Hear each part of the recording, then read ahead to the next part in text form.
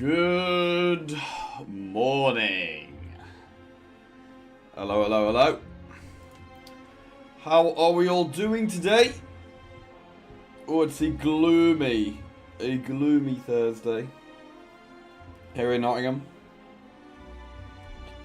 However, England are in the final of the Euros. So it's actually a beautiful day. A beautiful day. Good morning, Dark Paladin. Good morning, Bogies Alter Ego. Good morning, Prof Knight, Zalzar. We are also on a massive streak.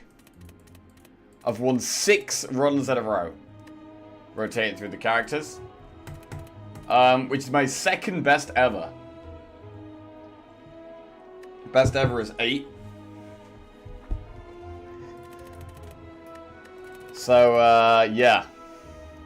Feeling big pressure on this run. It's going to be with Silent. We had 2 runs yesterday.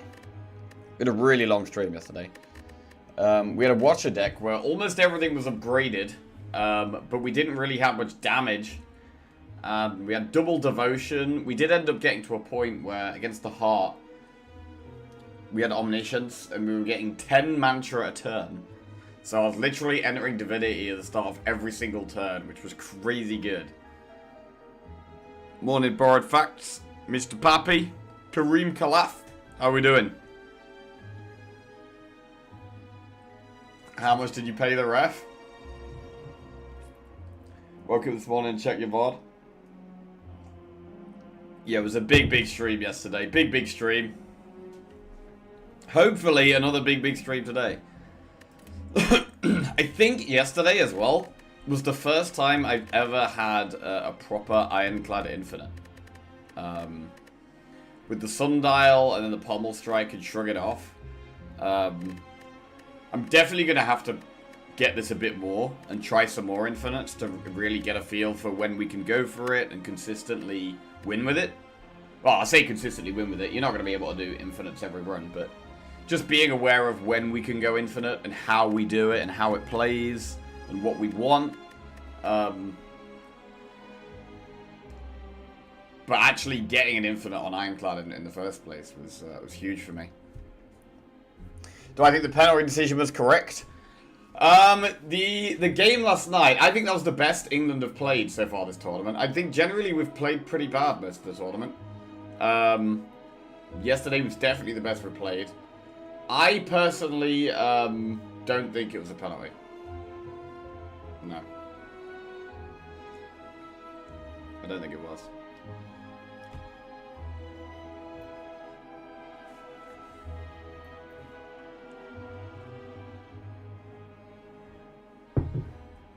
Ooh.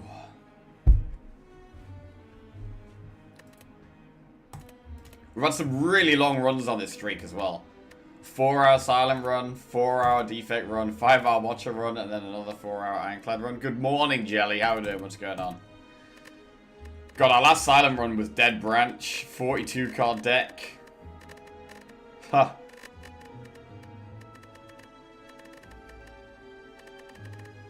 Double footwork. Lol, nope. Good morning, good morning, good morning. How are we doing, everybody? How he gets to ref at any level after being caught on the take is wild. Oh, fine for match fixing the ref? Yeah, I did hear about that.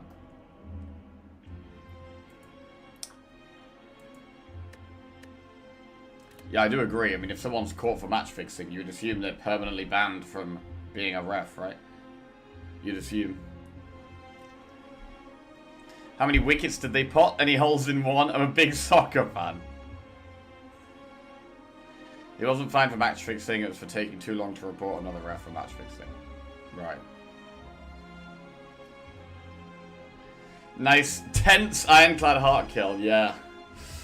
Oh, man. I mean, in some of these runs, I feel like when you've got a really strong deck, sometimes the Heart fight can be kind of okay. You know, your deck's so strong that you're just confident that you're gonna beat all the bosses, you're gonna kill Spear and Shield, and you're gonna kill the Heart, because your deck is just strong. I feel like we haven't really had many of those runs. And it's all been kind of a bit nail-biting and close, and Not sure whether we're going to make it through or not. I almost threw the Watcher run as well yesterday. But,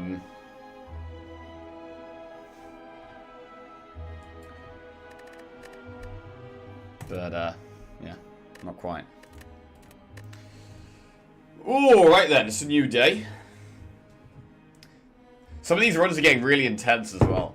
Like, every decision matters so much. Like, you make one stupid decision, that could be bam. Not just the run over, the whole streak over, everything. Done. Morning, Maritime. How are we doing? What's going on? Look, he's a common criminal and should be jailed for that penalty decision. Shit, England, Spain in the final on Sunday. I mean, Spain have been... Spain have looked like the best team in the tournament. So in England will definitely be underdogs. But it's very exciting to be in the final. Very exciting. Like when you forgot the Prey was unupgraded and went to 2 HP. Yeah, bro. Oh, God. Oh, God. I almost threw the run right there. Almost threw the streak right there. Oh, wait. Is this a clip of it? Oh, God. Wait.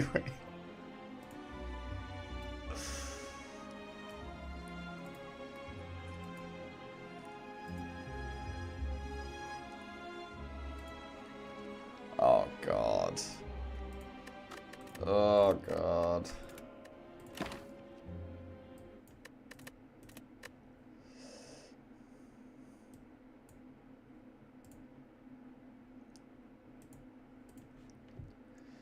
So,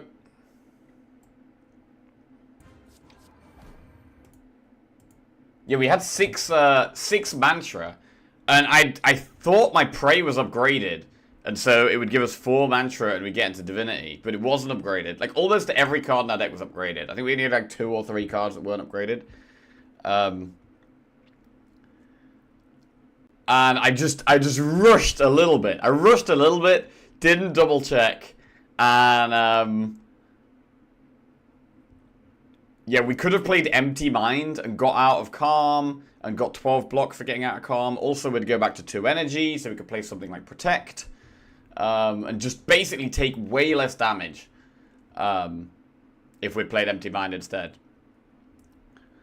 I mean, to be fair, I think even if we were going to play, I think Empty Mind was probably the play anyway.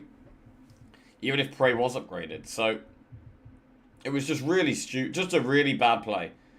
It was just a really... Like, I've made so many good plays on this streak. I've been really happy with how we've been playing overall. But this was just a bad play. And oh, God, I was so stressed. Fuck! Oh, God. Bro, I was like, no, what have I done? What have I done?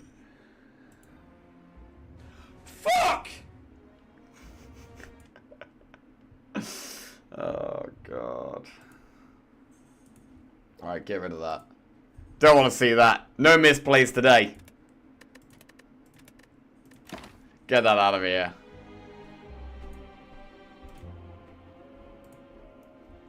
We need that as a sub sound. That'd be a horrendous sub sound.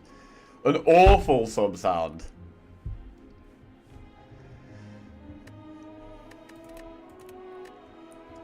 Jesus Christ. 6 street starts, 7 today. That really woke me up at 1 AM. Some kind of channel points reward? Yeah.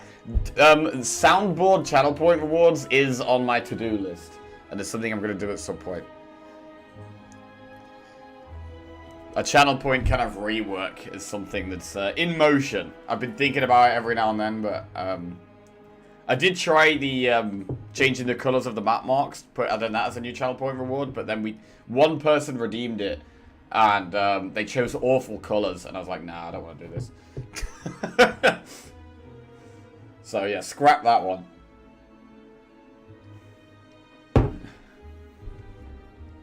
If only Jack read chat once in a while.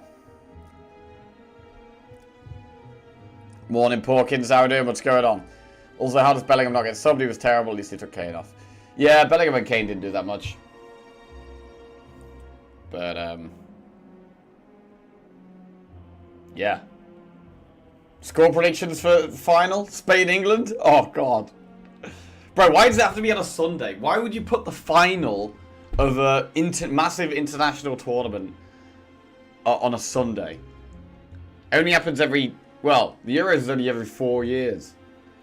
A Sunday, bro. Why? It's not Saturday now. You've got to put it on a Friday or at least a Saturday.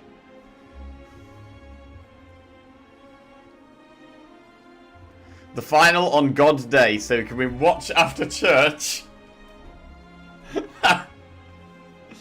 God damn. Tier list reward? I have thought about that, Prof. And I think it's a bad idea. Posture check alert. Oh, what a great name. Oh, nice. Sick. Sort that back out. Ooh, sort that back out. Okay.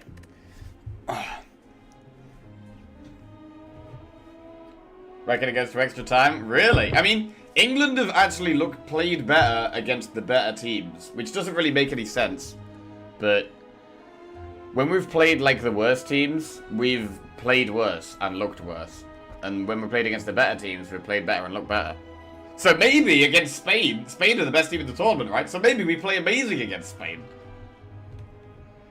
Who knows? Do you like MOBAs, Jack? Dota, LoL, StarCraft? I used to play a lot of League of Legends. I've never played StarCraft. I've never played Dota either. I did used to play a lot of League of Legends. But, yeah, I don't really play it anymore. I can't remember the last time I played League, actually. I do very occasionally. I've still played it with, like, some mates. Like, I've got some friends that still play League. And I'll play with them every now and then. And it's good. I really enjoy playing it in a group. But I don't really like playing on my own. It's just other things I'd rather do. Spain are going to whoop our English butts. Quite possibly. The Spanish wingers are great. I mean, one of the good things about Spain as well is that they're playing like lots of young, exciting, attacking players.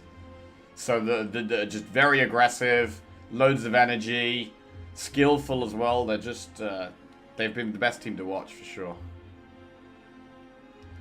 England in the group stages. Well, that whole group was apparently boring.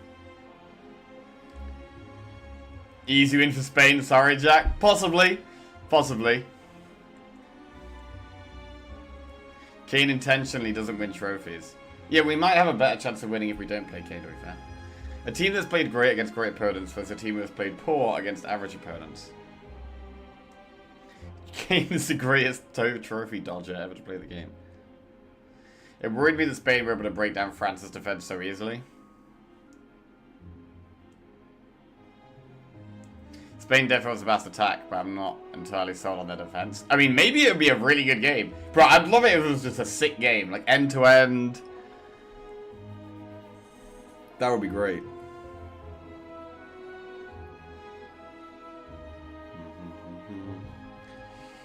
Oh, okay.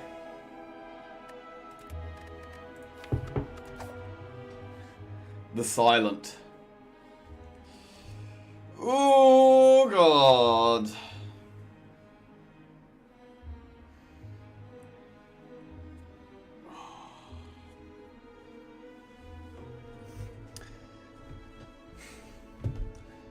I do like the Silent. Recently, I've been... What do my recent Silent decks look like?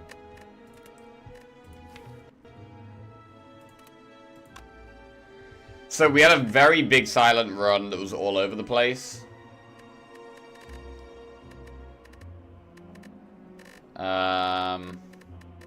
Footwork's a good block. Burst was really nice. Yeah, we had double footwork and oddly smooth stone. So that's some good block. Run before that we lost. Oh shit. Wait, we lost our previous 1, 2, 3, 4, 5. Okay. So, before our last win on Silent, we lost our previous 5 Silent runs. Okay, that's not, maybe I shouldn't have looked at this. That's not good. Oh, but then we won... Wait, before that we won 3 in a row. 1, 2, 3. Huh, okay. This is another massive deck. Okay, my Silent victories seem to be with really big decks. 38 cards, 37 cards, 40 cards. Black Star. Blur, that was a double footwork run. 3 blurs in this one. After image. Went for 1 elite in Act 1. 2 elites in Act 1. Okay, this one must have been strong. Went for 3 elites in Act 2. That's so aggressive. Oh, we had Black Star, yeah. Okay. Calculate gamble.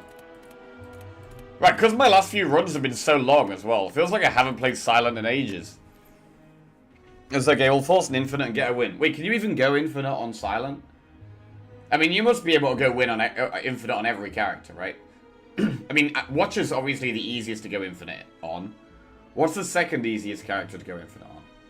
Because I have had a couple of defect... I have had a defect infinite run recently.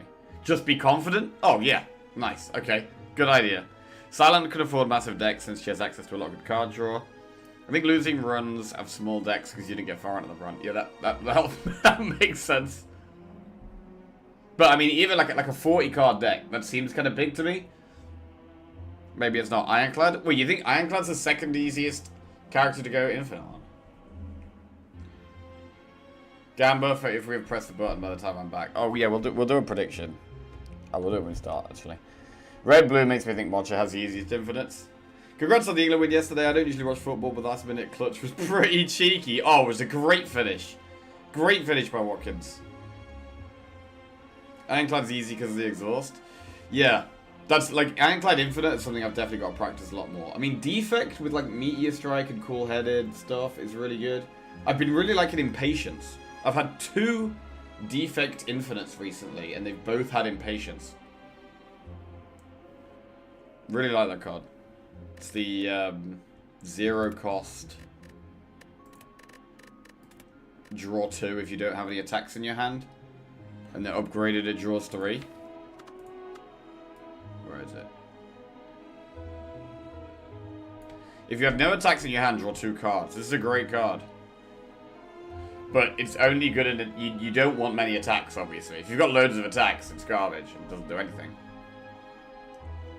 But if you've got an attack you can play easily, or all your attacks you play easily, or you've only got like 1 or 2 attacks, it seems really good. Love Ollie Watkins was so good in FPL last season as well. Yeah, I had him in my FPL team. I didn't really do FPL last season. I set my team up at the start. I think changed it for like the first month or so, and then I just kind of forgot about it and left my team. I have no idea how I have no idea how I did actually. Can I check? Let me see. FPL.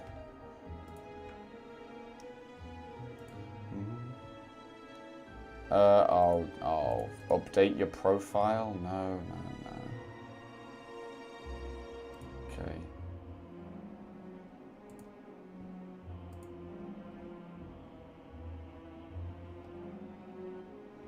Okay.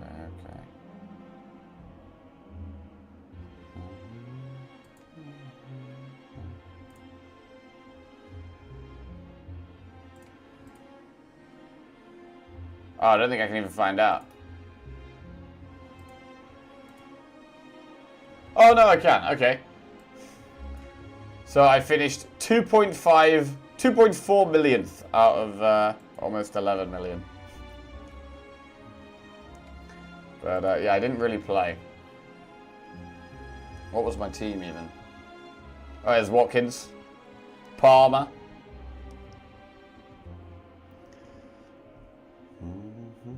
I find it fun doing it at the start of the season, but then often just got so many other things going on, kind of just forget about it. Right. Okay, right, the hoodie's coming off. Let's play. Let's play the game. I was ranked 3.2k last season, my best season ever. Oh, sick. That's really good. The season before, I did quite well. I got like, I think like 13k. Check out the Impatience beta, right?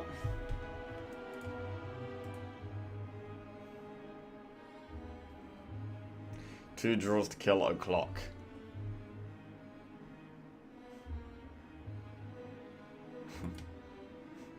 That's good. I've actually been liking Madness more as well. Like, as I've been like looking out for Infinites a little bit more, Madness can be very, very good. And the event in There's the event in Act 3 where you either lose some max HP, or you heal and get a curse, or you lose some health, but you get 2 madness.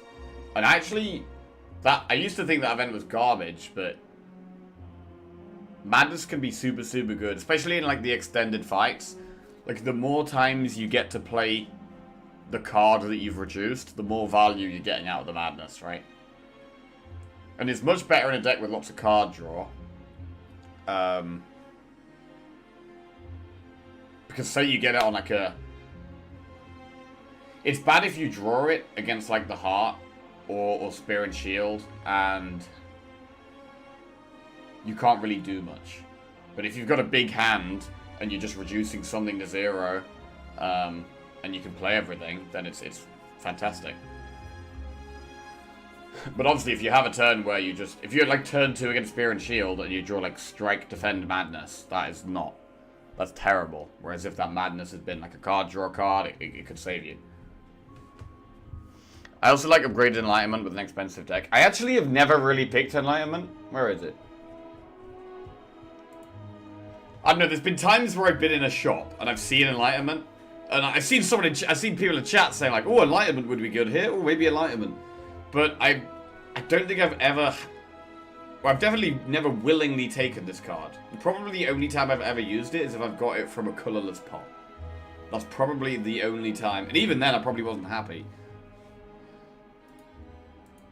Reduce the cost of all cards in your hand to 1 this turn, or reduce the cost of all cards in your hand to 1 this combat.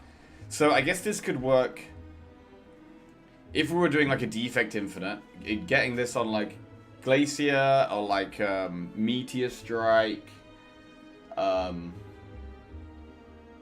like these expensive cards that you want to be playing multiple times. Like, it's insane on Meteor Strike. Obviously you have to draw them at the same time though. Enlightenment is kind of a last-ditch effort for extra energy. Yeah, I've got to look out for situations, like finding the situations where you want to be picking these niche cards is how I'm gonna, another way I'm gonna get better at the game. Because right now I would just I've never picked this card, even though there may have been situations where it actually would have been good. I mean, it does cost 0, so you can play it for free. If you've got a deck that's got lots of 0 cost cards, I mean, you can actually play the 0 cost cards, right? You want to play it in a deck with lots of 2 and 3 cost cards, but not necessarily 2 and 3 cost powers, because you only get to play them once. I guess it can be fine on 2 and 3 cost powers if you've got a few of them. If you've got like Creative AI, Echo Form, just playing this with one of those reduces its energy cost.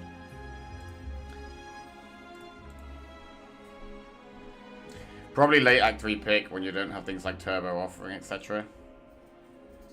Let me know if you ever find a Forethought deck. Yeah, Forethought is another one I've never picked. Put a card from your hand to the bottom of your draw pile. It costs 0 until played. I mean, these like setup cards, I don't really like that much. It's another reason I don't love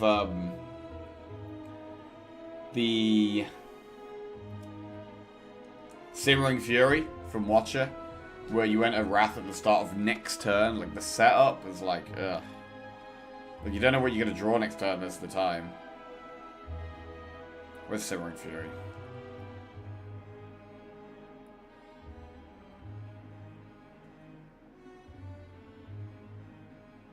You love Simmering Fury? Wait, really? I'd never take it. I might have taken it like once or twice. Do you like Phantasmal Killer? I do like Phantasmal Killer, yeah. Good card. I saw Balor Lord make it once ever. It was a grand finale deck. Oh, yeah, bro. 1 cost Demon Form, 1 cost Bludgeoning. Yes. Ironclad does generally have the most expensive decks. Well, maybe Ironclad and Defect, right? Like, you tend to not take too many expensive Watcher cards or too many expensive Silent cards. So, maybe Enlightenment is, where is it? Best to watch out for in Ironclad and Defect. I actually bought Bandage Up yesterday. We had a Coffee Dripper deck. We had Coffee Dripper on our Watcher deck. And, we bought and then got Bandage Up upgraded, which was actually kind of nice. Also a card that I very rarely buy. Like, finding the right situation to pick these colorless cards is important, because I don't get them very often, and I don't really have much of opinion on many of them because I don't play them very often. So like Panache and Sadistic Nature seem like kind of niche damage cards, but there probably are situations where you want them. I don't know. I guess with Sadistic Nature, it's like when you apply a debuff, they take 5 damage. Like that can work with Poison, but Poison already does damage. Neutralize, like I feel like it would work the most with Silent, because Silent has like Poison and AoE Poison and also Weak, but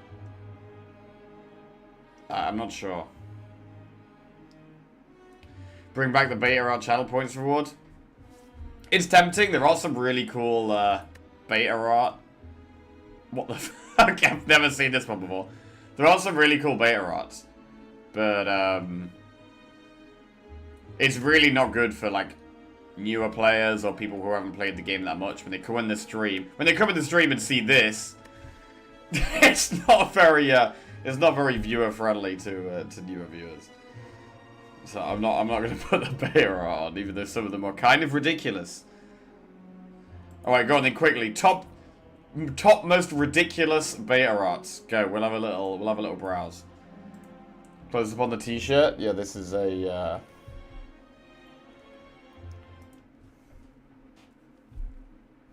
Oh wait, shit! It's broke. It's broke.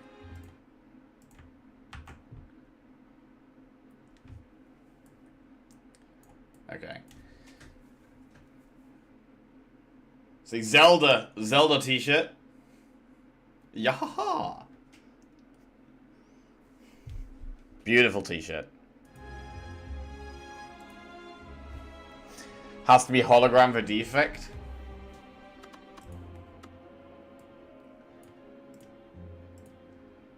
Yeah, that is a good one. Spider-Man double tap. I mean, a lot of the normal arts are a lot like... They do look like fresher, like cleaner. Double tap is a good one. A lot of the ones that are just like the literal meaning of the word are better. Happy 11th of July. Happy 11th of July, Mr. Goatee. What's up? Turbo.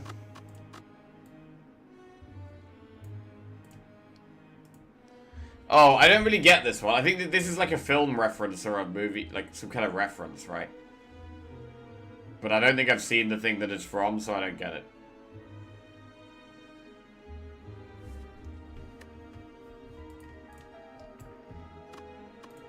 Tantrum.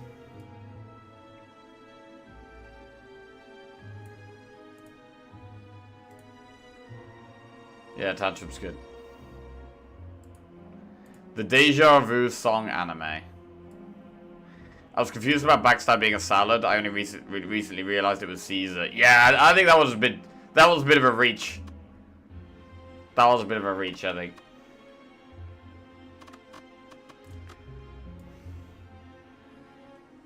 Leg sweep.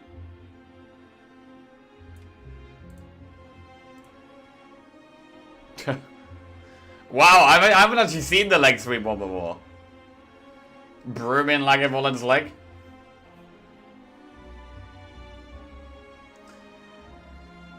Summer vacation and coming in T2 hours and 11 minutes. Oh shit, where you going, Mr. Goey? Also, does T2 hours just mean 2 hours, or does T2 mean something else? Deus?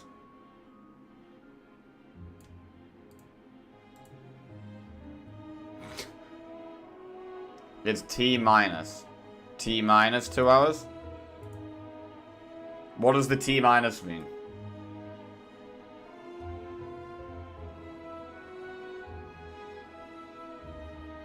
Regret? Oh yeah, regret is the birds holding the Philosopher's Stone, right? Aha! Why did you pick this? Fuck you. Event time minus the time till the event. T minus, informal North American, used to indicate that a specified amount of time remains before an event is scheduled or expected to take place. So if I was going to start the silent run in 5 minutes, then I would say silent run in T minus 5 minutes. Does that make sense?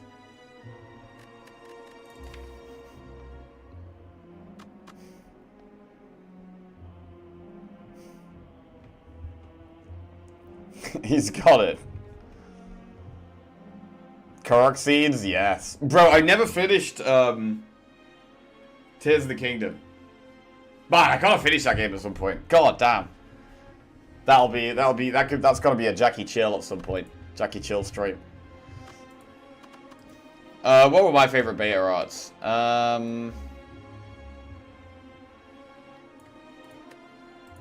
like the disarm one. Rip arms.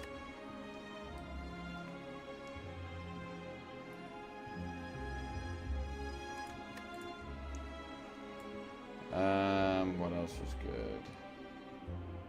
Demon form. The teddy bear costume. Like that one.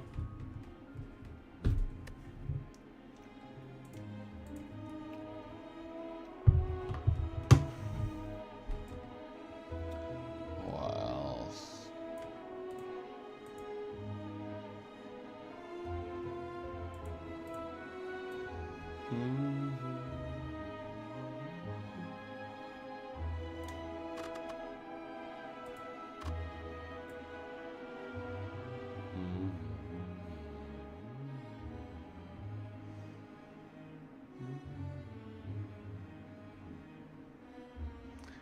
Never forget the flying knee beta art wars.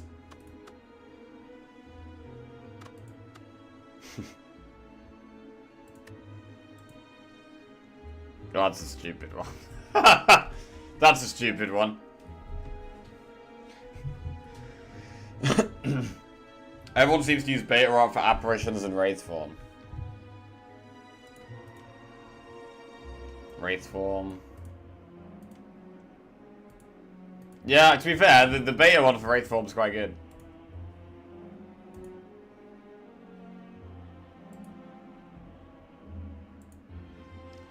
As in, if you didn't know which was the more recent one, you maybe wouldn't be able to tell. It's actually pretty good art compared to the others quality-wise, yeah. Like, most of the other ones, the beta art is like a much lower quality than the normal one, right? Whereas this one, the Wraith Form's actually really nice. Nice bit of art.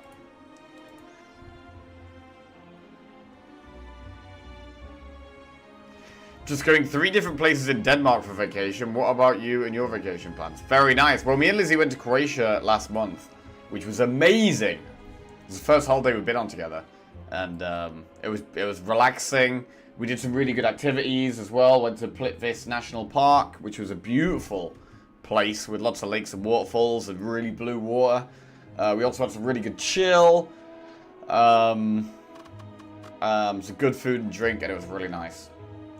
I'm also going to Portugal in September with some friends, and that will be the only other time I go abroad this year.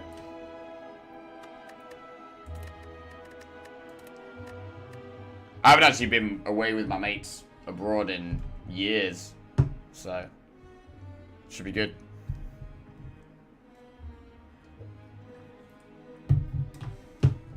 Right. Shall we play the game? I think we should play the game. We are starting today on Silent. This is going for 7 wins in a row.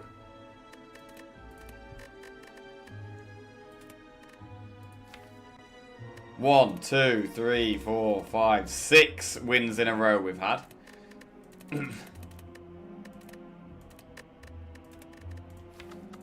So this will be for 7 wins in a row. Right, we'll get a prediction set up. Big prediction set up.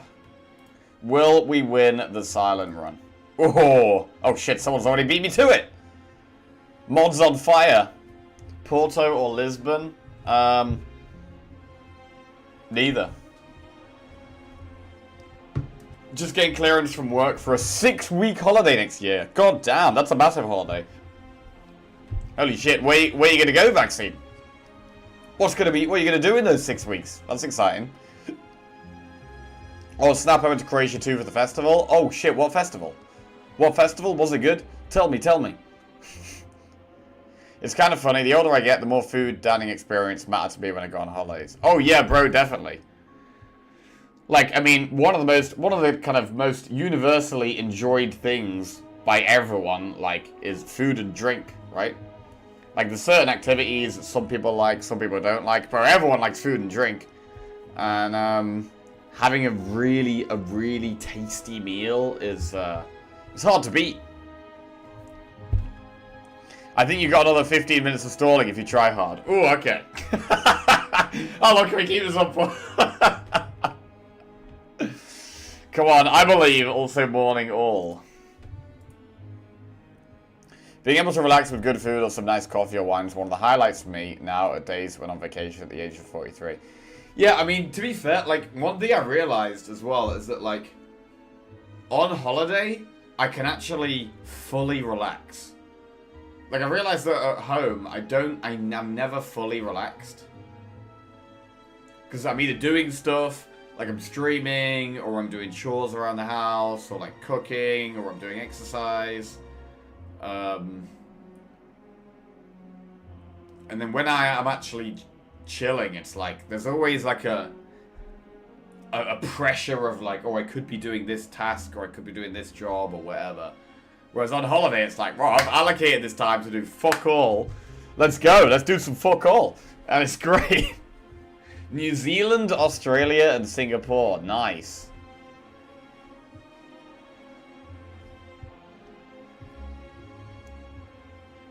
And like things like never play a run on the streak never dies.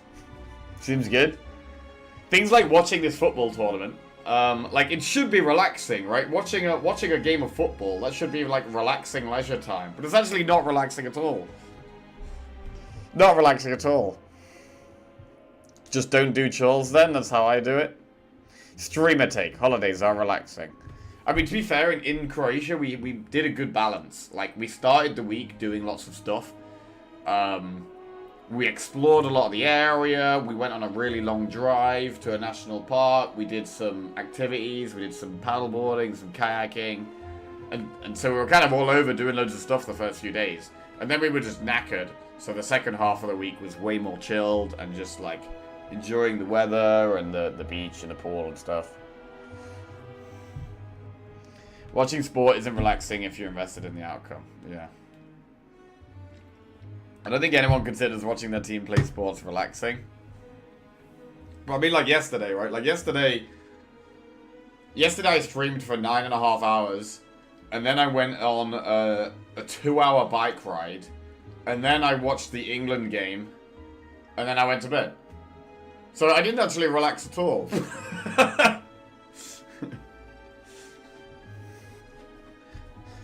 So I'm gonna give myself some nice chill this evening at some point.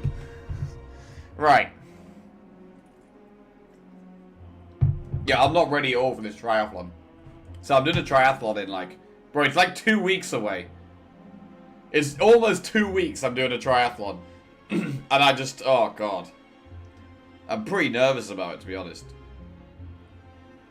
Like, I've been doing training, but... My training's been pretty inconsistent, because I've had, like, injuries, and I've been ill, and so, like, I've had to have weeks off and stuff. So but I mean, I guess that is part of it. Like, your training for it is never going to go perfect, right? It's never going to go perfect. There's always going to be stuff that go wrong. But, yeah. I'm kind of nervous. Good luck, gamer. Cheers, Japanese export. Better get some rest for Sunday.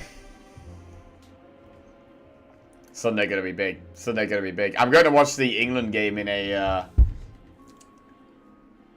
big venue.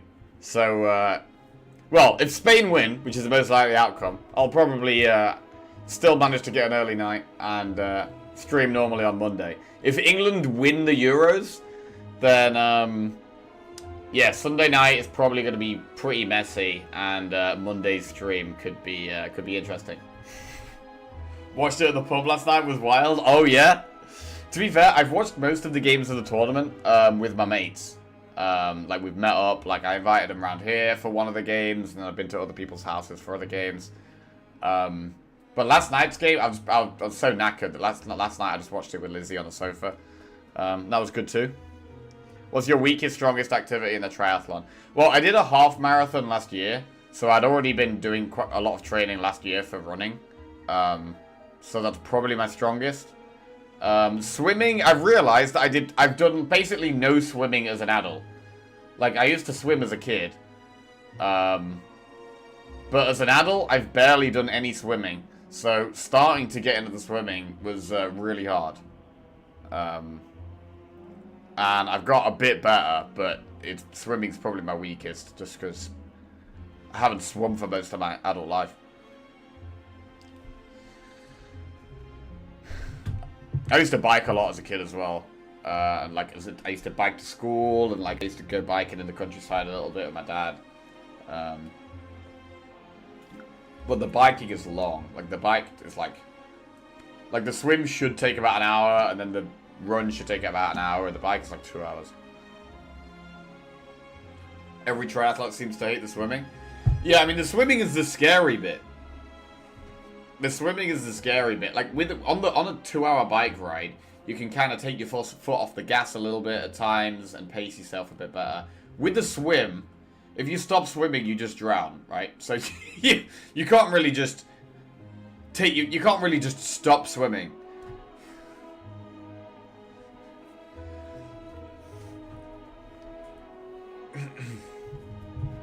And like, the run is the one I'm best at, but it's the one at the end, so I'm going to be knackered because I'm already going to have done the swim and the bike, so. You're not taking your water wings? You can, you just lie on your back and chill. Just stop swimming, bro. Just take a deep breath, you'll float. First time I've ever watched all the games at home, I watched the last Euros final in an Italian bar, which was a mistake. Oh, God.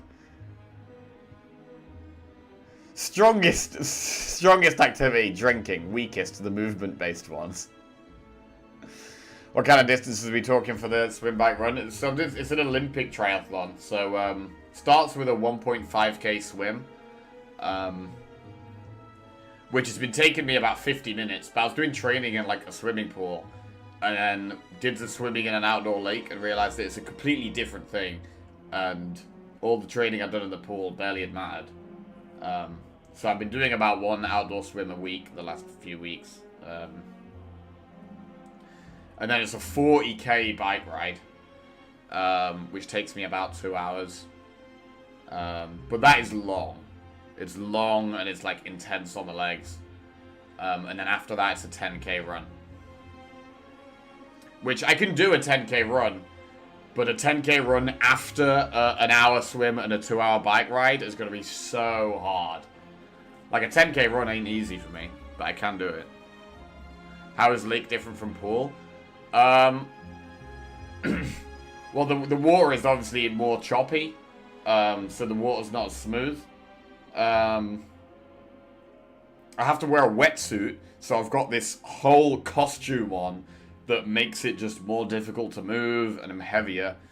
The worst thing, though, is that you have no sense of direction. So, like, in a pool, the water's clear, you can see the bottom, you can see the lines on the bottom of the pool, and so you kind of, you know you're going in a straight line by just looking at the bottom of the pool. Whereas in a lake, you put your eyes in, and it's just darkness. It's just absolute darkness. And so you end up, like, veering off to the side, and basically giving yourself a much longer distance, because you're not even going in a straight line. Like, I'm supposed to be aiming for this bottle, and instead of going straight to the bottle, I start going like that, and then I put my head up, and I, like, correct my route to go back again, and then I go like that again, and it's like, yeah. That's the worst bit. I imagine the biggest thing will be keeping your pacing and not getting dragged along and gassed early. Yeah, that's also what I'm really bad at.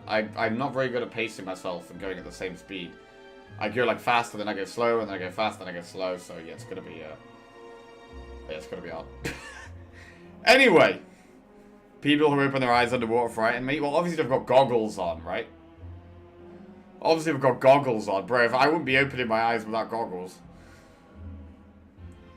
Nessie might get you. Bro, yeah, I was swimming. It was like 2 months ago. And there was this huge carp that was probably about that big. And it was like a meter below me. And it scared the shit out of me. And now every time I go for an outdoor swim, all I'm thinking about is the fish. And I'm scared. Because, like, the fish are dumb. But some of them are quite big. What if they think my toes are like food and then they start attacking me and then they taste blood and then they get me more and it's like, shit. So that actually really scares me. And then the sharks come and it's a carp, not Jaws. Well, I think there's pike in the lake as well. And the one I'm doing the triathlon in, I don't even know what fish are in that one. First carp casualty in history. Man drowned by carp. I don't think that's a thing. See, that's the thing. When you hear about someone drowning, right? You just hear that they've drowned. Oh, yeah, they drowned. But you don't know. It could be the fish. It could totally be the fish that got them. There could also be the people that go missing and never get found again, right? And that's because they got ate by the fish. Imagine barging into a fish's home and then complaining that there are loads of fish. Group carp attacks is the #1 cause of swimming deaths in the UK. The pike are gonna nibble your member, not your toes. That's even worse. That's literally even worse. Right, okay, let's calm down. Let's calm down. We're gonna go play the game. Go play the game. Holy shit. Fish usually go for worms, so if you don't want to be attacked, don't go swimming naked. Jack just mentioned this as talking to us during the game, so he's getting everything out of his system right now. That is kind of true. Like, when I'm playing Slay the Spire, like, and I'm in a run, I'm actually, especially when I'm on a streak as well, I'm, like, proper invested in it. And I'm, like, really thinking hard about every decision. Sometimes it's hard to actually have a conversation with chat and play. So a lot of the time I've just been focusing on playing and making decisions and thinking through my options. I do find it, like, when I used to play Battlegrounds, there was more of a dedicated, like, you have your turn and there's a timer and there's a break now. And that's a good time to, like, talk to chat about some random shit. I don't really have that in Slay the Spire, so I've got to kind of make my own time to talk to chat. And I kind of struggle with that a bit, like, doing that. Been watching loads of Bondi Rescue with the fiance. I know all about saving people from drowning now. Oh, yeah? Okay, so if I get attacked by a fish, right? I was thinking about this. I was thinking about this in the middle of the lake on my swim. I was thinking, right, if a fish attacks me, what do I do? And then I was doing, like, practicing the position I would put up in the water of, like, if it attacks me and, like, I was, like, putting my head in the water and then, like, getting my hands and feet ready to, like, defend myself. And I was literally doing this in the middle of the lake. Like, what do you do? What do you do if a fish starts biting you and you're in the middle of the lake? And that's where the fish lives. The fish knows how to swim. I don't know how to defend myself in the middle of a lake. Yeah, literally Kung Fu stance in the water, yeah. Make a timer that randomly interrupts you for chat time with a big alarm. Big alarm. Chat time. Take a knife, ask it nicely to stop, assert dominance. Jesus, will you play the game, please? Make sure to cover your butthole so he doesn't swim up it. I mean, there are those fish that piss when you piss and they swim up your piss, right? But I don't think we have them over here. So I think we're okay. Oh, I suggest focusing on the swimming part. You know how scared fish are of basically movement, but yeah, go take the defense against the fish arts class. The classic piss fish. Is that a thing? Yeah, that's actually a thing. You piss, and then they swim with your piss, and then I think they swim into your penis, and I don't know what they do after that. I don't know what they do once they're up there. But yeah, it's probably not good. Probably not something good. Die and rot. Lay eggs. They lay eggs? I doubt they have a plan. Question mark, profit. Step 1, swim up piss. Step 2, profit. I'm having great fun imagining Jack doing a triathlon in a permanent kung fu stance. Oh god. Are you doing a triathlon in the Africa? I'm gonna Google it now. What do they do? Pissfish. Pissfish species in Melia. Okay, and it's not called a piss. Fish that swim up urine. Right, what do they do?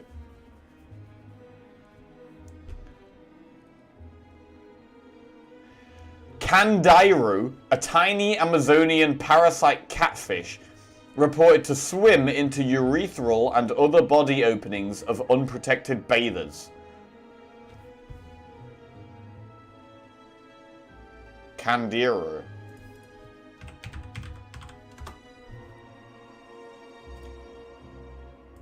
It looks like this.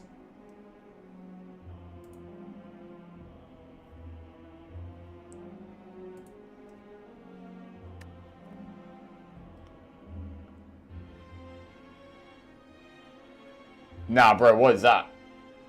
Ugh.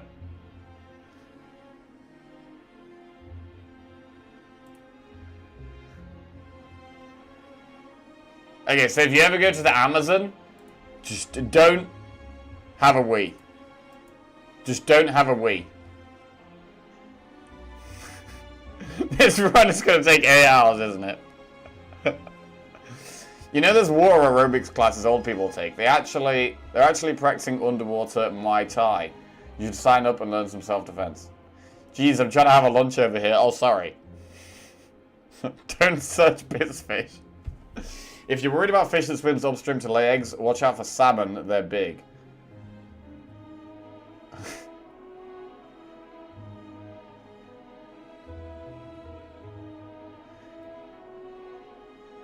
Found in the countries of Bolivia, Brazil, Colombia, Ecuador, and Peru.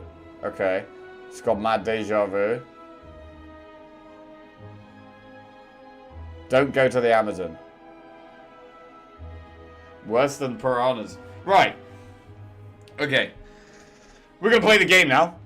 We're going to play the game. We're playing Silent. This is for 7 in a row. Are you actually training? I am actually training. Yeah, I've been training... well, I've basically been doing a couple of things a week. So on Saturday I went for a long run. Yesterday I went for a bike. Today I'll have a chill. Saturday morning I'll go for a swim. Yeah. And 27th of July is when I actually do the triathlon. It's actually taking, like, the training has been, like... I didn't realize how much it would kind of, like, take over my life. Like, a lot of my spare time is, like, doing a big exercise thing. Or being knackered because I've just done a big exercise thing. Like, it kind of takes over and it's kind of stopped me doing some other things. But I'm glad I've been doing it, but I'm going to be glad when it's over as well. Because I can actually do some other stuff and not be knackered all the time. Right, Silent. Come on. Here we go. 3, 2, 1... Let's play the game. Oh god, I'm gonna need a coffee today. Gonna need a coffee today. Right, let's go. Once the fish enters you, it gains control of you like the way they connect to each other in Avatar. Right, let's go. Obtain a random... Whey! Click the button! Obtain a random rare card. Enemies in your next 3 combats have 1 HP. Lose 6 max HP and remove 2 cards. Or boss swap. Step 1, embark. Right. Our boss is the Spiky Boy. Spiky Boy, which is probably the easiest one for Silent. Just get some block and chill. Poison is good. Turn 2 is the biggest problem. We might have to tank the turn 2 hit unless we have a good pot or we have some good early good damage. Enemies in your next 3 combats have 1 HP. Is there a good way we can get to an early elite like that? No. There is not.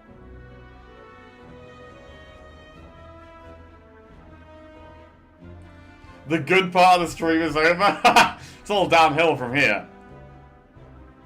Now time to mute and do some real work. 1 hour prologue to the game. I mean, removing 2 cards for 6 max HP seems like the best option here. Let's have a look at our path thing. We don't have to do an early elite. That's nice. That's nice. I feel like in all my recent Silent runs, I've been forced to do an early elite. But we're not here. 180 viewers watching you talk about piss fish.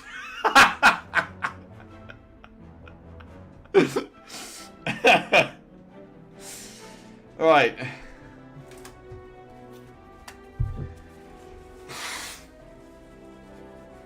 I think we're going to remove. Removing is really good in the long run. It's not super good straight away, because most of our deck is still strikes and defends. We are going to draw Survivor and Neutralize slightly more often, so that is good. But removing definitely seems to be the best choice. I don't want to go down a path where I'm forced to do elites, really. But we would like to... I'd like to at least do 1 elite. I mean, we could do 1, 2, 3 elites at the end of the act if we want.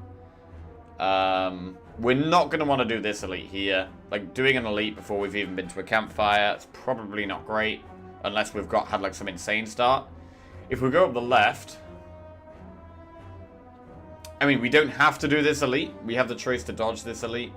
Here we also have a choice. Well, we'll go to a shop. Probably a bit early. It's a bit early for a shop, really.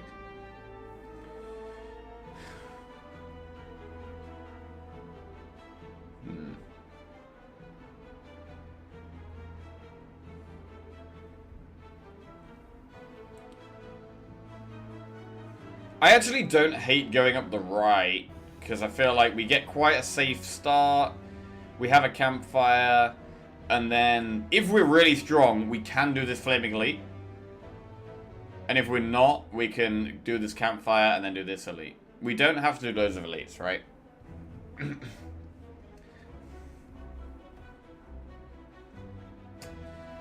We should definitely be in a situation where we have options, right? Getting to this event looks quite nice. Because at this event, I can choose between going left or going right. So doing enemy, enemy, enemy, and then getting to this event, and then we have the decision point of whether to go left or right, is probably good. And we're going to do that. Enemy, enemy, enemy, event, and then assess.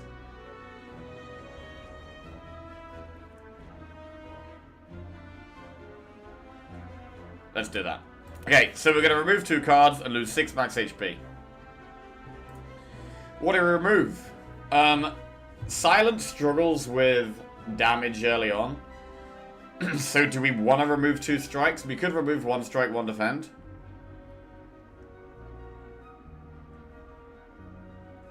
Don't forget the 1 hour epilogue where we go over every single card and relic and say, oh yeah, Thought was huge in this run. We're all piss fish enjoyers here. I think removing 1 strike and 1 defend is fine. I don't want to remove 2 defends, because defends are... Generally, defends are better than strikes on Silent, because you can get footwork for dexterity. You also have blur. So, I'm not removing 2 defends, which means I'm definitely removing 1 strike. I think we're okay to just remove 1 strike, 1 defend, because we are going to struggle with damage early on. I think 1 strike, 1 defend is what we're going to do. Let's go. Okay, 1 strike gone, 1 defend gone. Deck a little bit smaller, but still, I mean, still Silent has more strikes and defends than other characters, right? So we've still got lots of strikes and defends, unfortunately. Right, we're going to do enemy, enemy, enemy event.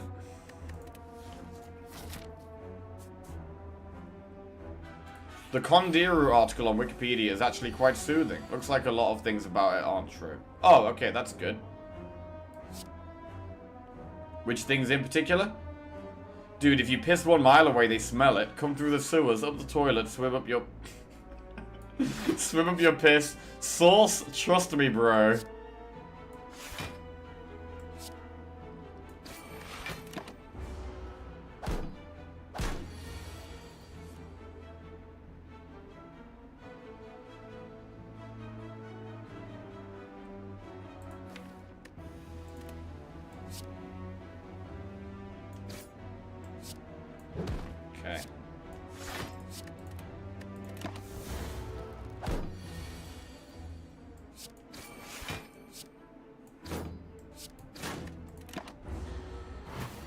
Right. Kill it.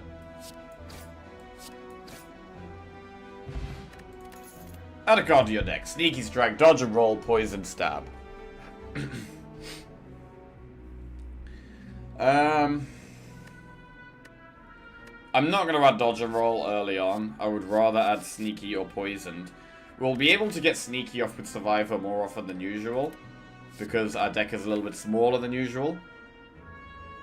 Poison Stab is fine.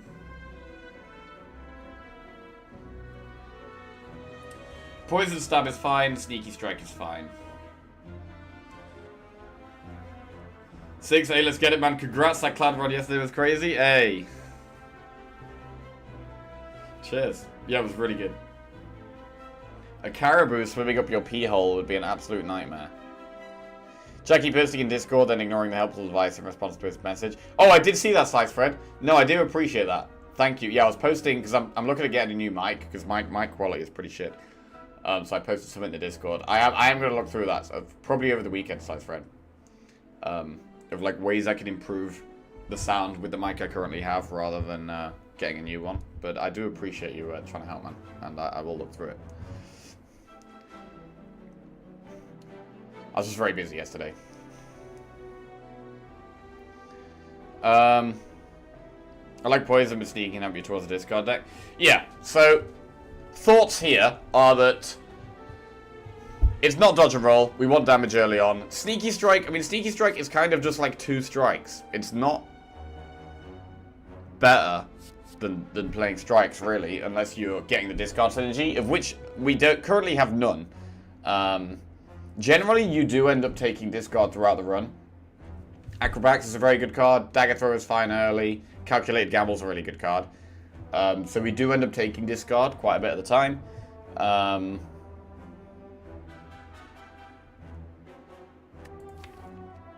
What was the whale bonus? We lost 6 max HP to remove 1 strike and 1 defend. I think Poison Stab is fine. Sneaky Strike is great if we draw it on turn 1 with Survivor. Without Ring of the Snake, we do get big draw on turn 1. I think I'm going to take Poison Stab. Remove 2 equals infinite? Yeah, let's go. I do like Sneaky Strike. If this wasn't floor 1 and we already had a bit more stuff in the deck, I feel like I would want to be taking Sneaky Strike. But because it's floor 1 and we don't really have much synergy, I think I'm going to take Poison. I mean, I've barely had any Poison decks lately. I feel like I don't do Poison that often with Silent. I much more frequently go for like Shiv or discard decks.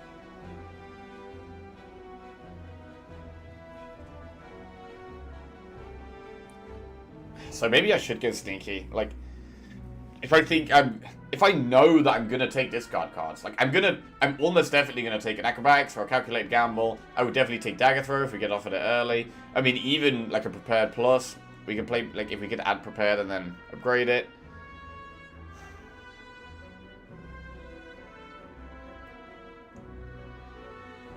But that's more thinking about the future than right now. Right now, Poison Stab is probably the best for me.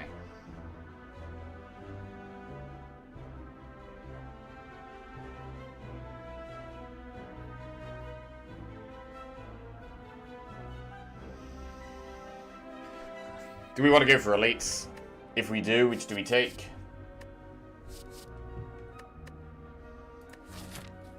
Well, we don't know yet. We got 3 enemies and an event, so we're probably going to add 3 cards.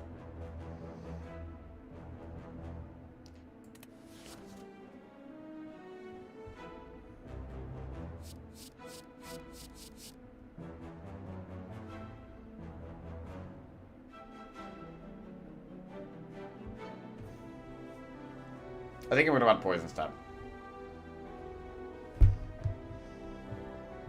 Oh, Sneaky Strike just has much better potential. Come on, Jack, think about this. I do quite like Sneaky Strike. Time gifted Japanese exporter subscription. Marie_time gifted a tier 1 sub to Japanese exporter. Hey, Marie They have Time. given 39 gift subs in the channel. Maritime gifted sub to Japanese Export. Thank you very much, Maritime. Japanese Export, welcome to the Jerkoffs. I think I'm just gonna go. I feel like Poison Stab is fine. I'm taking Poison Stab. Right, enemy.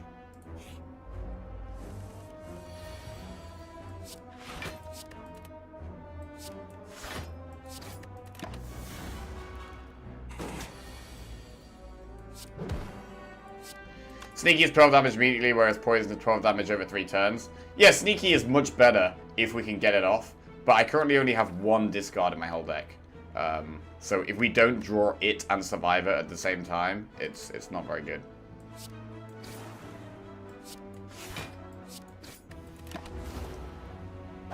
I think this is the safer pick.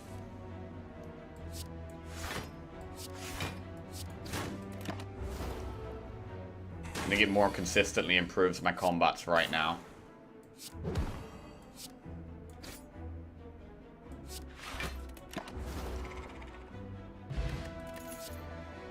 Dagger Spray, well-laid plan, Sneaky Strike. Another Sneaky Strike. I mean, we didn't take the first one. Dagger Spray is fine early on. There's certain fights where we're really happy to have Dagger Spray. AoE is something that we want to have in our deck. It's against the Well-Laid Plans, though. Well-Laid Plans doesn't do anything for us right now. In fact, I think it makes our deck weaker right now. For Act 1. I'm going to take Dagger Spray, definitely. And it's probably one I want to upgrade.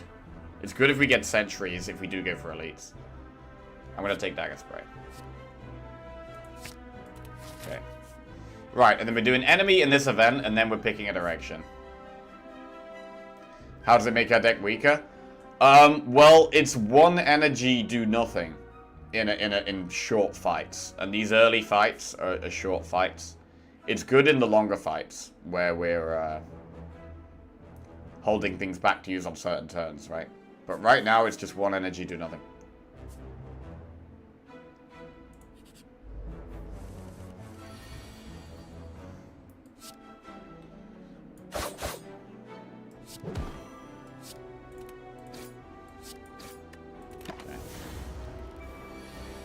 Isn't Well-Laid Plans good because you can retain a bad card which helps draw out good ones? I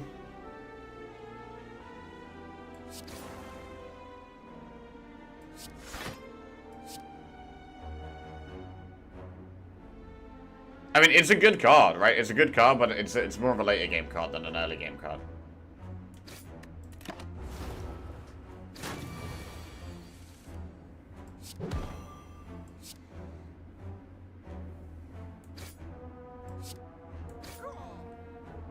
Okay, Explosive Pot.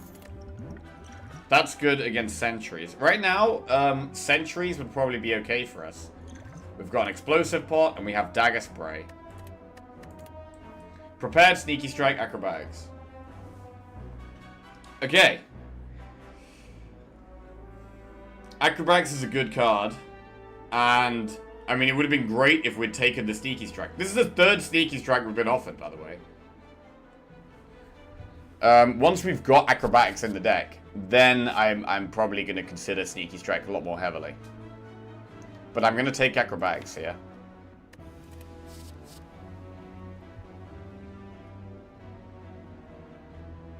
There's an alternate universe where we have Sneaky Strike, Well-Laid Plans, and Acro in our deck now. There is. We don't live in that universe. We live right here. We're taking Acrobatics. Right, and then we're going to do the event. Gain 150 gold, become cursed. Garbage event. I hate this event. Don't want that. Right. How do we feel about going towards elites? We've added a couple of okay damage cards. And a bit of card draw. We're not that strong right now. So we don't want to do an elite right now. There's no way I'm doing that elite. We need some more floors first. So we might head up the right here, go through this campfire, do a couple more enemies, and then just commit to 1 elite in Act 1 here.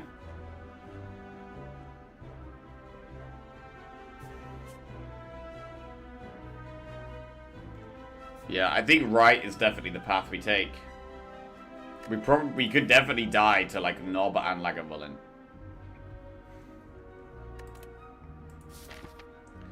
So I'm gonna go right, go through this campfire, we'll upgrade Dagger Spray.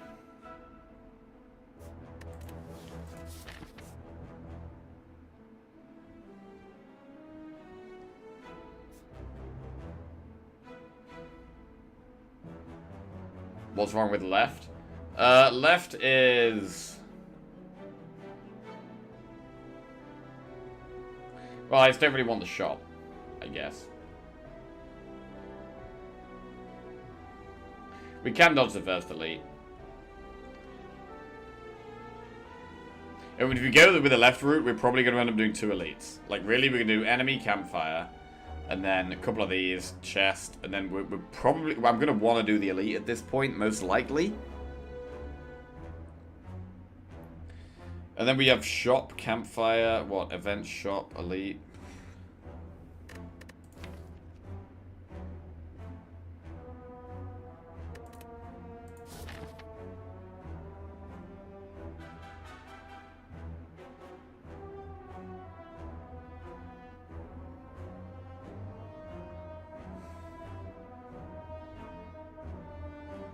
I don't think I want to go through a shop, really.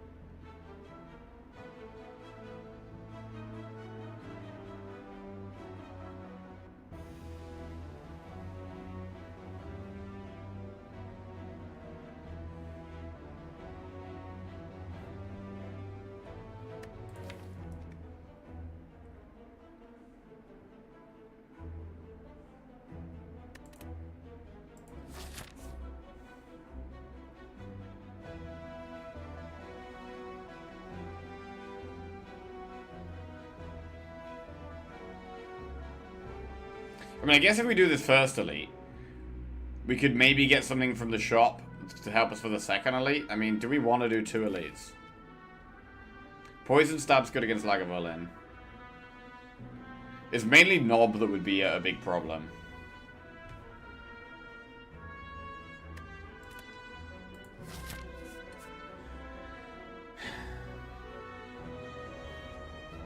If we go for this first elite, are we going to be in a position where we can fight Nob? We're going to have upgraded Dagger Spray. So Dagger Spray will do 12 damage for 1.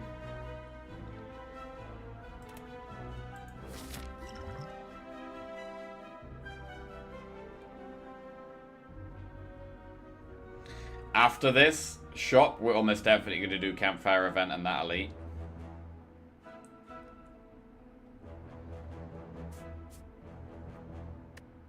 I mean, I guess if there's a pot in the shop that allows us to kill an elite, it might be worth going for.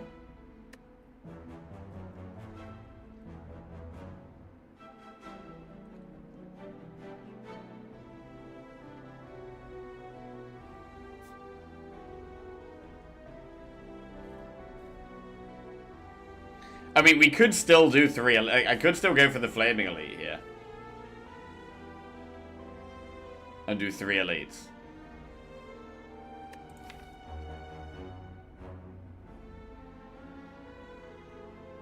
Like, I'm not opposed to doing the Flaming Elite in Act 1. We're not ready for it yet.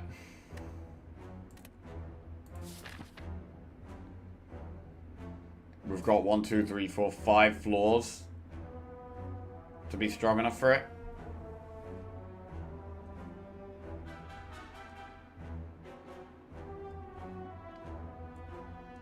I mean, it would probably do a lot of damage to us, though, and then we'd probably end up going to this campfire anyway, but then we would have another elite.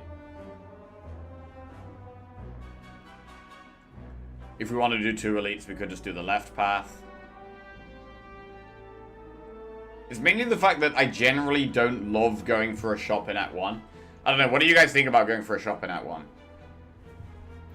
Like, by the time we get to this one, we kind of have, we'll probably have about maybe 180 gold. Something like that. You can't really do much with that. We can buy a card and remove a card. Is probably the most likely thing we'll do. Which is okay. But I mean, a normal enemy allows us to add a card, and we can get a pot from a normal enemy. I'd rather save my gold for an impactful relic, I think. Removes it stronger than normal. I like early shops, but that might explain why I'm bad at the game.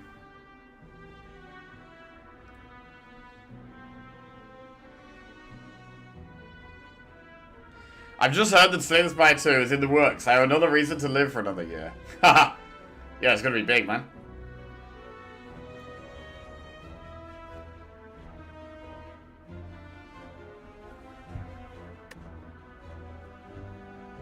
I mean, the nice thing about the path on the left is that we can potentially do 2 elites. I do want to go for elites if we can.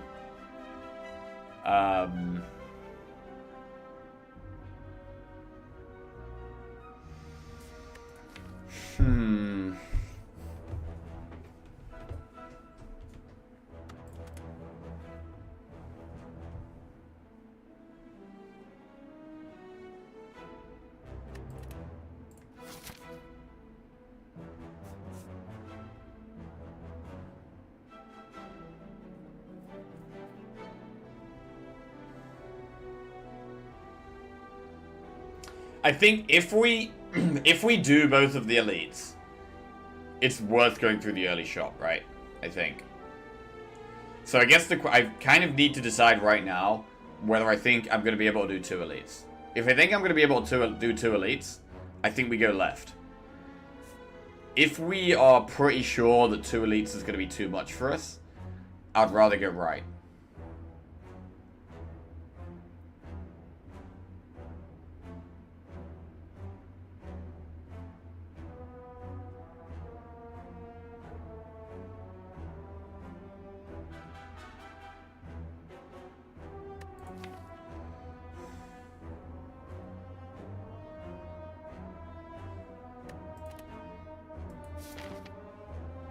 I mean, on the right, we do have to do an elite.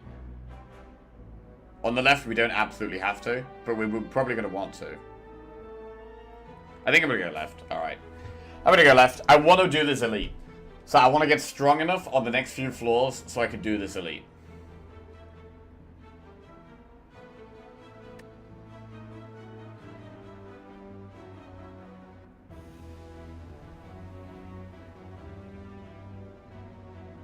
I mean, you could get some gold in the chest. That would help a lot. Alright, let's go.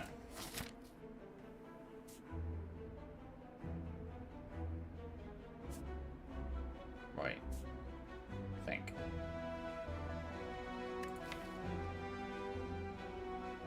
If I did a couple of damage cards. I mean, we might have to use this explosive pot in a normal fight. There are some fights where the explosive pot might be better than used against an elite.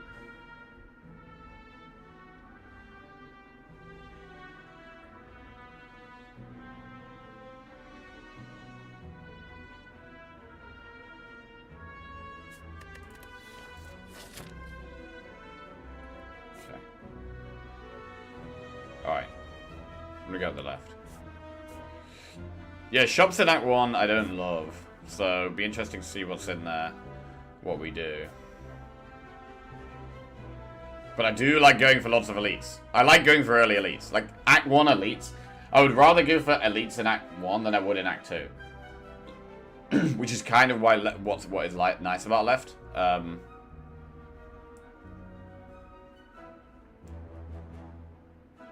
I'd rather do elites in Act 1, not many elites in Act 2, and then do elites in Act 3. Right, let's go left. Silent is the one character that does struggle with, like, 1 elite, so probably the most. Okay, we're getting left. Well, that's probably just an explosive pot. I mean, we do have dagger spray in the deck.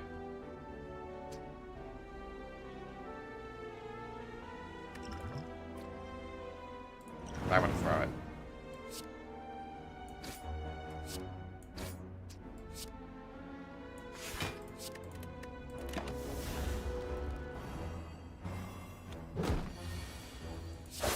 Okay.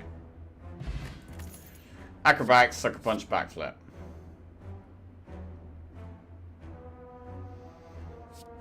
Acrobatics or backflip. Acrobatics is a really good card. I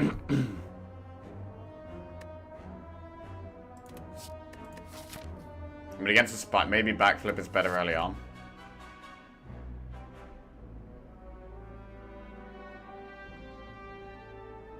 Later on, acrobatics is better than backflip. Early on, backflip's probably better than acro. Any discard synergies are going to be really good if we have double acro in the deck there.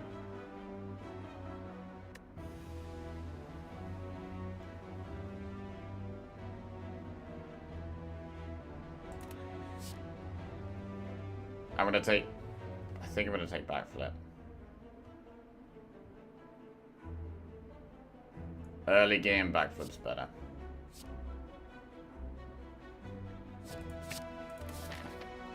Right. Doing elite right now? Definitely not. We go to the campfire. We're going to upgrade dagger spray.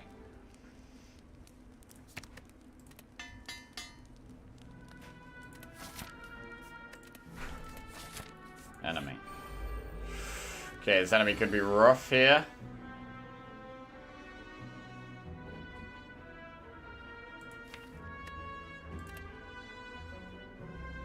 Oh, this is a bad fight for us.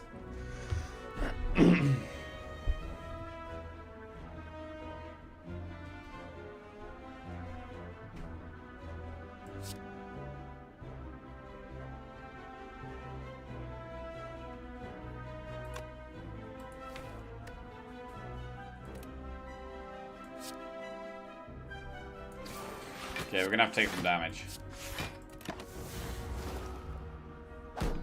This, the back slaver is gonna really hurt us.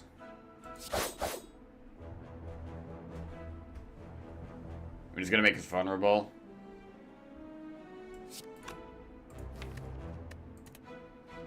Neutralize helps a little bit. I wonder if it's ever better to strike here. I'll defend.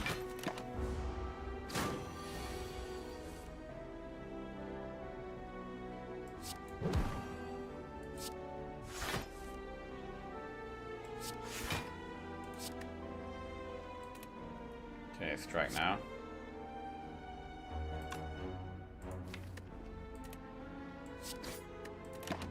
Might kill it next turn if we're lucky. 6, 12. I think we got it. Close. Not an easy fight, that one. We didn't get a pot. Our pot chance is going up quite a lot. Deadly poison finisher prepared.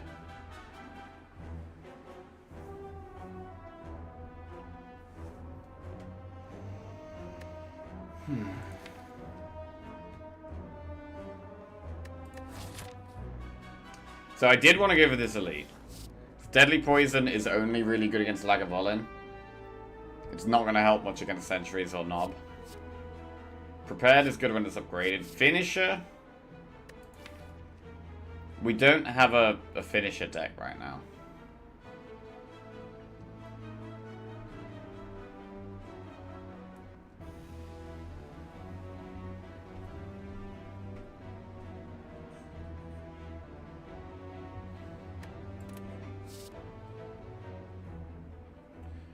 I mean, I don't hate Deadly Poison. There's certain fights where Deadly Poison is going to be really good.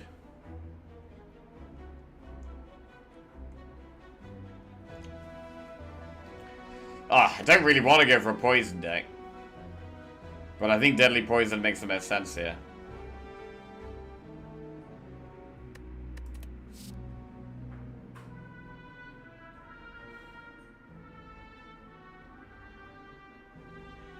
I'm going to take Deadly Poison. Right, event or enemy. Our pot chance is really high. Which maybe means we should go for an enemy. But then we're doing a lot of enemies this act. I mean, we're probably going to go through this event.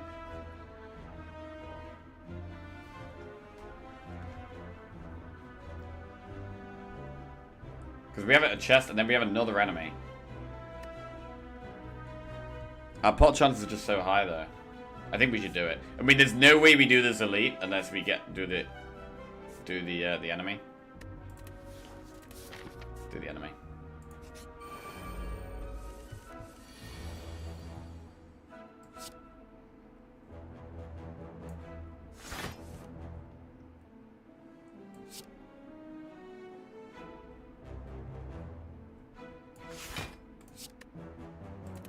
Okay. Strike or poison.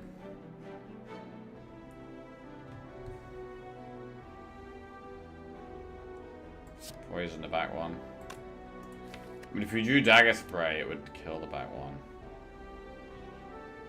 But if we don't draw Dagger Spray, we're in big trouble. So I think we had Deadly Poison the back one, because if we get Dagger Spray, we're happy anyway, right? This one will die, this one will die, and we've only got the front one. If we don't draw Dagger Spray, the back one has to die.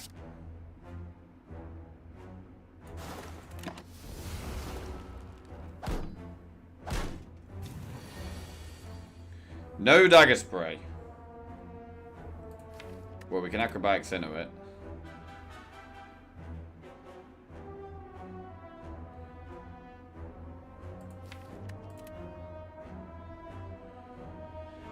So we acrobatics, Dagger Spray, defend.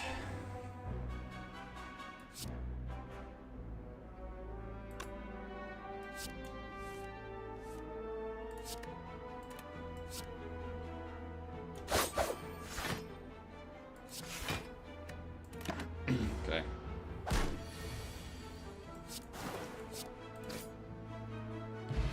Colorless Pot. Terror, Flying Knee, or Deflect. Terror is good with direct damage. We have started adding some poison cards. Oh, Terror and a Colorless Pot makes us actually consider doing the elite.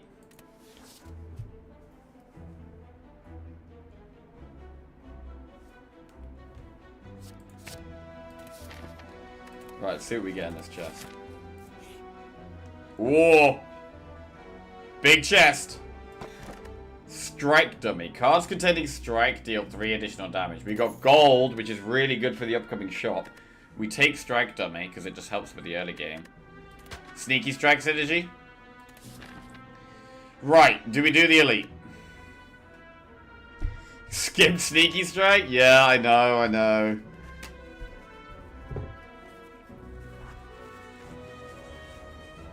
Could have been Sneaky Strike deck, but you know.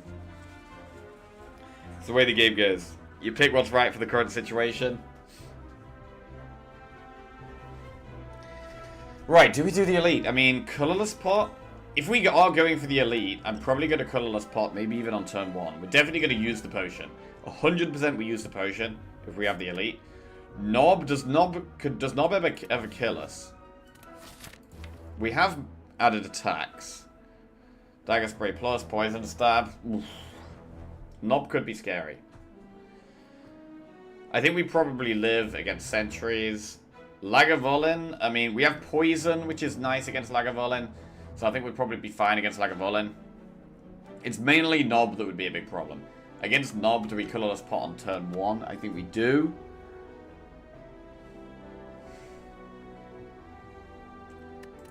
How much of a risk is this? Is this a risk worth taking?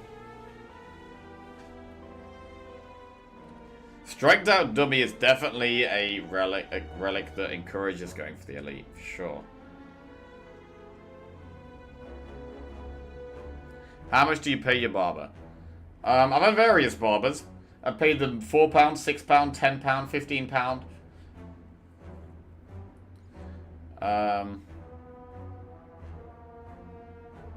My current one is like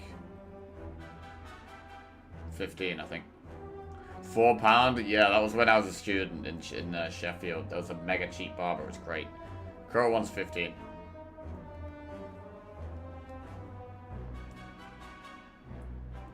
Where are you getting £4 haircuts? Bro, it was on Ecky Road. Ecclesall Road in Sheffield. £4 trim, bro. It was great. A Turkish barber's popular there? Yes. Turkish barbers are really... I do go to a Turkish barber. Turkish barbers are really popular over here. Are Turkish barbers popular in other countries? Was it the Italian guy? It was a woman. I don't know.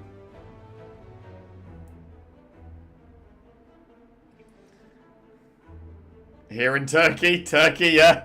I used to have a barber near the uni and he moved out that way. I think he was on London Road, not accurate though. Mine's £19. Jeez, I mean $30.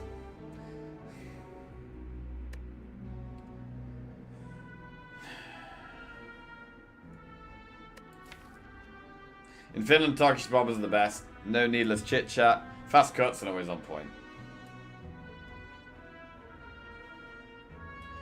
Man, I'll spend like $40 for my haircut in the US. Turkish friend of mine living in London just told me about the Turkish barbers there, that's why I asked. Huh, yeah, there's quite a lot. Turkish and Kurdish barbers.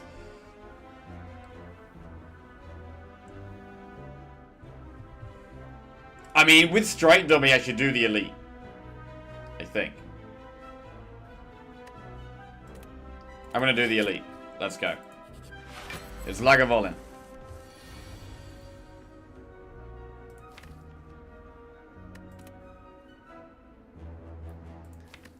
Deadly Poison. Do we color? When do we colorless pot against Lagavulin? I think against Lagavulin we don't colorless pot on turn 1. Because it could be a block card. I want to colorless pot when it's attacking.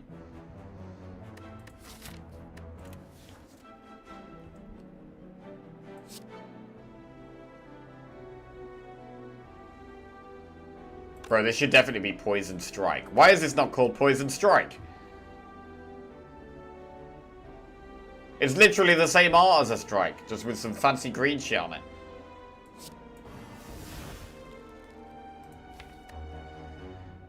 Deadly Poison. I don't know, Dagger Spray Poison Stab seems fine right now. Strike does 12, Dagger Spray does 18.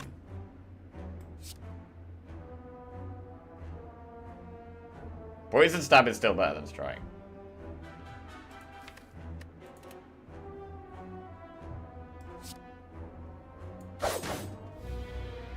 Alright, it's awake. Fuck it.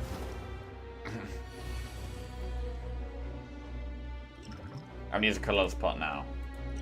The bomb! Master of Strategy, draw 3. Oh, fuck.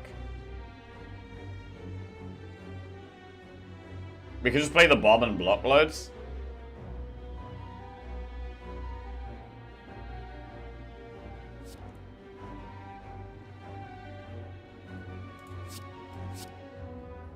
So now I've got the bomb, I can focus much more on blocking.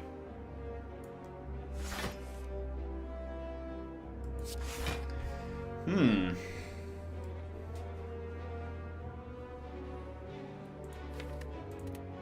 we ever just defend now?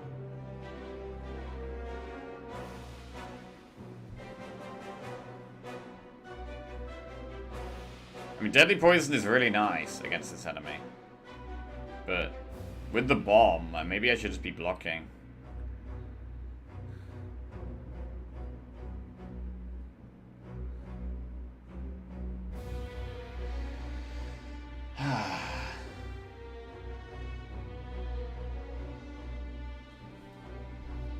I'm gonna defend.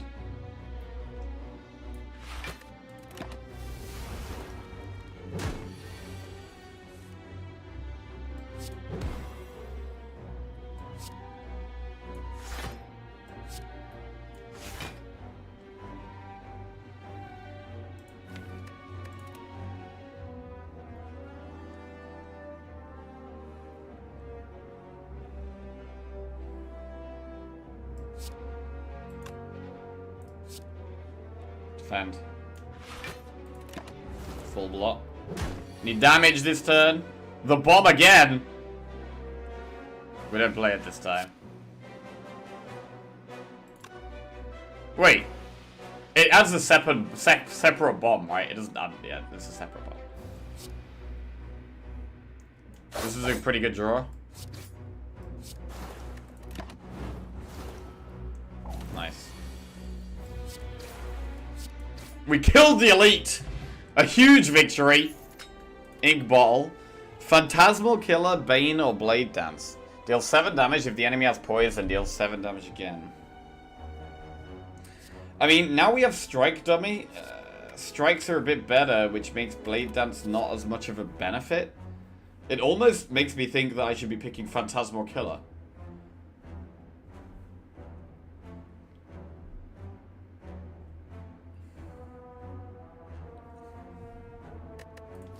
Like, the strikes do 9 damage. Phantasmal Killer makes them do 18 damage. Like, in Sheffield on Surrey Street, opposite Town Hall, there used to be a hairdresser's there, and they asked me off the street if I wanted a free haircut, and I had a student to do it. It was the worst haircut I've ever had. It took like 2 hours and looked like shit.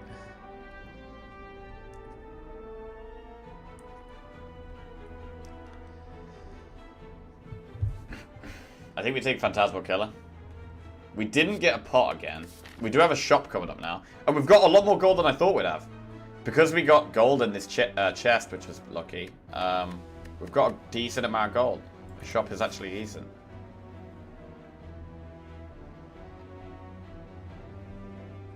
Phantasmal Killer. Hang on a second, though. Ink Bottle is good with Blade Dance. Ink Bottle is really good with Blade Dance. We're playing more cards. And Blade Dance does have synergy with a lot of things.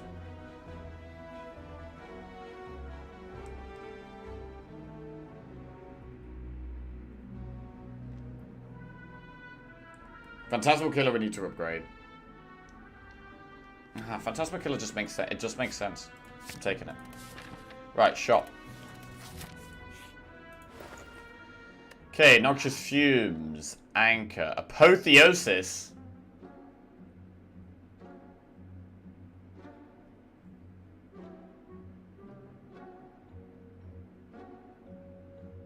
Dagger Throw.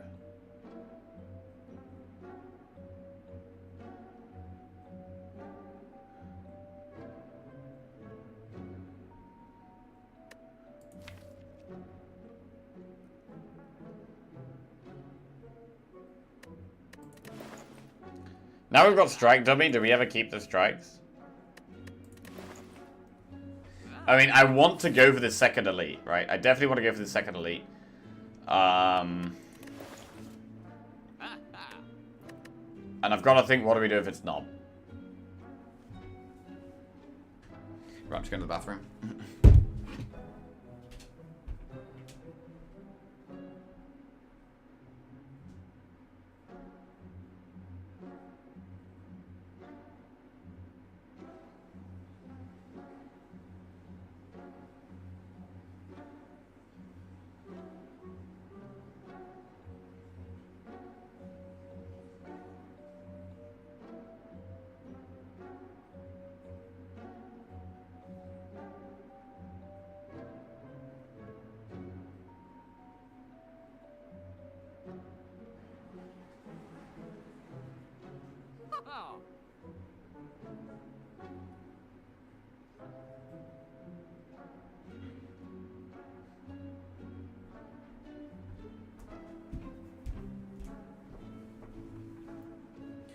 Anchor's really good, but I think we definitely take Apotheosis and probably remove a card.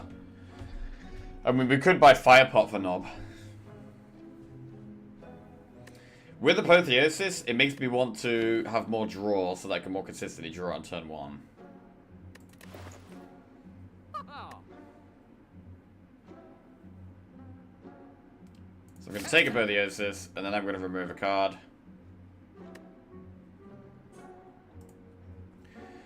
Now we've got Strike Dummy, it makes removing Strike less good.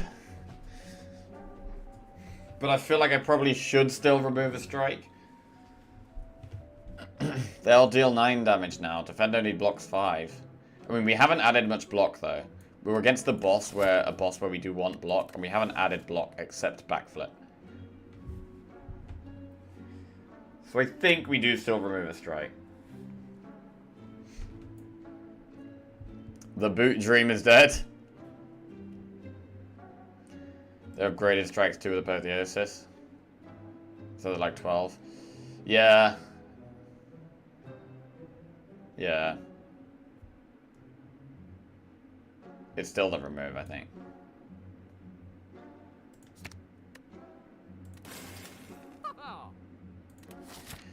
Okay, do we upgrade Apotheosis or do we rest? We don't have a pot.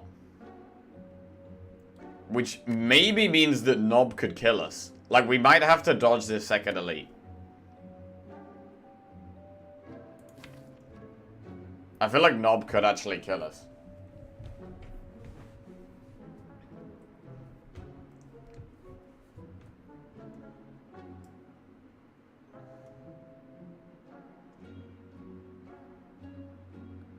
We definitely want to be upgrading Apotheosis.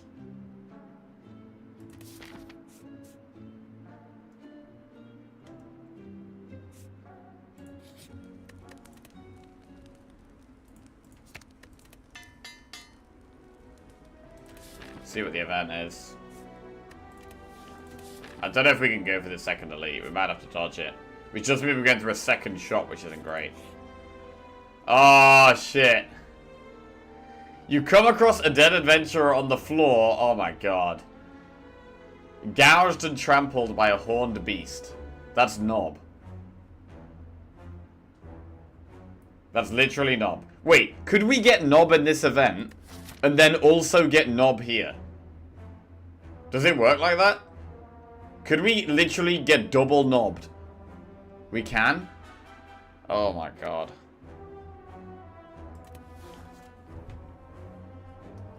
No pots and 33 health. And quite a bit of our damage coming through skills. Apotheosis, Phantasmal Killer, Terror, Deadly Poison. That's all skills. Honestly, I think we have to play safe here. I think if we do this, we could definitely die to Nob. And if we do that elite, we can also definitely die to Nob. So I think we have to go through the shop and do nothing. And then either upgrade or rest at this campfire.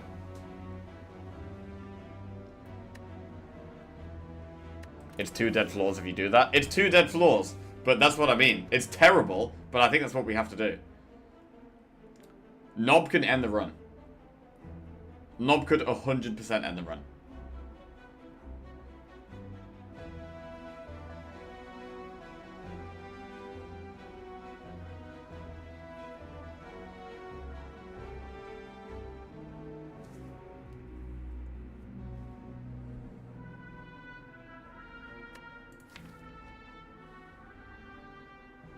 I hate that we have to skip here, but we have to leave.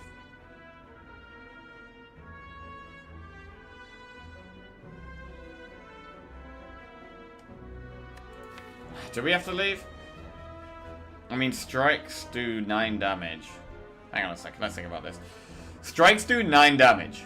So strikes are better than usual.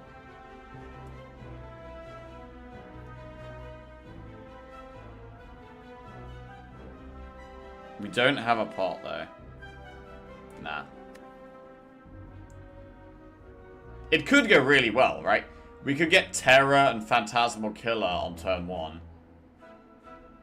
And then we probably win.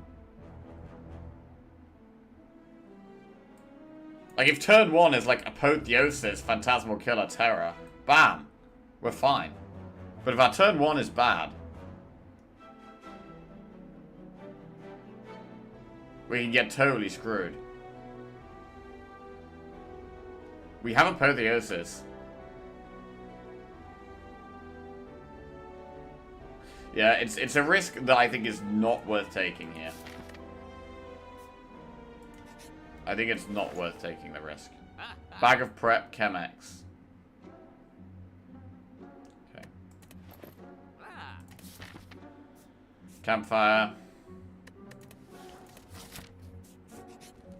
Rest or upgrade. Upgrading Kajra is still good. Like, upgrading Acrobatics is good, because I can Acrobatics turn 1 and I'm more likely to hit Apotheosis.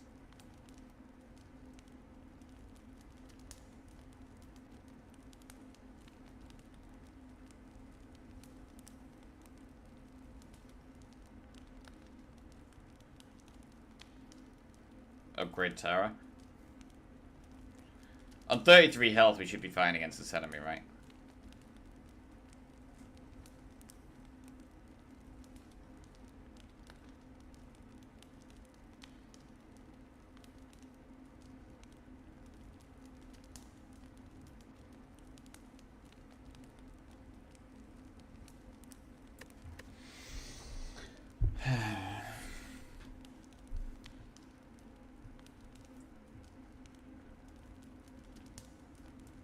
Thing is, upgrades are less valuable than usual because of Apotheosis. But I don't want to not upgrade things, because if I'm not upgrading stuff, and then an Apotheosis is at the bottom of our deck, then it's basically like we've been playing it too safe.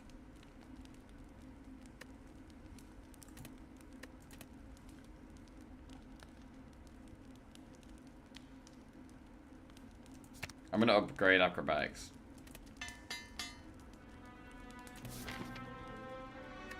Okay, let's go. Like, we've already played it quite safe, right?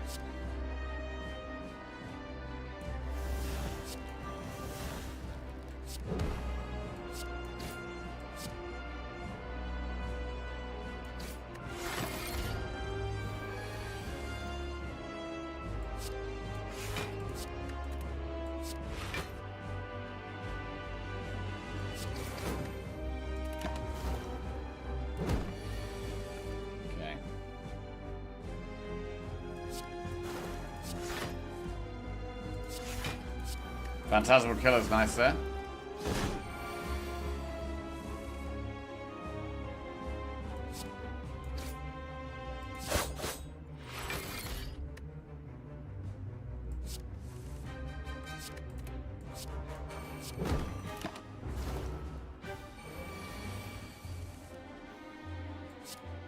Deck seems strong. Yeah, I mean, if we drew like this turn 1 and turn 2, we would have beat the knob, right? But it did feel like a risk not worth taking.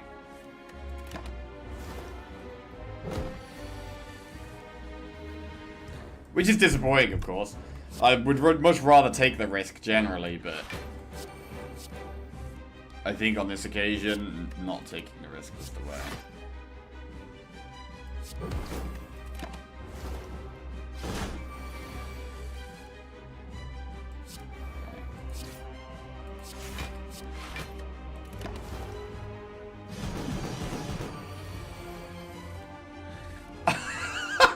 I know the draw would have been good, but I don't know about beating your knob over it.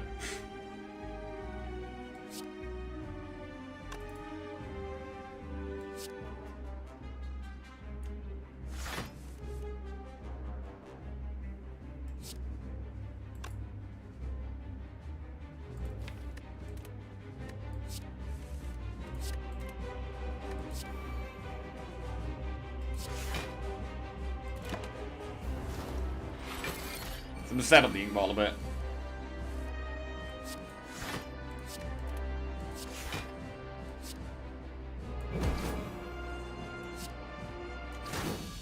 Okay. After image, unload, Nightmare.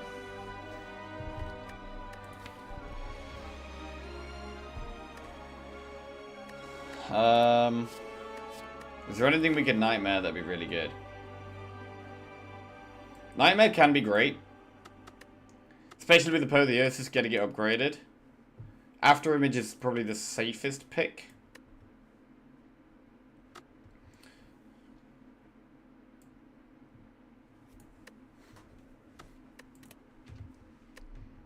We've been getting pretty unlucky with the pots.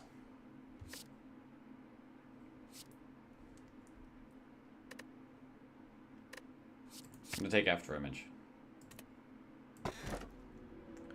Okay, Busted Crown, Ectoplasm, Philosopher's Stone. Do we ever consider Busted Crown because we add less cards to the deck than normal? I feel like we kind of have to take Philosopher's Stone here.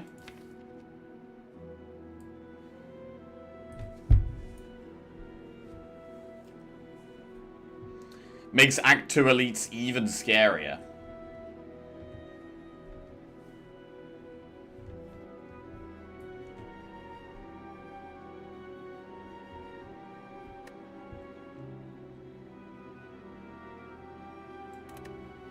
I think it does have to be Philosopher's Stone.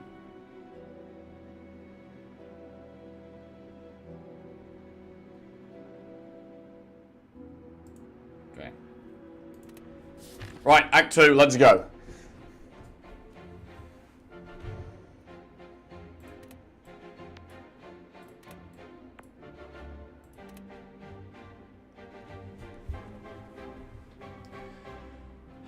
Okay. Oh god, the elites are kind of awkward here. The safest path is like this campfire, and then we could do one elite, and then it's campfire. We have to do an elite up there, and there, and there. So this is the only pathway we don't have to do quite an early elite. But then we do have to do an elite there. But that's okay. I mean, I'd rather do an elite further on in the act than earlier on. And then we get another campfire, and then we can pick between doing a second elite or a shop. Going up the left path and doing 3 elites with a flaming elite seems like a terrible idea. Act 1 in less than an hour? Who is this guy and what has he done with Jackie?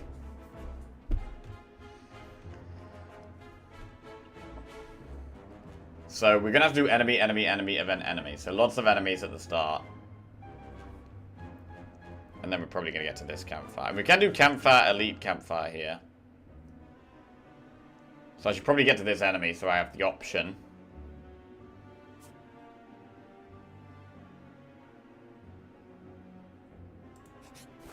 Bird? Oh, you piece of shit birds, bro.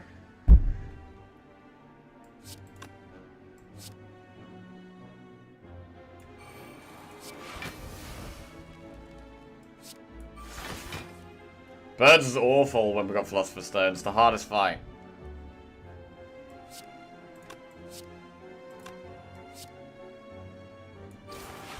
God. This is bad. At least we got Apotheosis turn 1. Oh god, that's a bad hand.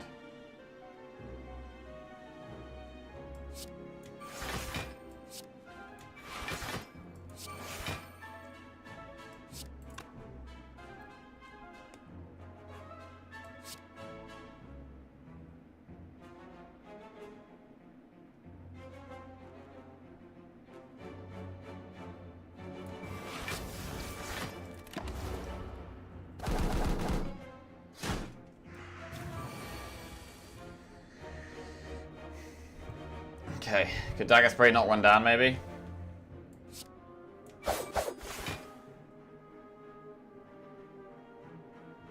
Deadly Poison actually kills that one.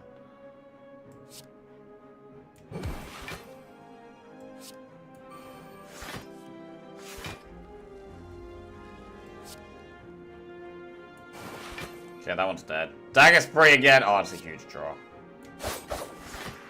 Fuck, okay.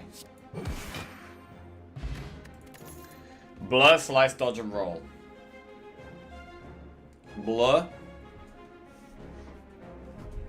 I mean, it's a tiny bit your own fault for rolling a seed that has a bird's fight after picking Fearless Stone. I think we take Blur.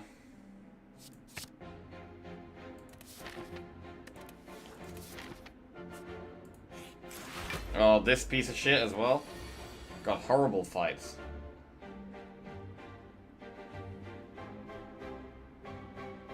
I'm gonna Acrobatics turn 1. Hit the Apotheosis, that's big.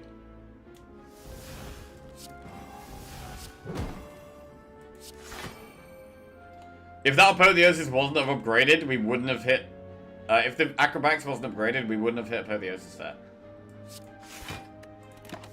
It was the 4th draw, it was the last draw.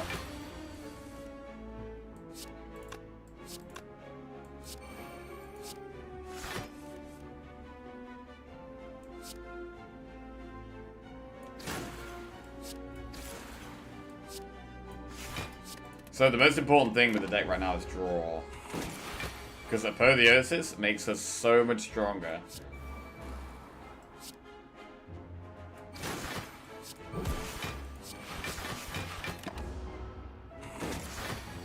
We just have to focus on drawing it.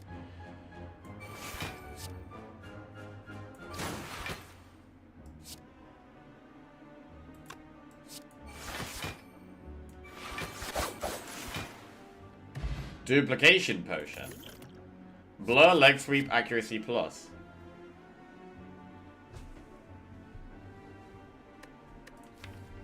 We could take another blur. Dupe apotheosis. I mean, leg sweep is not bad. What boss do we have?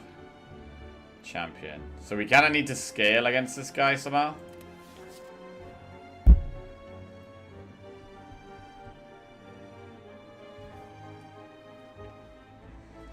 Leg sweep is quite a safe card and maybe buys us more time to get to apotheosis.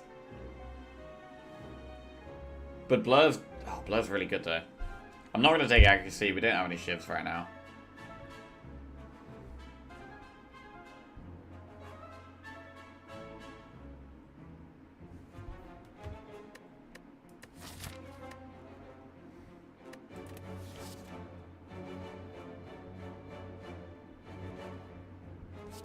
I don't hate leg sweep, especially when the enemies have strength. I want both of these cards. I want another blur and I want leg sweep.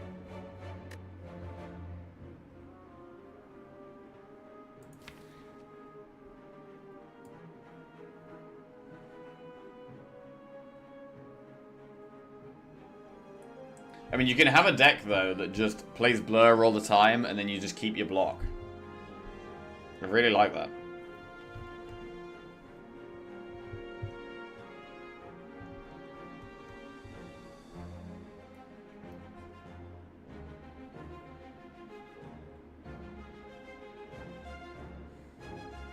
Leg sweep is safer right now. I think leg sweep is safer right now. Blur is better in the long run. Leg sweep is still quite good later though.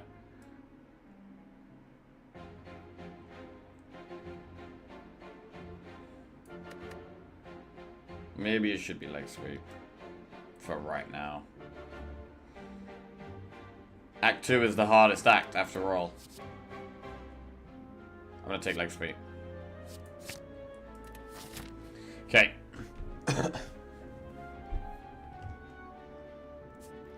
Another enemy.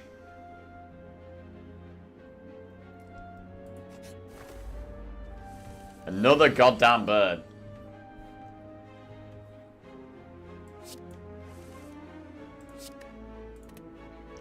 Could backflip into apotheosis here. We have like, okay, we have no damage next turn. We've drawn all of our damage. So playing Phantasmal Killer is pointless.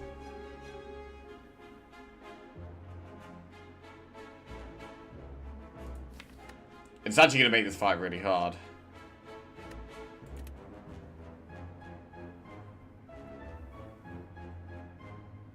We definitely put Knock the Bird down, without a doubt.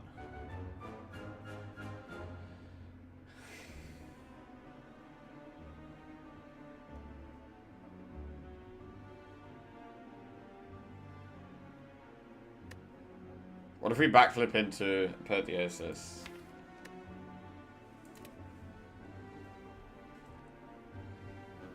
No, I'll just do this.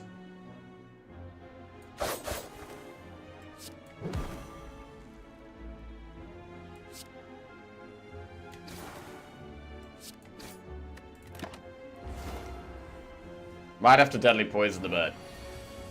Make sure it doesn't get up. Get back up.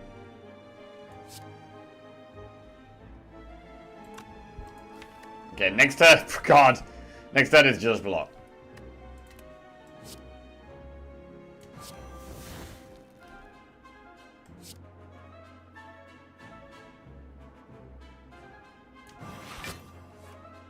I'm gonna deadly poison the bird so that it dies. This is gonna be hard.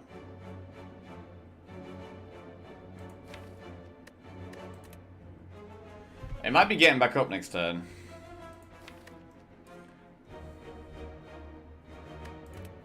No, I gotta make sure. Okay. Don't play Terror. I'm just gonna play as few cards as possible while blocking this guy over the next 2 turns. So we play Blur. Oh, we should probably play Double Defend then if we've got Blur up. And let's see, we draw after Image Double Dazed. We play 1 Defend. Do we play the extra Defend? It means that next turn we literally just draw After Image and that's all we can play. But we do block next turn. And then it's just about whatever we draw the turn after.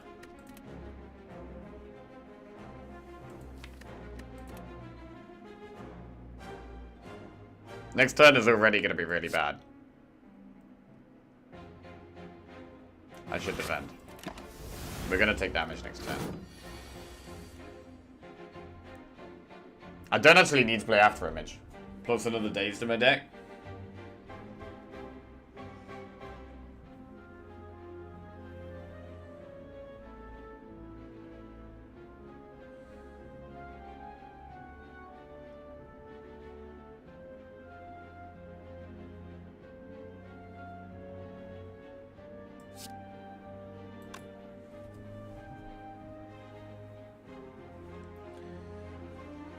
I mean, it only blocks 1 this turn, but it puts a Dazed in my deck. But it'll probably block like 3 or 4 next turn. Do we need that block though? We already have pretty good block. If you don't play it, it's the same as a Dazed. Wow, that's actually smart. Holy shit, that's actually smart. It is basically, it just replaces itself with a Dazed. That's a smart way of thinking about it.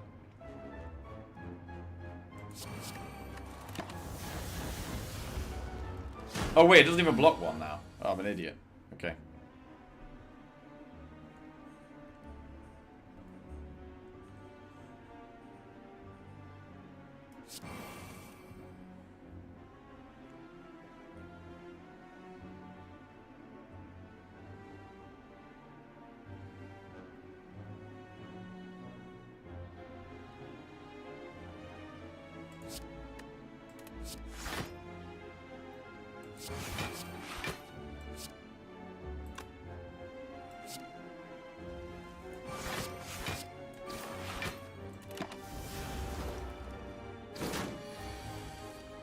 Oh, I didn't even terror this thing.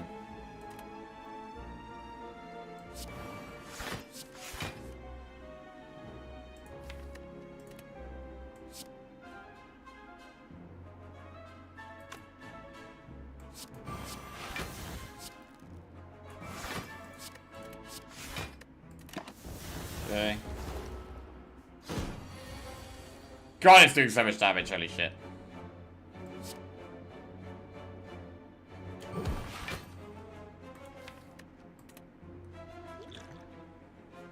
Dupe leg sweep or just play leg sweep?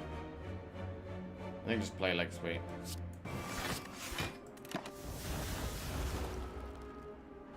God, this enemy is so annoying.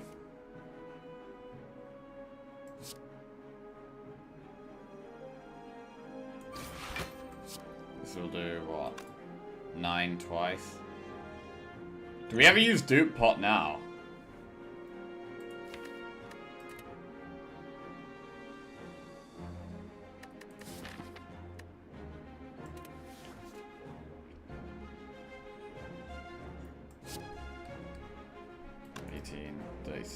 No, it doesn't change anything. It literally doesn't change anything.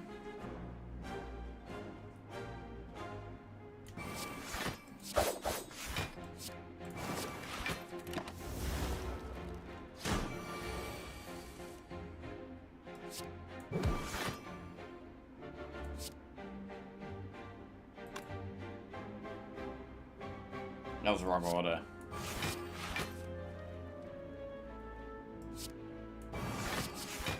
Okay. Dodge and roll flying, need deflect. We could take a deflect. A 0-cost block card. If we had more draw, it's good to have in the deck. I don't hate deflect.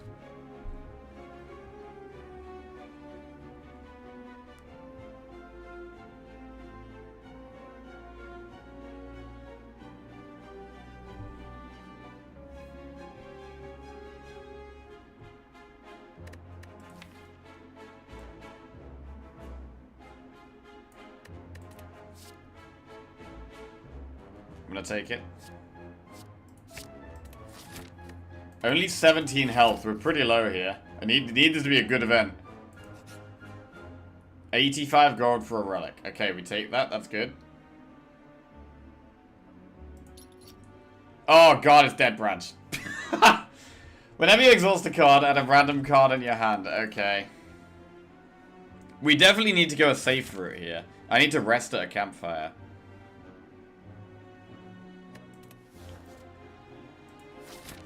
I mean, I'm scared of this next enemy even. We've only got 17 health. Right, time for some RNG pretty soon. I mean, we don't really have many exhaust cards at the moment. Oh, wait, Apotheosis exhausts. Terra exhausts. The Curse exhausts. I got 3 cards that exhaust.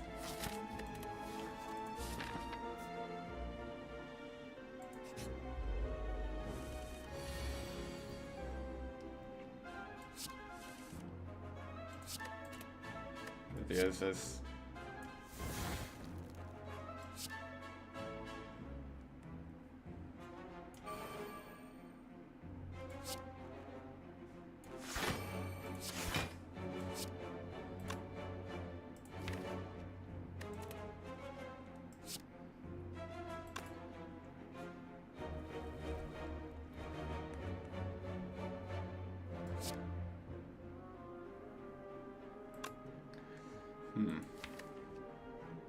We're probably going to draw on a block next turn anyway. Let's poison this guy.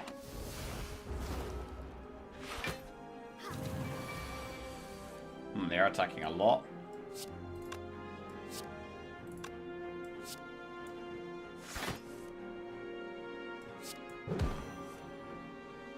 After image is cool.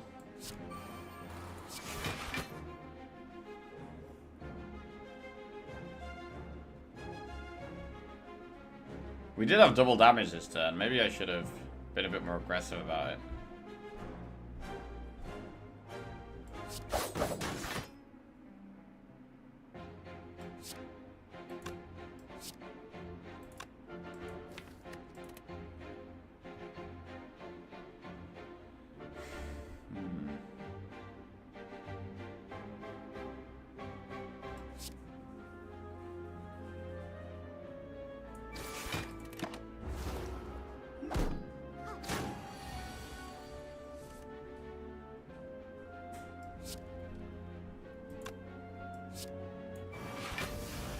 Corpse explosion.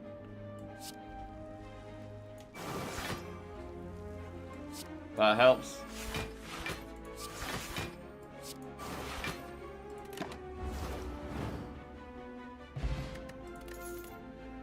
Slice accuracy outmaneuver.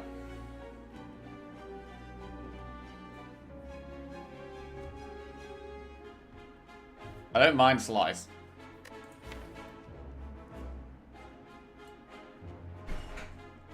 But we don't need it right now.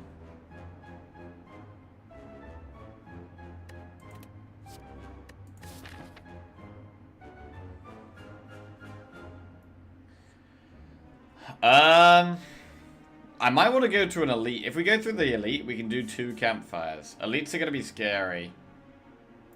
But we'll definitely use that dupe pot. We can dupe pot, what, after image maybe? We're definitely resting.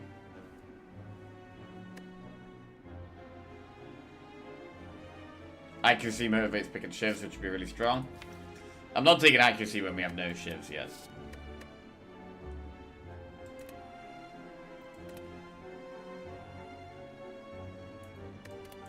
I do like slice though.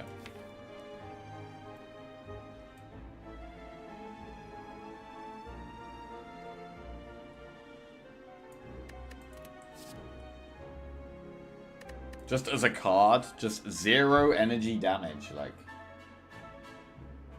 It's just good.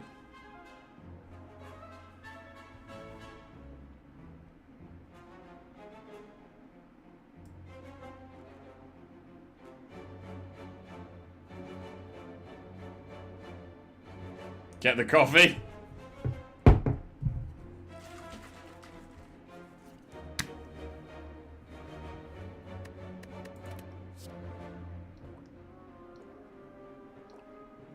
It's a crucial part of the run here. We're on really low health. We're in Act 2, which is very hard.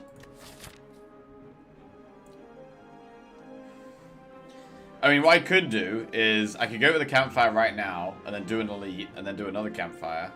Or I could not do this campfire, do an event that could be anything, even an enemy. Then a campfire, rest. But then we have 2 more events and we have to do an elite anyway.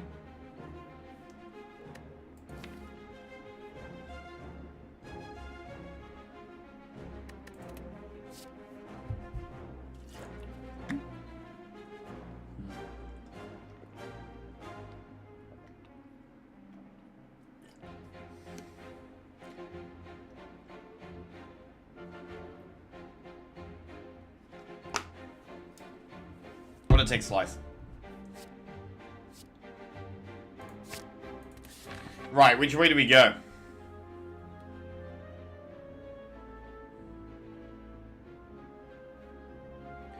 Do we do the 2 elite, 2 campfire route? Well, it's 3 campfires actually. Campfire, elite, campfire, elite, campfire.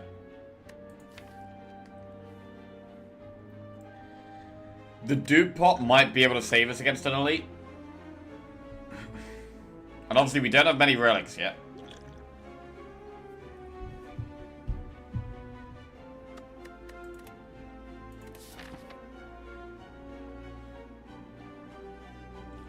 Rest, elite, rest. We need time against elites. Like, once I've played Apotheosis, we're quite strong. But until we've played it, we're not very strong.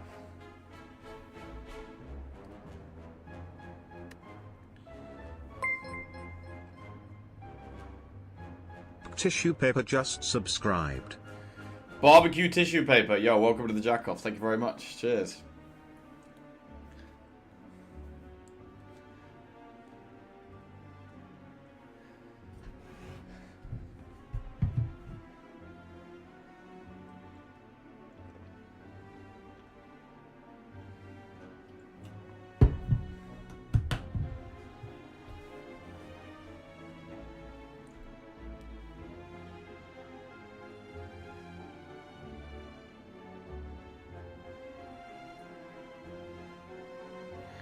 Poor guy. Subbed expecting some gameplay. We're going to be staring at this map for 20 minutes. Bro, this is a big decision to be fair. I do like that we go through 2 campfires, like. I think going for the elite might be the play. But it's quite scary. If we get slavers and like a bad draw, oh god.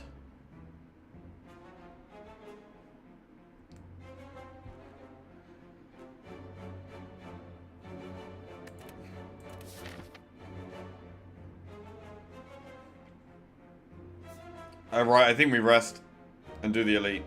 But I'm very scared here. This is probably the most likely flaw to end the run.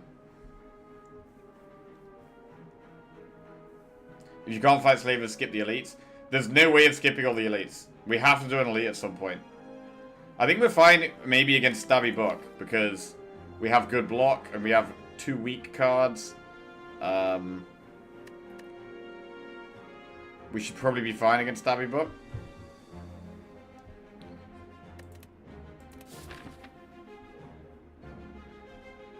This floor was voted the most likely to end the run in high school.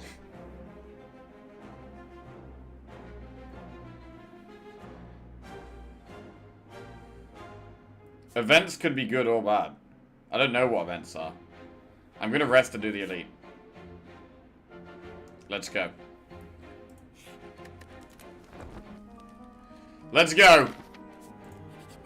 Stabby Book. Okay.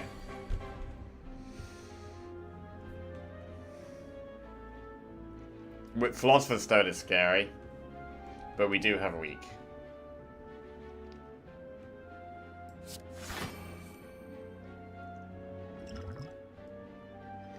Do we have a dupe pot now? If we do, what do we dupe pot? Could we dupe pot Deadly Poison? Right now? And just have the damage ticking down? We could do that. It's better to dead dupe an upgraded card, but duping Deadly Poison is a lot of damage over the fight. And this is going to be one of the hardest fights of the run. I should 100% use a pot if we think it's going to help us. I think potting Deadly Poison is okay.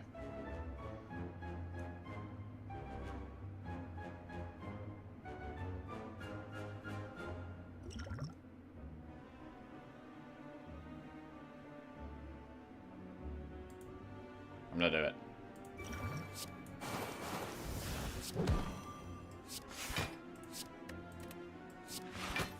Okay.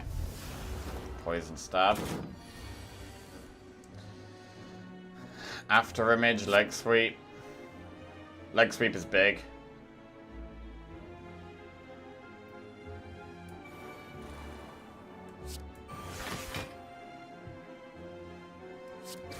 Now, do we Phantasmal Killer or Poison Stab? I mean, we're going to be playing Apotheosis next turn, and probably more block than anything else. It might actually be better Poison Stab here.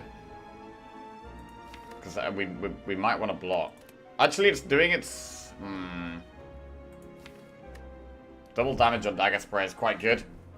We might get Terror next turn as well.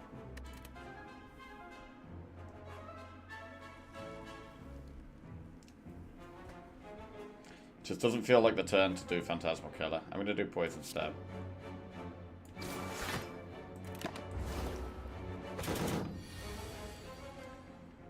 Okay, Apotheosis.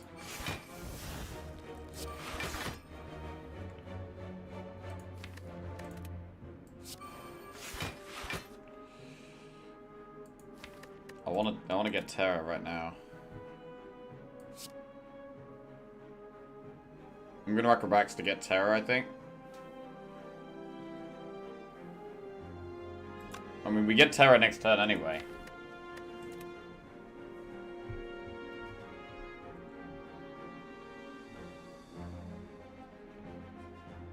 I'm going to do it now.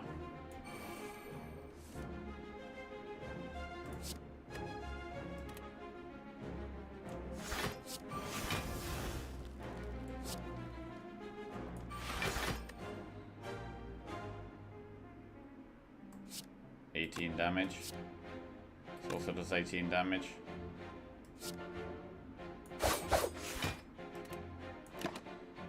Okay, I need to draw my weak cards. Really need to draw my cards that make it weak. No weak here.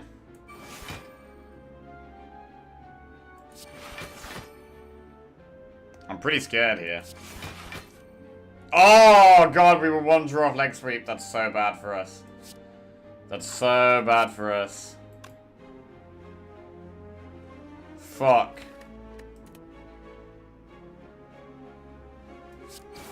God, that's so bad.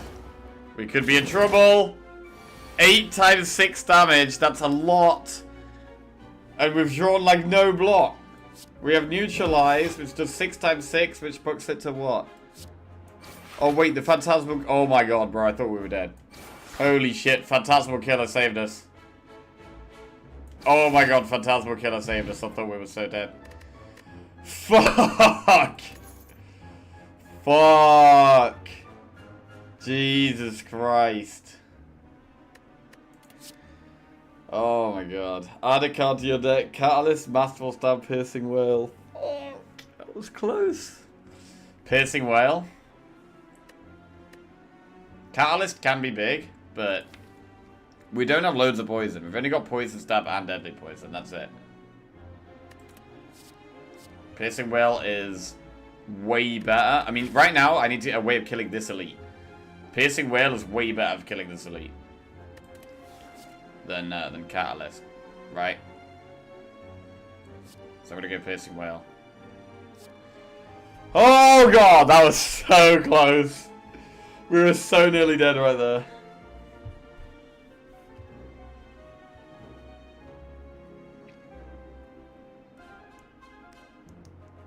Isn't Kata really strong? Kata is good against this boss, but I think I've got to focus on this elite right now.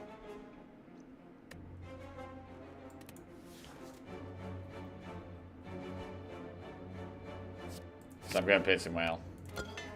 War Paint Backflip plus survivor plus. I mean, Warpaint isn't that great because of Apotheosis. It's still better to have upgraded cards than non-upgraded cards, so.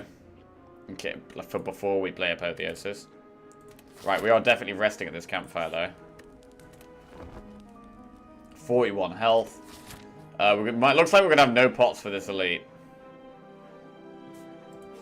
Relic. Wing boots. Oh, shit. You may ignore paths when choosing the next room to travel through. We could dodge the elite. If we want.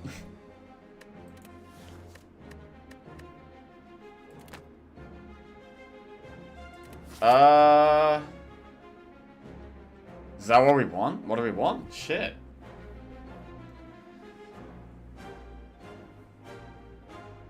Do we want the elite?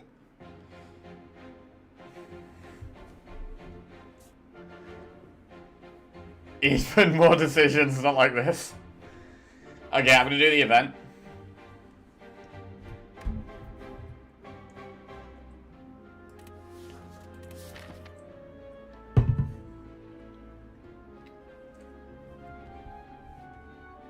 We could fight 4 elites in a row.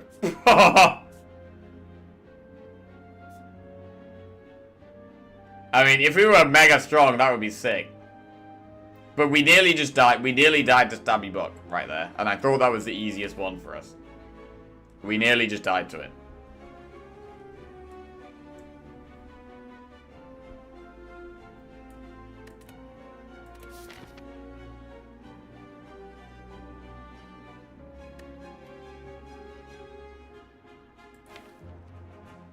What's for lunch decisions? I made myself a sandwich this morning. I got a sandwich for lunch.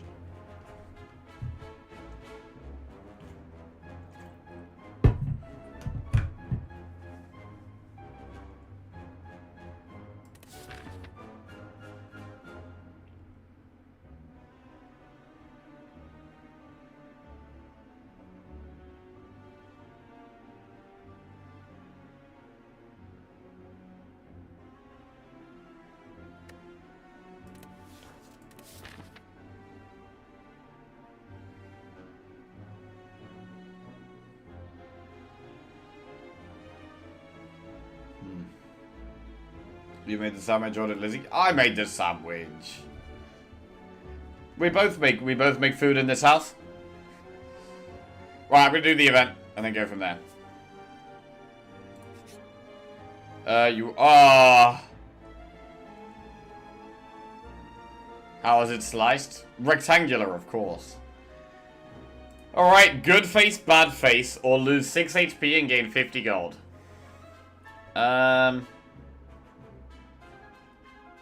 Wait, if we take good face, bad face...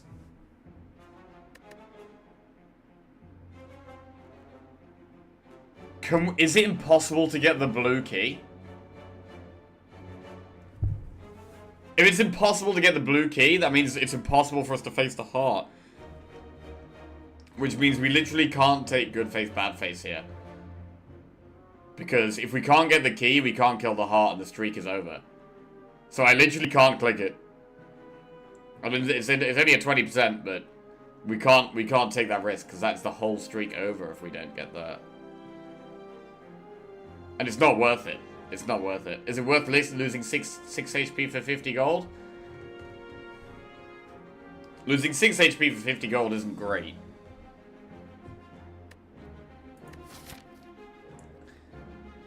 Right, are we gonna do this elite? I guess is the question.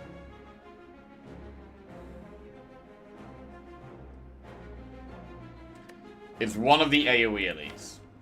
It's either Slavers or Gremlin Leader. I actually thought Stabby Book was the best for us. I mean, it's with the Philosopher's Stone. Because of the Philosopher's Stone, these Act 2 elites are really hard.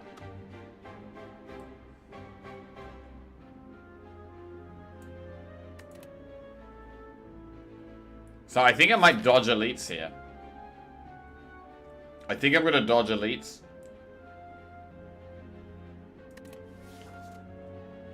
I'll get the gold.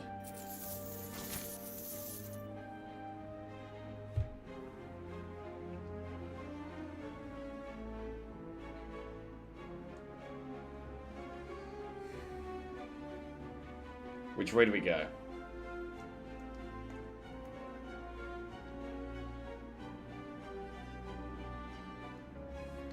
Elite is doable. I don't think it's worth the risk.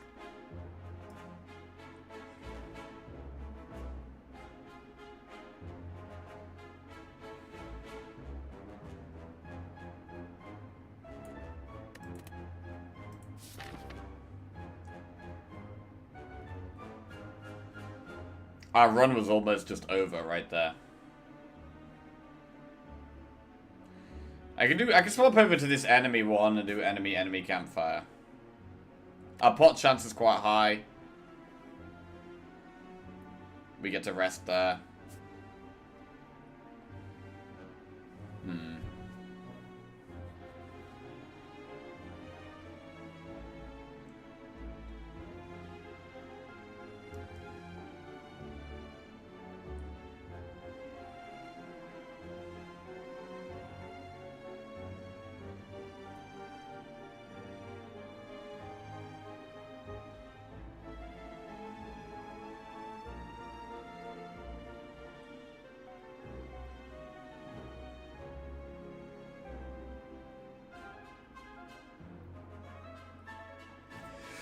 Oh, this is tough, to be honest.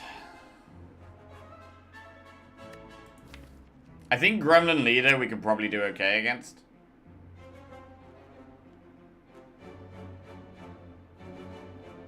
But Slavers could end us. Yeah, I'm not doing an elite. I'm gonna go this way. I'm gonna do enemy, campfire, enemy.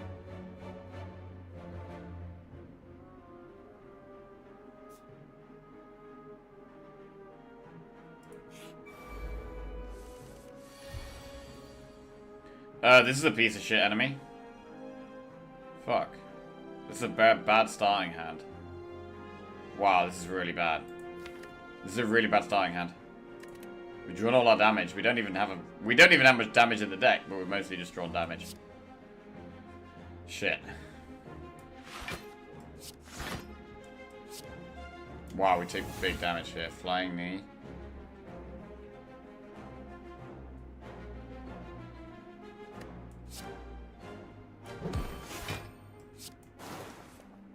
Fuck! One draw off Piercing Whale. Bro, this ink bottle is fucking us. The ink bottle is actually fucking us. It's one off every time.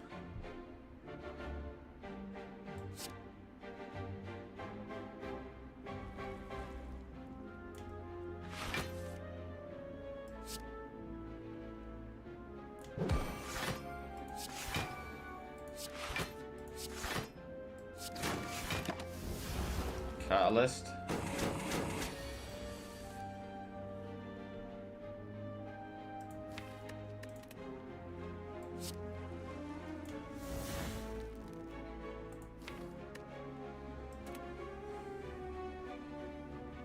I think I need it to be weak, so I might have to leg sweep here, even though it doesn't do much.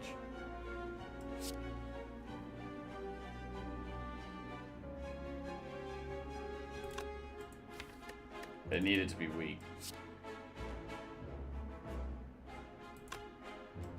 Is there a kill next turn?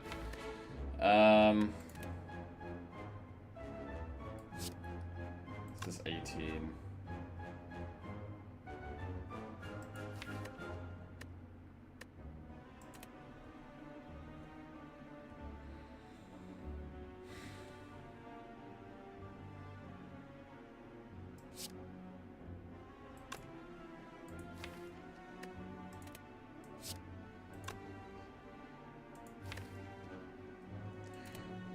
Yeah, I think we do kill actually. We can just aggro now.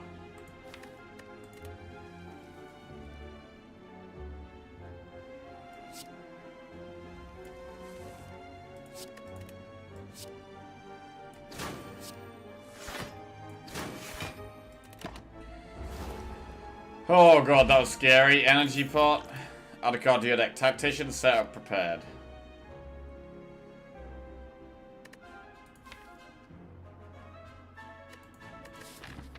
We have one more enemy than a rest.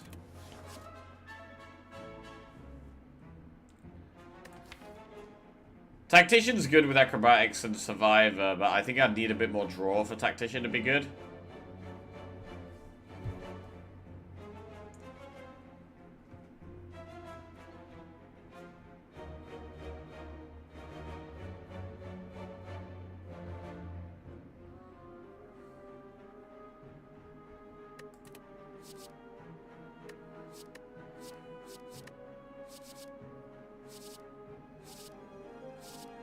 Apo gives you prep prof plus on average. Yeah, the more cards we add to the deck, though, the harder it is to find Apotheosis.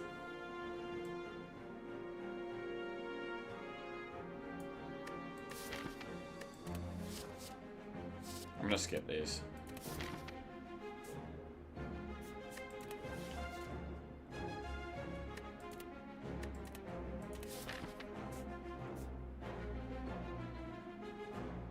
I mean, I could swap over. I could play it really safe and swap over to a campfire right now.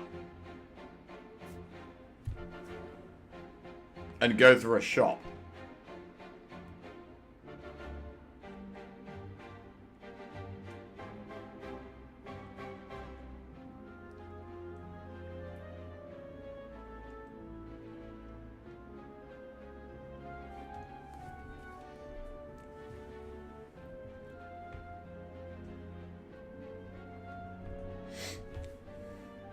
We don't have that much money, though.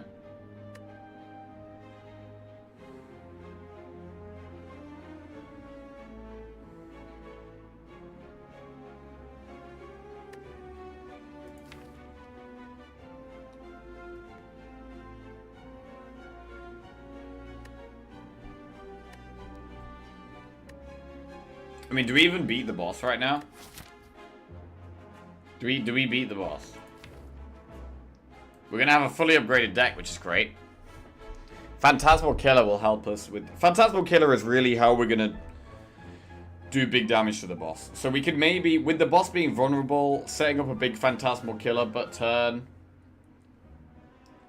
is good. So maybe we can beat the boss already.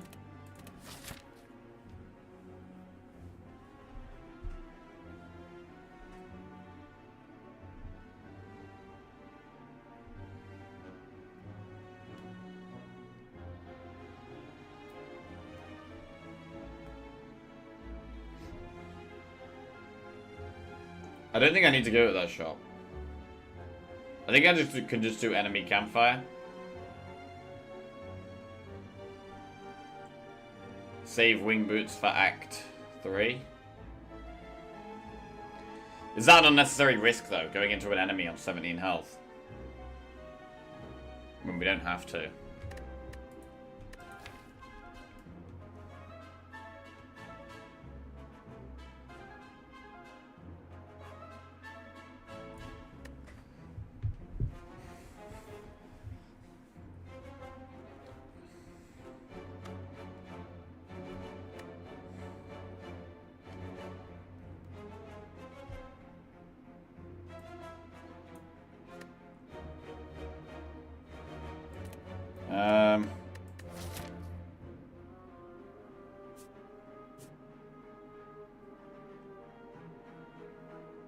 I mean, we'll still have one wing boots for Act 3, right? If we swap to the campfire now. It feels like a really scared play. Maybe we should be scared.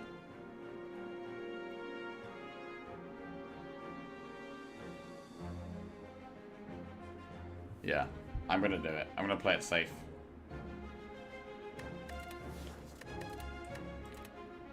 Act 2 is the scariest act. We know this. Act 2 is the bit where you should be playing it safe if you're not sure whether you should take a risk or not. Like, Act 2 is the act where not taking the risk is going to be the option more often than not, I think. So I'm going to swap back over and rest. And now we can pick between the shop, the elite, or two enemies. I'm happier doing enemies now that we're on 35 health. . . . . . . . . . . . . . . . . . . . . . . . . . . . . . . . . . . . . . . . . . . . . . . . . . . . . . . . . . . . .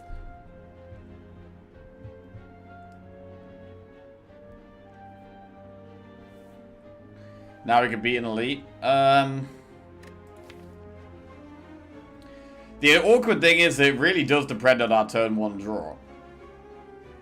This is the one thing I don't like about Apotheosis. The difference between you drawing it on turn 1 and not drawing it is so humongous. It's so humongous, the difference.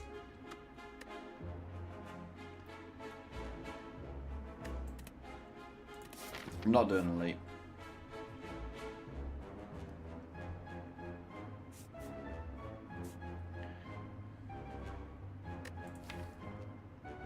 Shop, we can remove a card.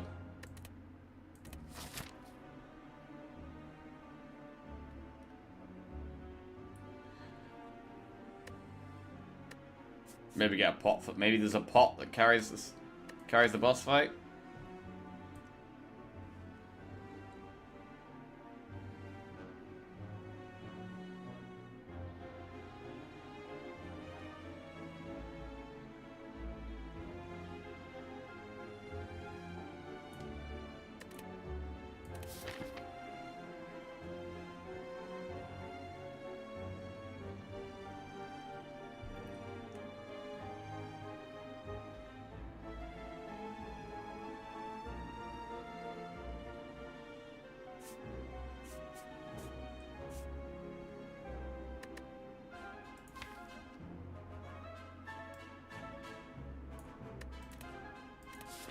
Like, with this run, some of the fights feel really easy.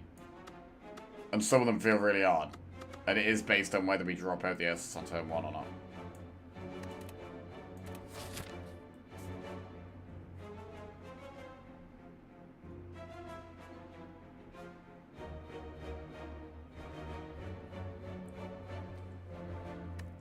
Against the boss, it's not as big of a deal if we don't draw Apotheosis on turn 1, because it's a longer fight. We can chill a bit more against this boss. This isn't a super scary boss at the start. So we don't really need... I'm not that scared against the boss. The thing I'm scared about the boss is that when we get it to half health, can we deal with it after that?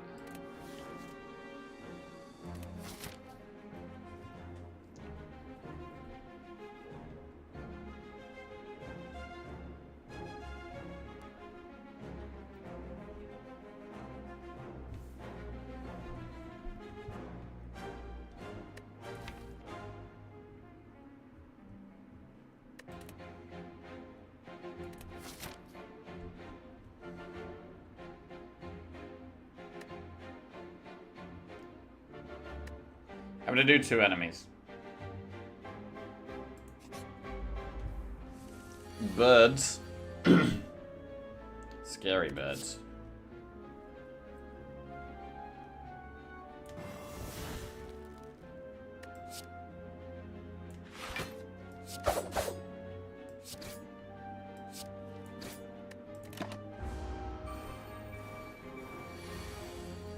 Wow, that's a bad hand.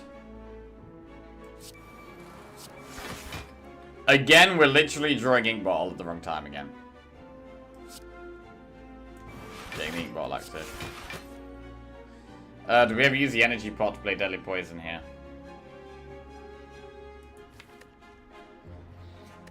I don't have much block left in my deck. We've drawn most of our block on the first couple of turns, which is not what you want against these guys.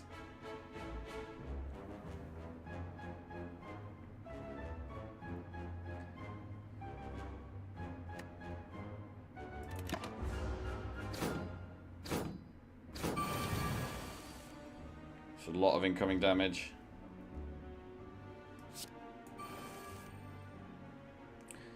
Piercing Whale is good block. I could get rid of the curse to increase my options. We're going to play Apotheosis. We've only got 2 energy left. We're probably going to Piercing Whale. I should really kill one. We're going to neutralize one.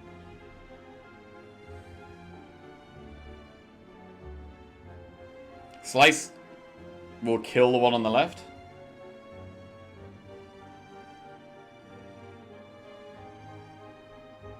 Slice kills the one on the left. We neutralize the one in the middle.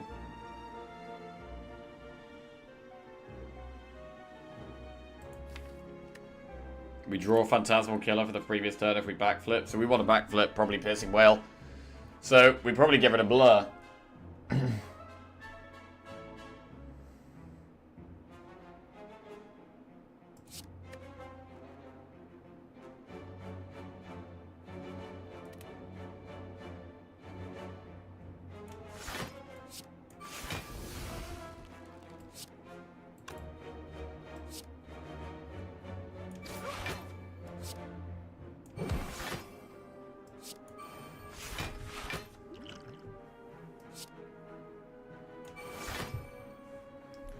Actually, Blur would have been better than Piercing Wail here.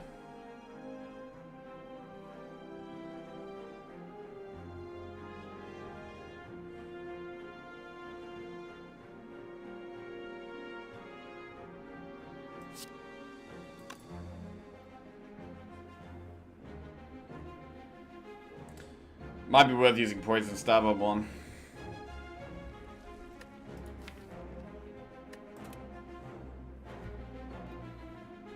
Instead of doing Piercing Wail.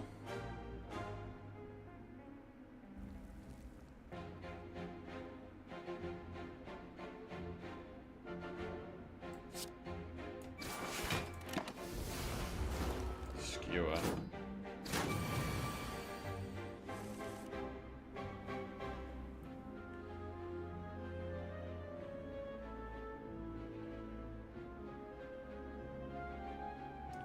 Times X. What's 14 times 3? 42? 14 times 3 is 1 off killing that.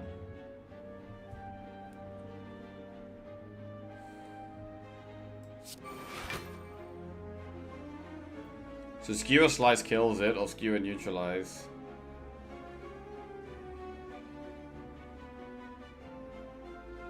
I mean, I can just strike that. Skewer this 3 times does... Yeah, that works.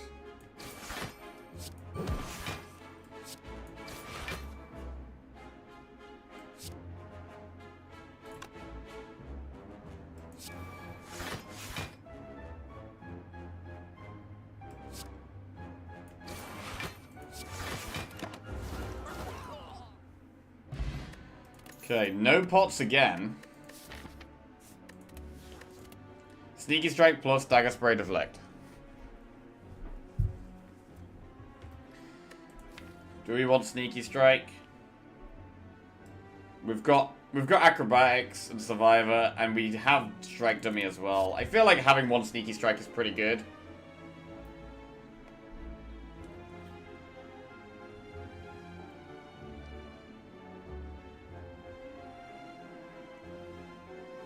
I'm gonna take Sneaky Strike. Enemy.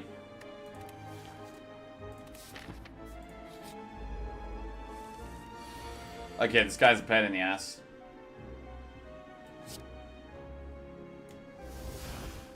Adrenaline is big.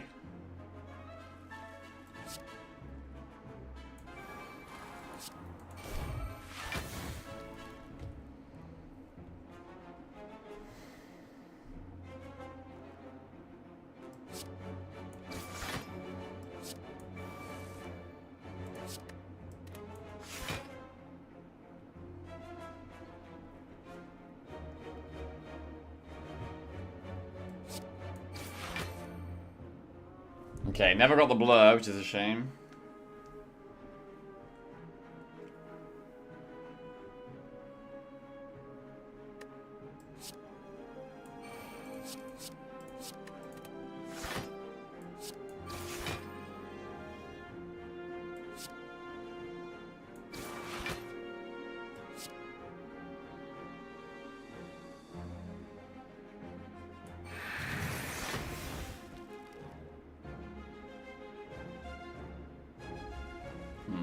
Maybe should have played that earlier.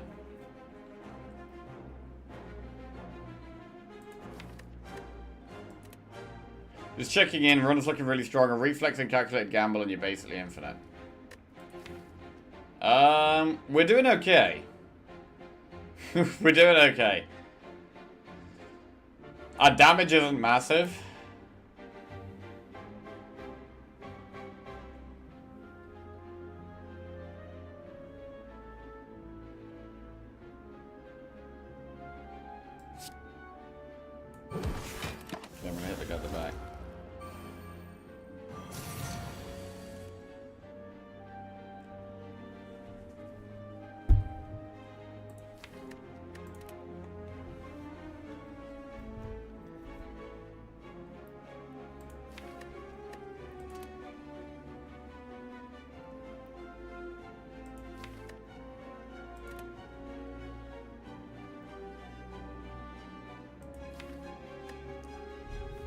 So next turn is fine. It's the turn after next turn that's the problem.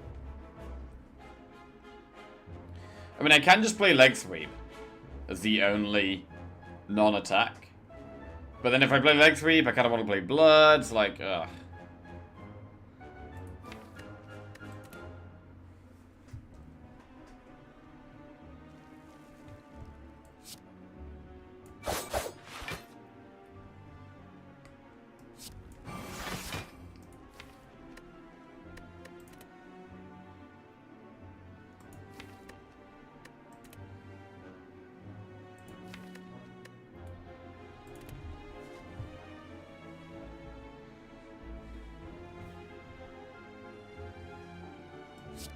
I'm gonna play Blur.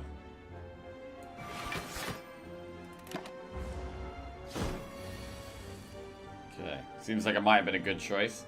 Next turn, we only draw defend.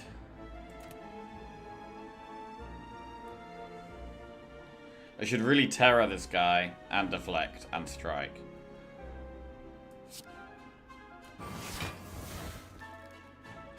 Skewer's pretty big.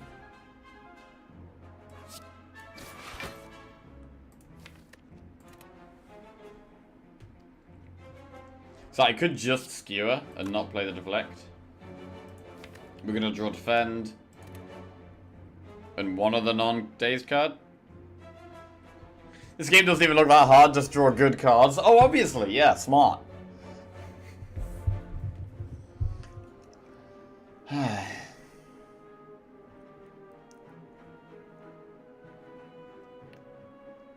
I think we do deflect skewer.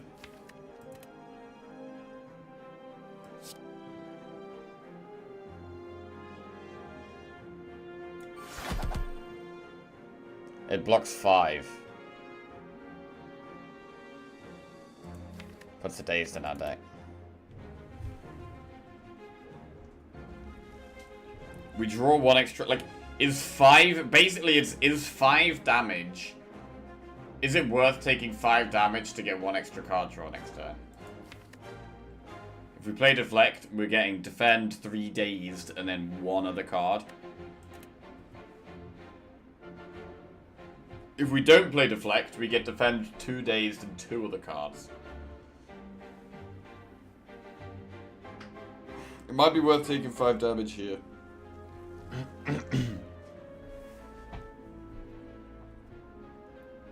We've got 70% chance of getting a pot. It'd be very nice if we could get a good one.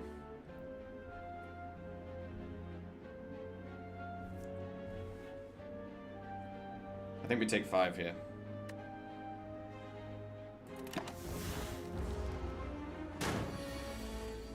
Crippling Cloud. Okay.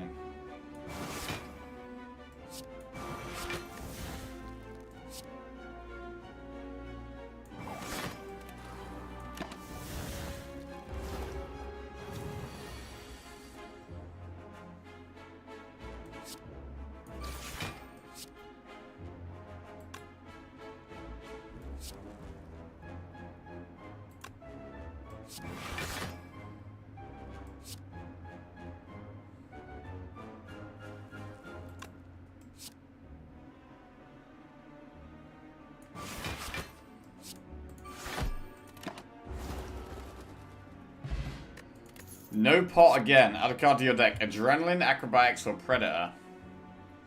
Adrenaline is great. Acrobatics is good, though.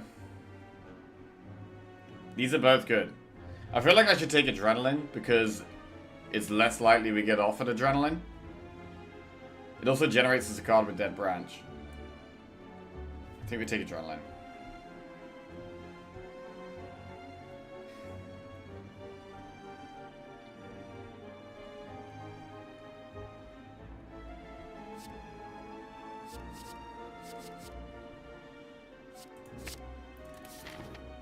Campfire. Right, we're gonna rest. And now we got the boss. Can we beat the boss? I don't know. Maybe against the boss we want to save Adrenaline for the second half of the fight, because the first half is easier.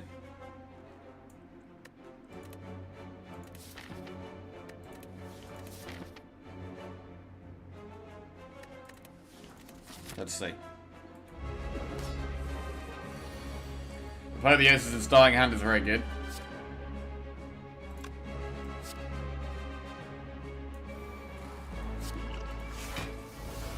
We generated all-out attack, which is not great. Right, we could lead sweep or we could poison stab blur. I think just making it weak makes me feel nice and safe here. Weak for a very long time.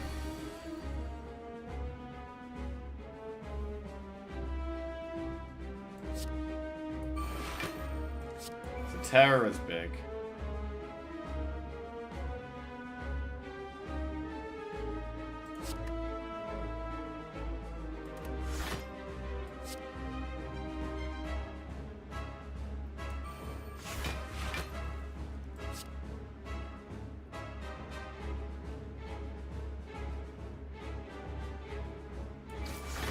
Yeah, I think I'm gonna save adrenaline.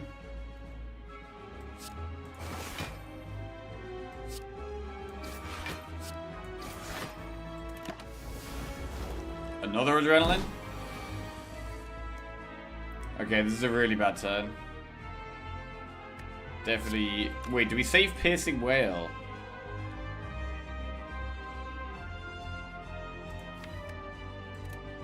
We're gonna draw Survivor or Terror. No, I should use Piercing. Oh, fuck.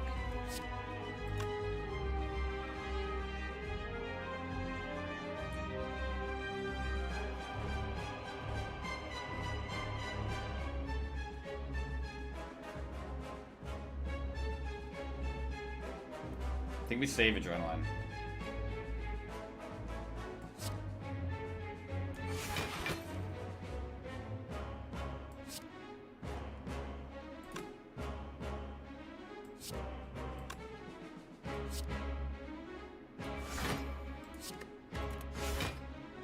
Right, do we save Piercing Whale?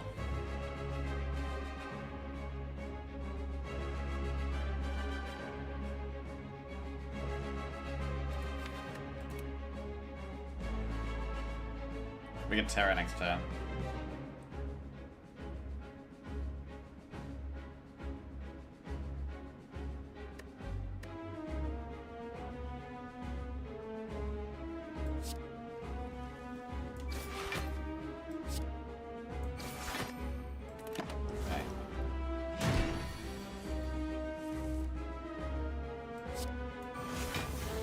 Endless Agony. Deal 4 damage when you draw this card, add a copy of it to your hand.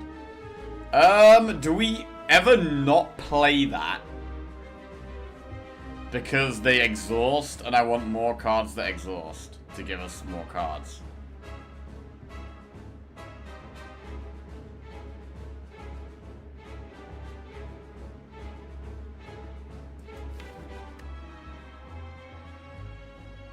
That might be bad because most of our deck is upgraded and it's going to give us a non-upgraded card.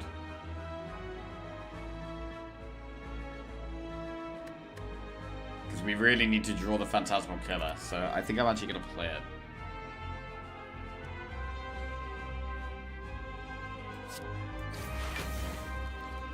Poison.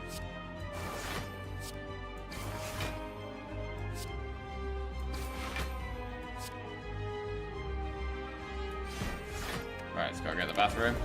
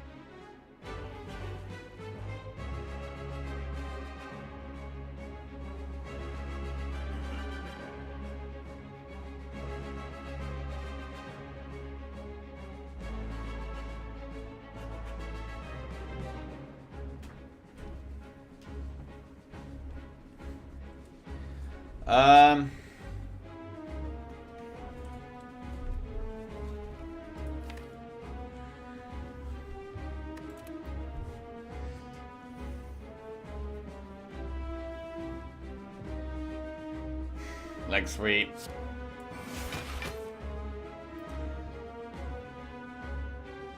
We may as well play Phantasmal Killer.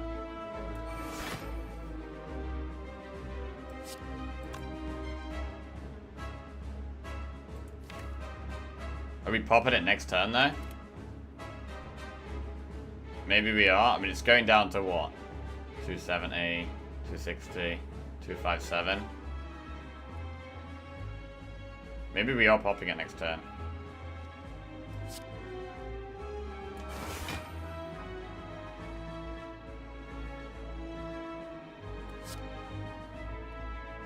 Let's see. Seems possible. We are weak, though. It's a shame we're weak.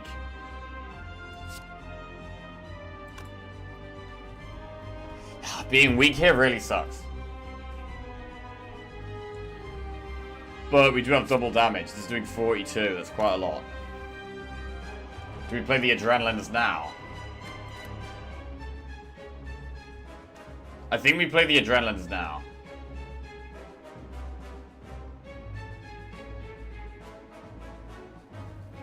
I think we have to just do loads of damage this turn. Even though we're weak, it's kind of sad, but we have double damage. So this is our biggest damage turn, really. We have to. Well-laid plans, deflect.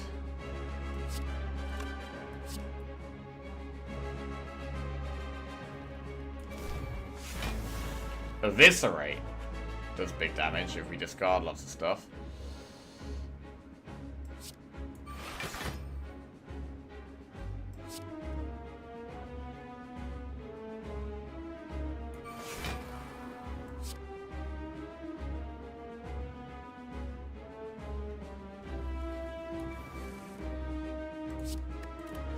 Okay.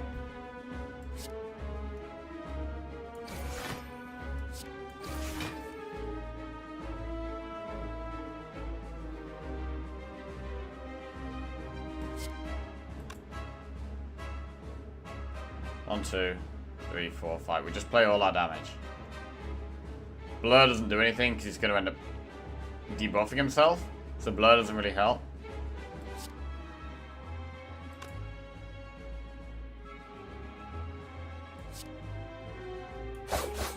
I guess Survivor's good because it's an extra ink bottle proc.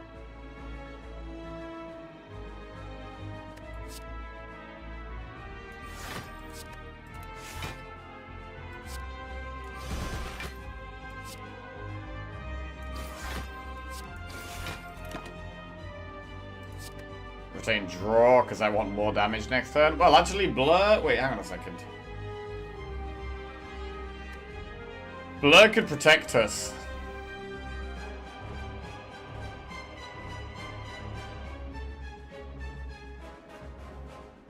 From the big attack. But really I want to kill him though. I think we backflip and just go for the kill.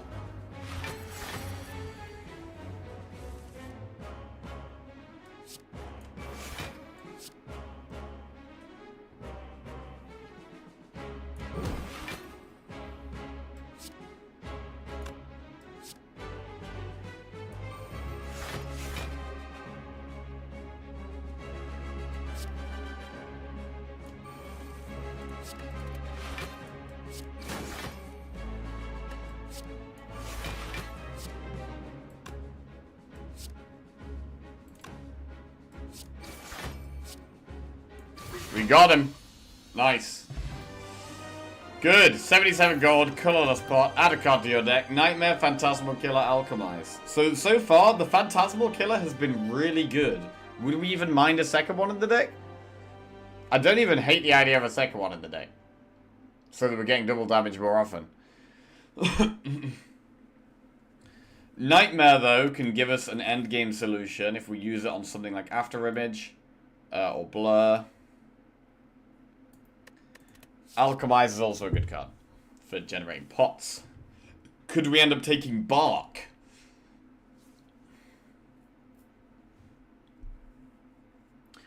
I think Phantasmal Killer is probably the one we're least likely to take because we already have one. The other two give us different options. So I'm either going to go Nightmare or Alchemize. No more years of hurt. I don't know. Possibly still lots more years of hurt, to be fair. Never stop me dreaming. I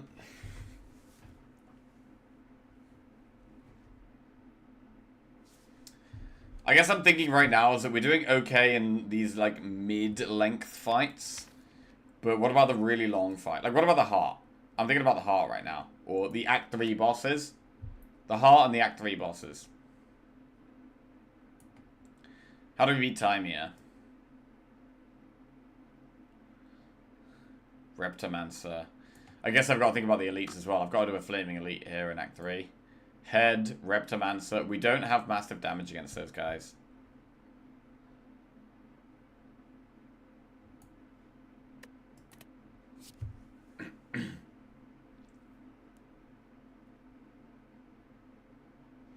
Nightmare is like the really slow pick. That's strongest in the very, very slow fights.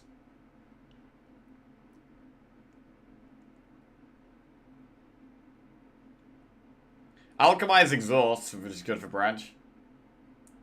I think I'm leaning towards Alchemize here. There are some really strong potions. It allows us to be more casual using our current potions. Upgraded, it's going to cost 0.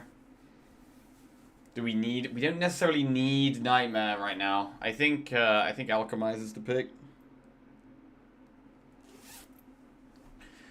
Bro, what if we get Sozu, though? What if we get Sozu? Fuck. I think I've got to not worry about that. If we get Sozu, we get Sozu. I'm taking Alchemize. Alright, boss relics. There is no Sozu. Right, Astrolabe, Runic Dome, or Slaver's Collar.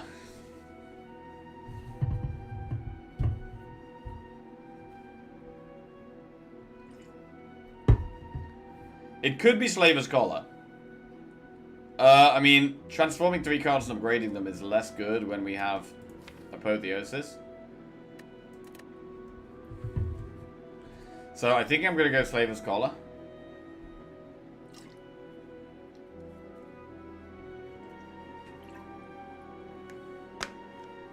I'm going to Slaver's Collar.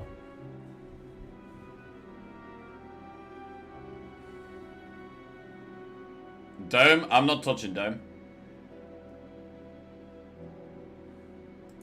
Not touching Dome.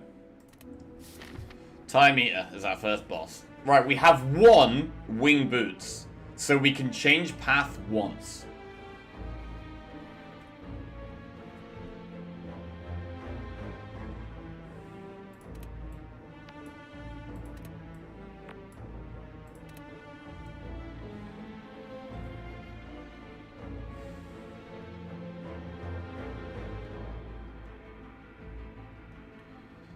So to go up to do the Flaming Elite, we have to do 4 enemies first. Oh, bro, we have to do this. Wow, it's very rare you see that. I never see this. There being only one option. On that floor, you have to do this Elite. There's no other choice, no matter what. That's really bad for Wing Boots. I mean, Reptomancer is the scariest enemy for us, I think. So I want to have pots held back in case we have to fight Reptomancer, which we probably will, because we're going to do 2 elites, at least this act.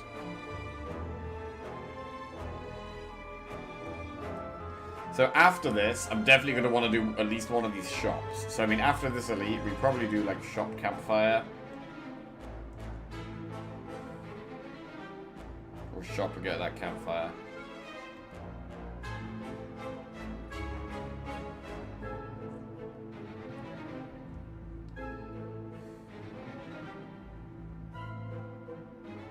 I mean, I could use Wing Boots at the start, right? And do enemy, shop, event.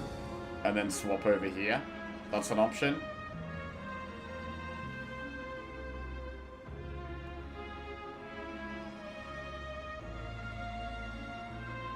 Enemy, shop, event. Boots over there. Because the end of the act looks much easier.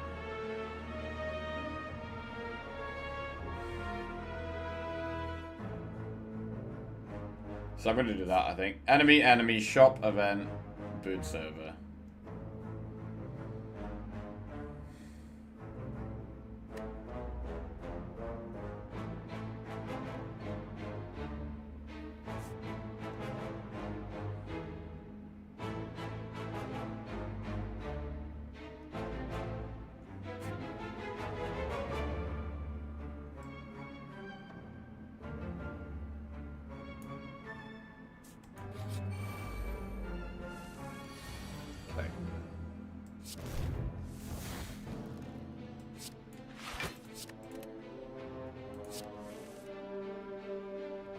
Alchemize.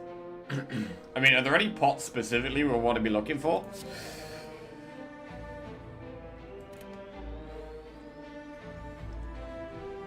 Like, right now I could just use energy pot so I can play Alchemize.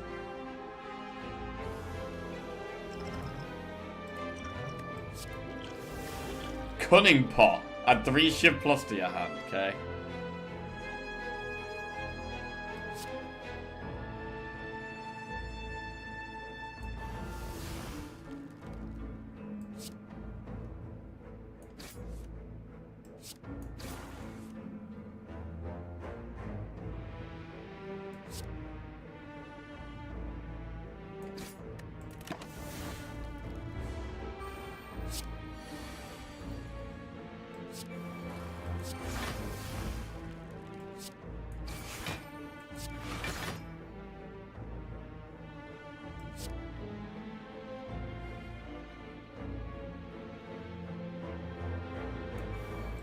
Nightmare Piercing Whale for the exhaust.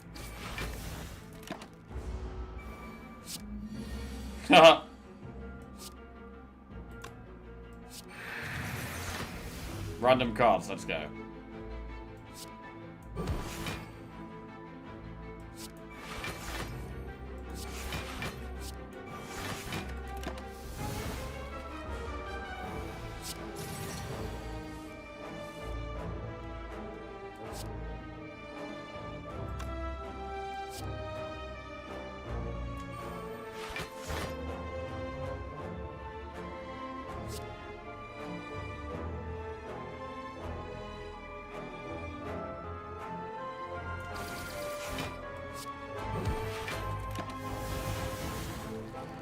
Okay, the branch is doing stuff.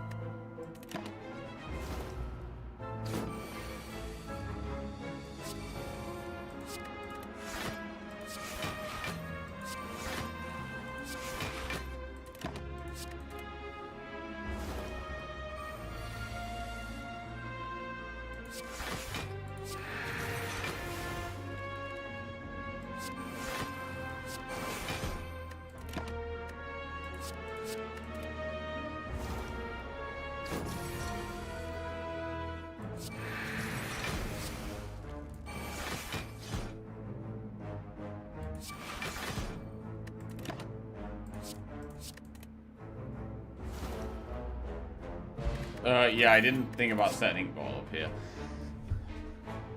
Right, backflip, escape plan, Bane. Escape plan's fine. Backflip's fine. Plan. The plan is to use discoveries to make nightmares and nightmare the alchemize and then get regen boosts to heal and then get potions without choosing and oh god, why does this exist? I want to die.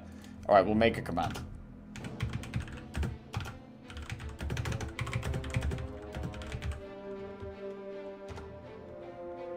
Okay, there you go. We now have a plan command. Right, escape plan.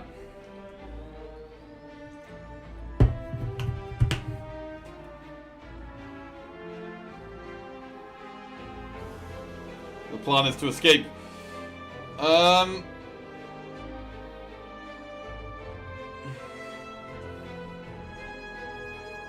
Keg W plus. Just got it, mate.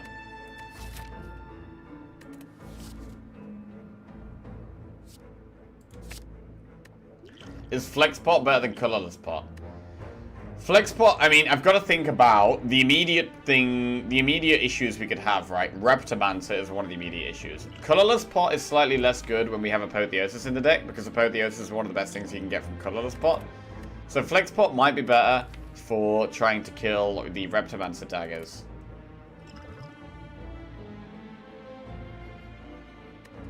I don't know, Colorless Pot is more versatile though. Could be draw.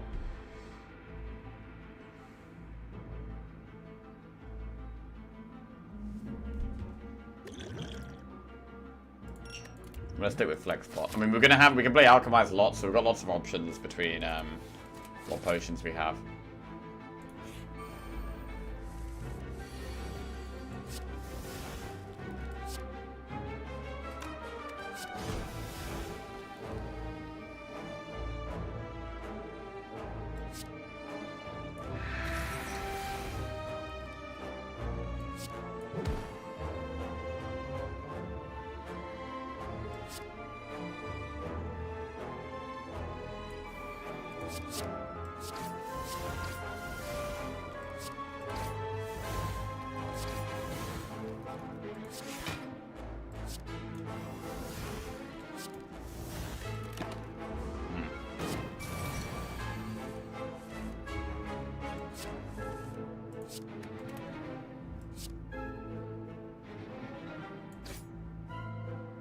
Is a random potion better than a flex pot?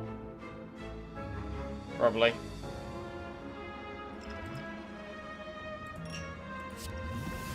Blessing of the Forge, that's the bad one.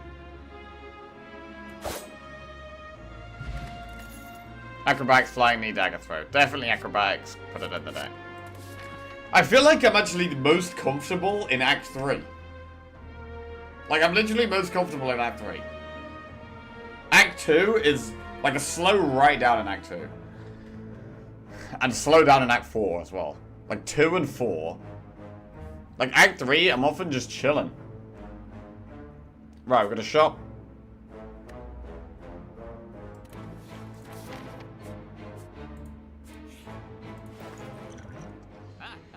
Twisted Funnel. Start of each combat, apply for poison to all enemies. We could remove a card. We could go Funnel and remove a card. Funnel is Artifact Strip. Once you get past Act 2, you know you should be able to reach the boss at least.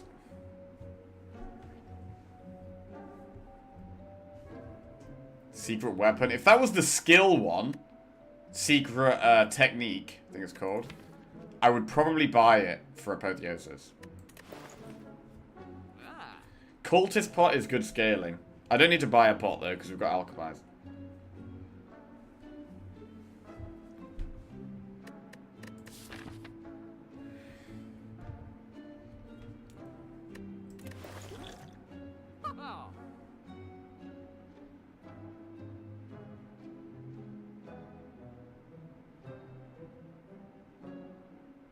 Panic Button. Panic Button's a card.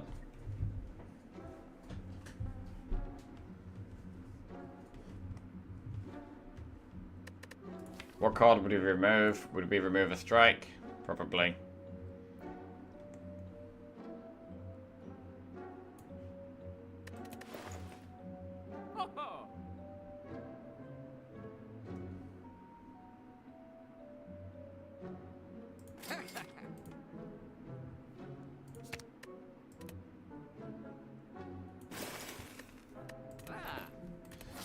Okay, so we'll do the event, and then we'll swap over to the Flaming Elite path.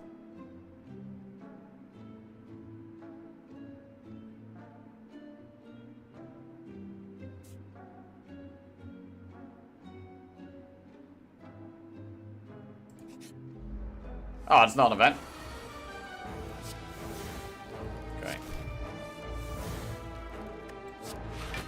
Okay. Use Blessing of the... Wait! No, just use it. Gambler's Brew.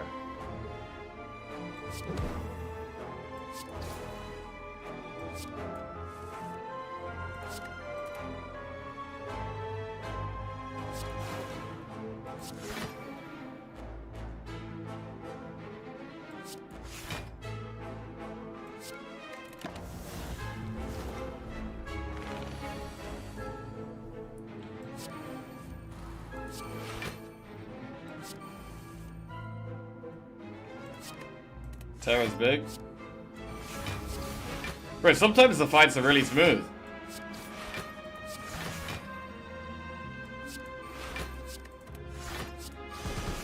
I mean, our damage isn't massive. Or is it?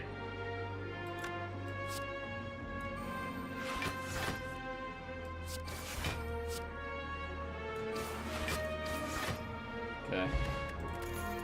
Prepared dagger throw finisher.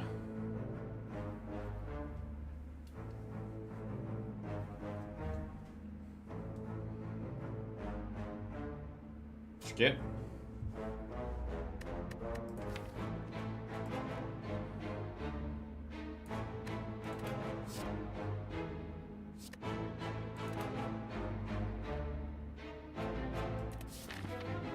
Right, now we've got to swap over to the Flaming Elite path because we have to do it.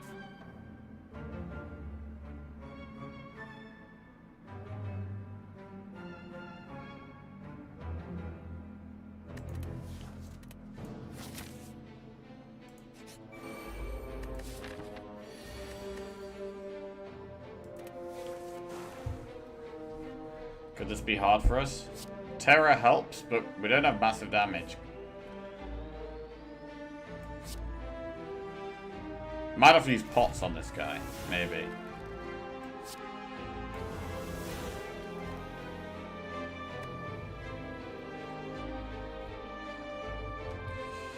Leg sweep for lots of weak helps.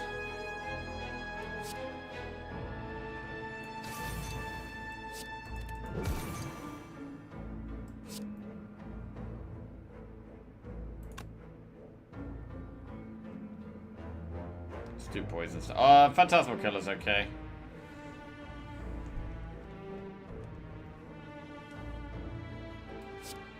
Applying poison's also good.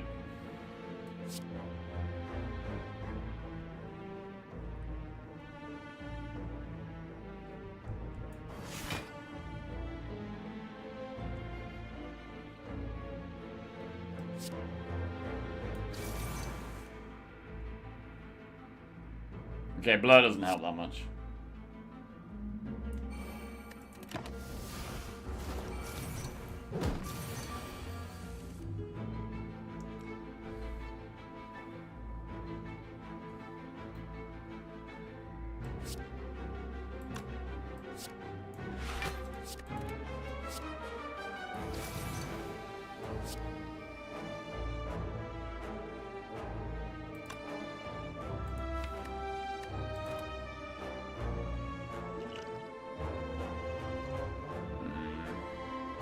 I'm gonna save these pots.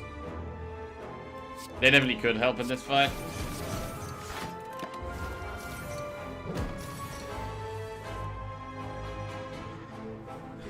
Right, do we ever use one of the pots now? We can play Gambler's Brew. We drop out the aces. We don't have much damage in the deck, that's the thing.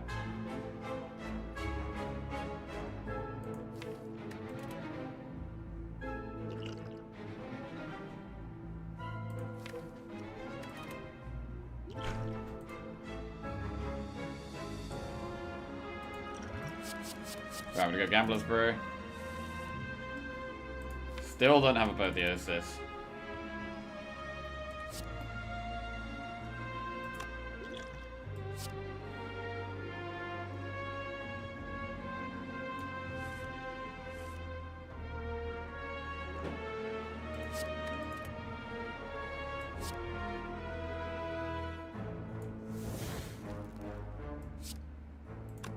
After Image. I don't even know if we want to play After Image here, really.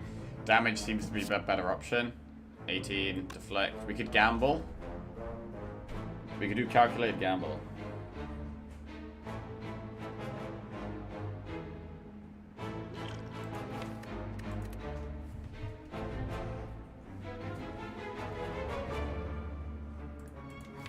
I mean, we have Eviscerate in the deck now. Sneaky Strike. I mean, Acrobatics is good if we're going to do Eviscerate, but to find Sneaky Strike, we could just gamble on 2 energy left.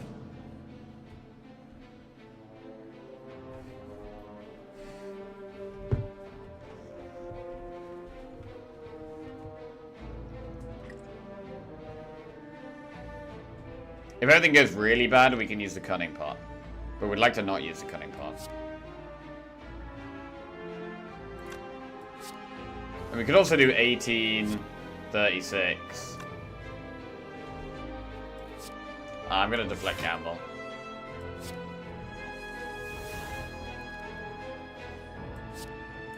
Phantasmal Killer's good for next turn.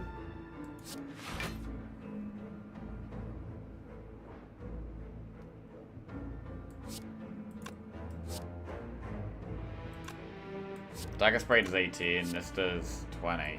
So Dagger Spray is better damage for energy.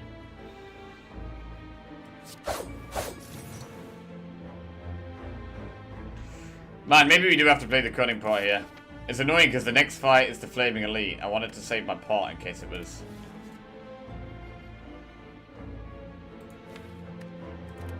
I really wanted to save my pot here. I mean, we do have the other pot in the deck, but still.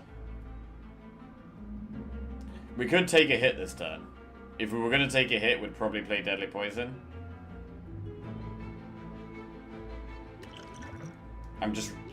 yeah. I'm going to play Deadly Poison. Okay. Alchemize. Neutralize is good.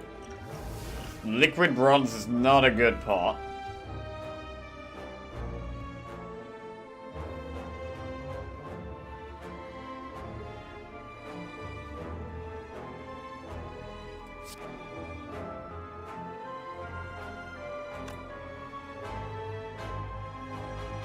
I mean, it's weak for the rest of the fight if I choke. But I could do 24. It's 12.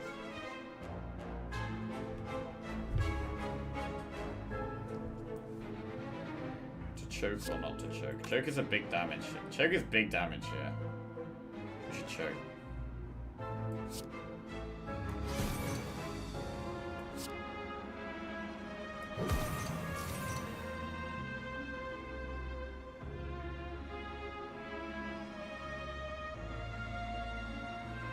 We miss a turn of weak. We miss a turn of weak if we don't leg sweep. Like the final turn it's alive, right? We could poison stab blur. But then that final turn could be a bit scary because it's not going to be weak. Thank you very much. The final turn could be a bit scary. We could get weak back, yeah. We are going to reshuffle the deck. And then we can use the cunning pot if we're extremely desperate.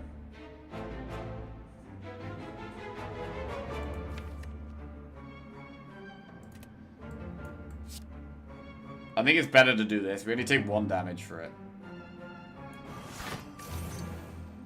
Oh, actually, we don't take any damage because of choke. Off to see Longlegs tomorrow. Can't wait. Still on the hunt for an actual scary film. Oh, is that a horror film? It is a film. Yo, have fun. Upcoming American horror thriller. Shit. Watched a film called The Purge a few weeks ago. Anyone seen The Purge? Apparently there's lots of them. We only watched the first one though.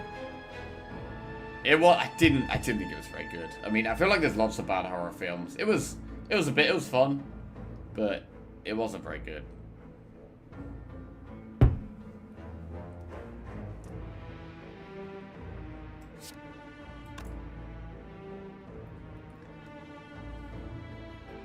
Right, we need to play Sneaky Strike, and we want to play Eviscerate. So we survive, and then we Sneaky Strike.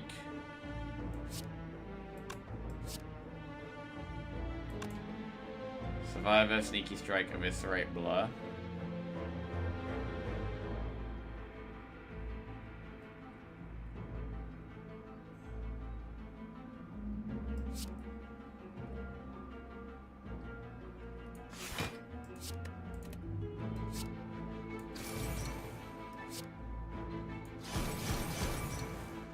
Big draw. Okay, helps with our block for next turn a little bit, because I don't think we don't have Phantasmal Killer next turn, which is bad. Damage. Damage. Damage.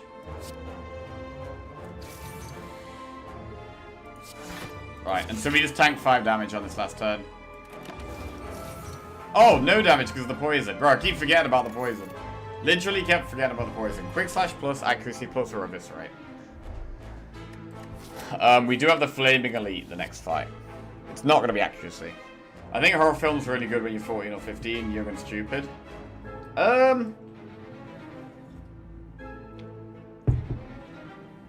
don't know, I can remember watching a film called Signs that wasn't really a proper horror, it was more of a thriller, alien thriller. I watched Signs when I was a kid, probably between 10 and 12. That scared the shit out of me.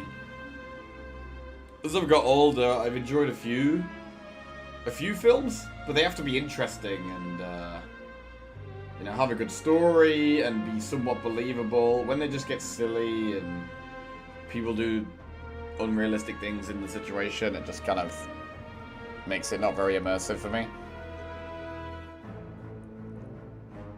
That's an old one. The first one was the best. They got worse the more they made. Oh, The Purge, really? Like, I really like the original Saw film. The first Saw's great.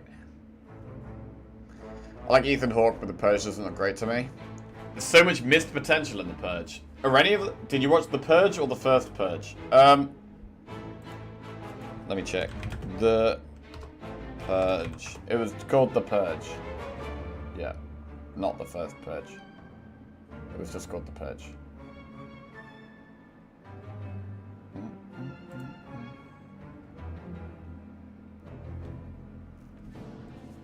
Signs sucks, but there's 2 great scenes in that. The alien on the roof and the alien on the camcorder on the birthday party. Nah, bro, the alien with his inhaler. Nah, shit. Bro, the inhaler, man. I can't remember exactly what happens, but there's something to do with an inhaler. I remember that scared the shit out of me. Like, the kid needs his inhaler or something. He's having, like, an asthma attack, and then, the inhaler's, like, by the alien or some shit. I can't remember, but... Horror movies are great. That's the birthday party scene? Yeah, okay, that's the bit. That's the one bit I remember.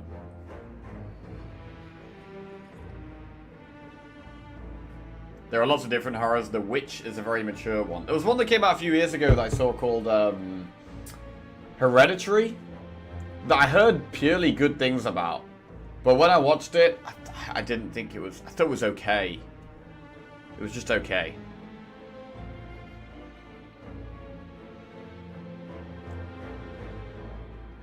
I'd quite enjoyed... begins with I. What was it called? God, I keep thinking of Inscription now. That's the game. What's that horror film beginning with I? Insidious. Yeah. I saw Insidious and Insidious 2 back to back in the cinema. Yeah, that was too much. That was definitely too much. I don't think we need Eviscerate here. We probably don't need any of these cards. Insidious was a great film until the end. Yeah, I thought Insidious was quite good.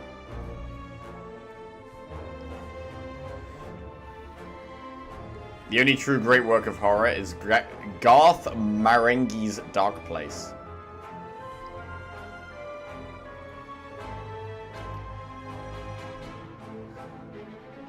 Midsommar is the weirdest movie I've ever seen. I watched both A Quiet Place 1 and 2 back to back on the plane from the US. That was a Thunderbolt feature. Oh, I think I've seen A Quiet Place. I think that one was quite good. Wait, is that the one with, like, the aliens that, come and get you if you make noise? They're, like, blind aliens, but they've got really good hearing or something.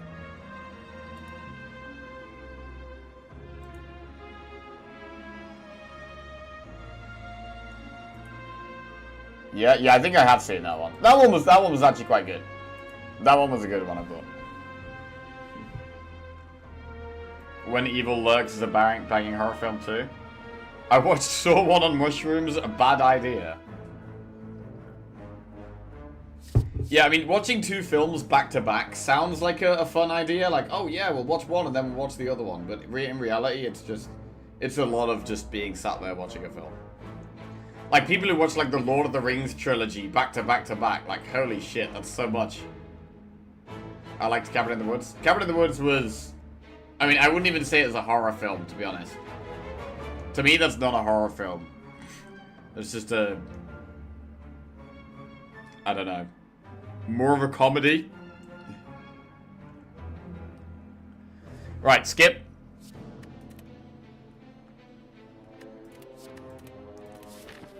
And we've got to do the Flaming Elite. And I think Reptomancer is the worst for us.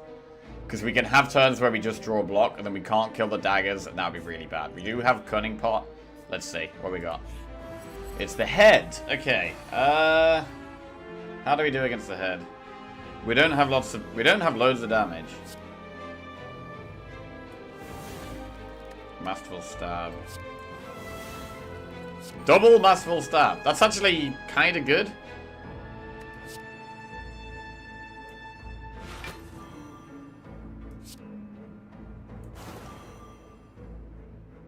Let's get Piercing Wail out of the way. It could generate another card. It does damage. Malaise.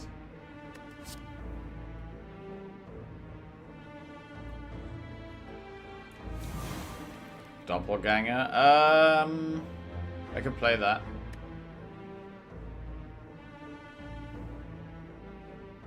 Doppelganger helps us set up a big turn, which is actually good against the head. So no, I'm not going to play that.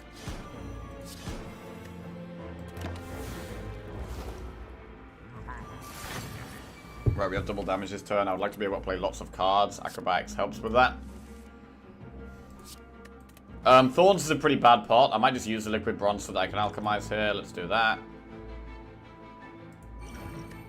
Thorns is one of those pots where it's good against certain enemies early on, and it's good against the heart. That's basically it.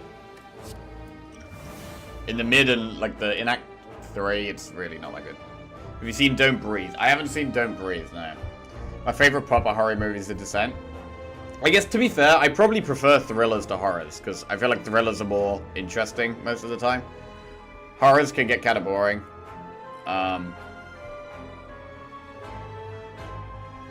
Also watched Get Out, that movie as well. Get Out was a really good film. Get Out was actually really good. I used to be terrified of Silent Hill films because of Pyramid Head ripping that person's skin off. Watched it again recently, doesn't hold up, sadly.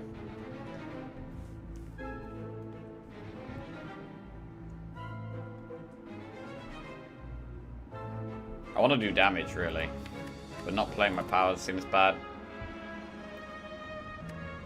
After Image, Footwork, Sneaky Strike, Poison Stab, Strike.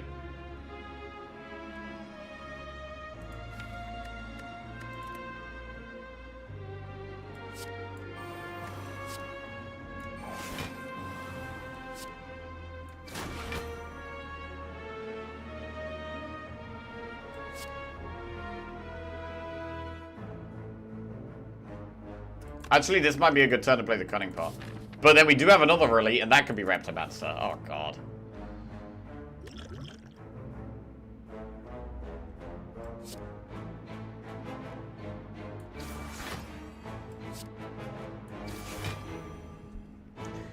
I'm gonna...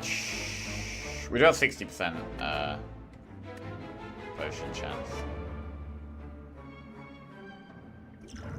If we think we're going to struggle against in this fight, I probably should play Cunning Pot now. Nah, I'm going to wait. We get Adrenaline this turn, I think. And it's not actually doing its big attack just yet.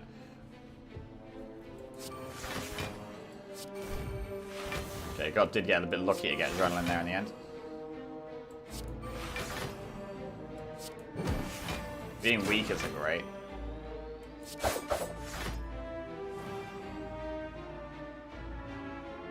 I do have more energy here. This could be a Cunning Pot turn.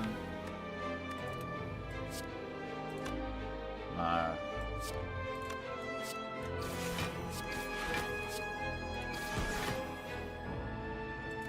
The head is weak.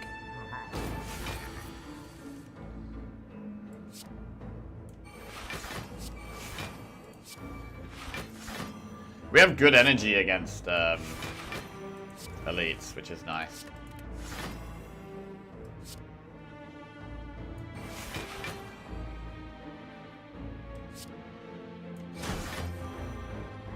Doppelganger.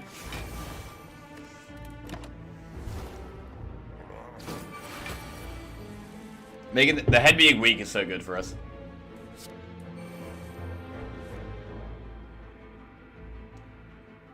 Can we kill it this turn? I feel like we should be able to kill it this turn.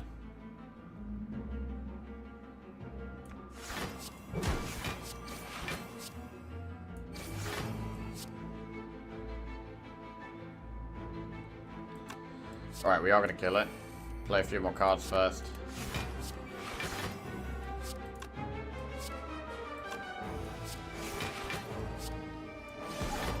Big! Art of War. Emerald Key. Add a card to your deck. Accuracy, Crippling Cloud, Storm of Steel. I want to see Maxine this weekend. The first two were great. The longest marathon I've ever done was all 8 Harry Potter movies back to back. It was fun doing it with friends, but would never do it again. I don't even believe that. You watched all 8 Harry Potter movies back to back? On the same day? Are we talking the same day? I don't believe it. I watched all Lord of the Rings back to back in school holidays years ago. Thought I did well. We started at 6 AM and then finished at like 2 AM the next morning. Holy shit, bro. That doesn't sound fun. That does not sound fun. Hey, Narcissus, how are you doing? What's going on? We're doing okay. We have Apotheosis, which is the strongest part of our deck. We've just killed the Flaming Elites, which is nice, but we have another elite coming up, which I'm a bit scared of in case it's Reptomancer. The deck is okay. The deck is okay. My friends and I watched all 7 Fast and Furious films that were out at the time in one day. It was called Family Day. Jesus Christ. I actually haven't seen any Fast and Furious films.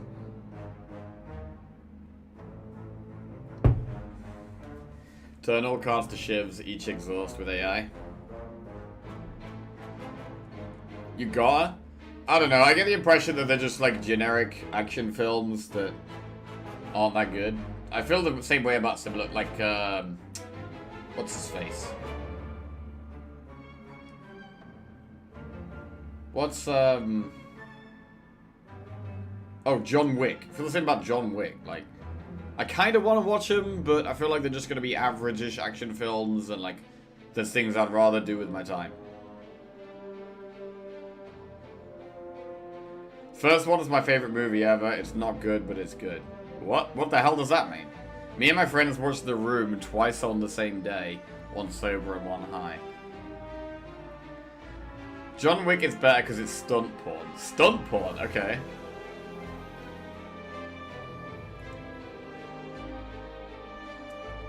I'm gonna skip.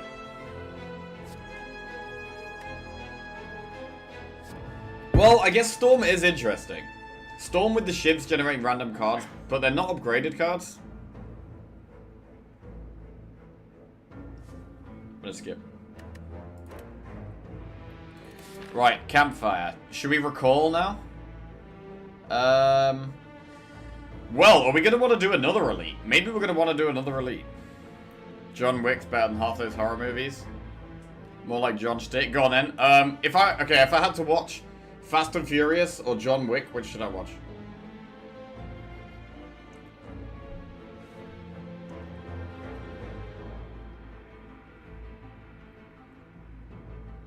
John Wick, Fast and Furious, John Wick, John Wick. Make a poll, Fast and Furious. Yeah, poll. Poll.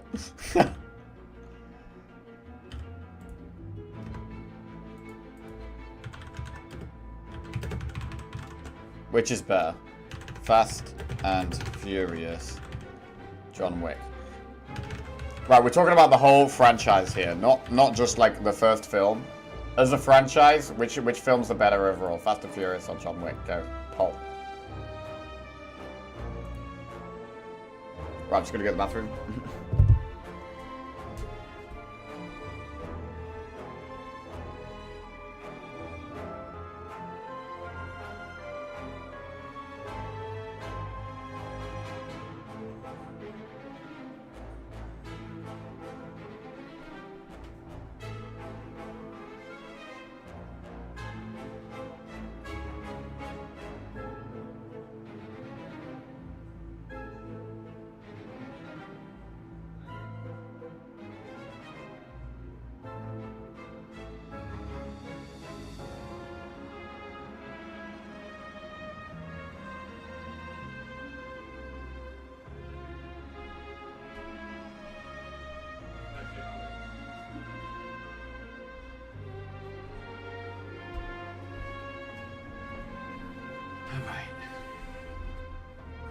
Fast and Furious behind the scenes drama is better than the movies.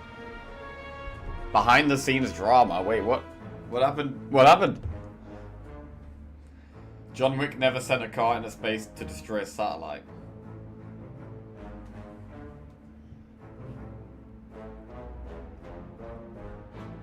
John Wick's interesting if you look at how hard the stunts are to pull off. The story ain't much.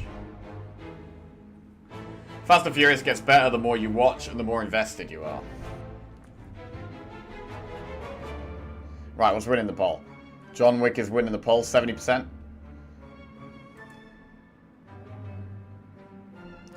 Right, rest or... We do need to recall at some point.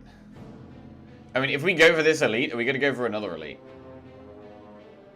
I don't really need to go to any of these shops, to be honest.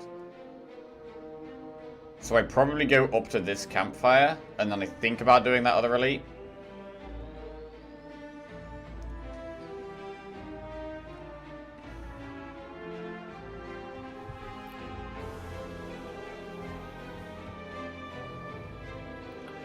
John Wick won with 71%.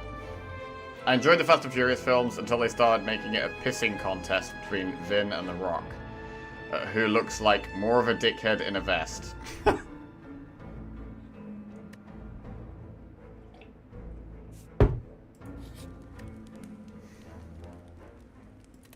I'm going to recall now. Elite.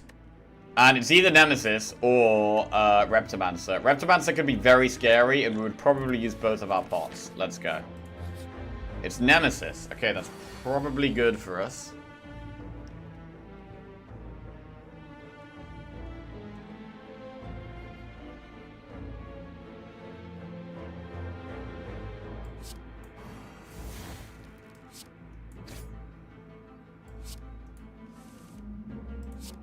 Right, do we just try and draw for the good card?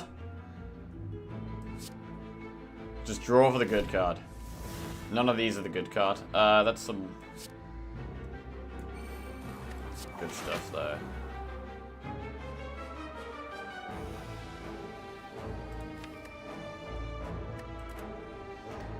I mean, making it very weak is good. Phantasmal Killer's not good in this fight, because we can't actually damage it half the time. It's only good on some of the turns.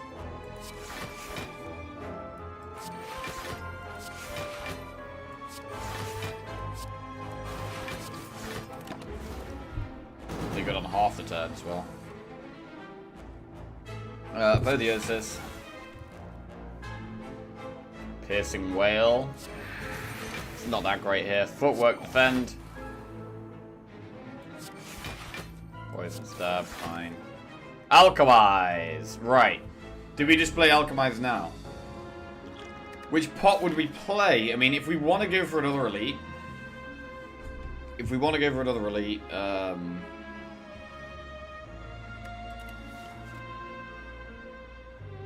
it's actually better to save the Shiv bot.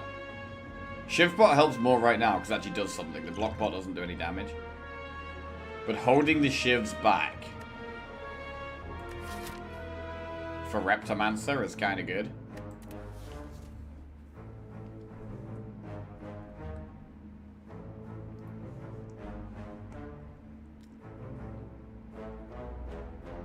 We also have a 70% pot chance from this fight, to be fair.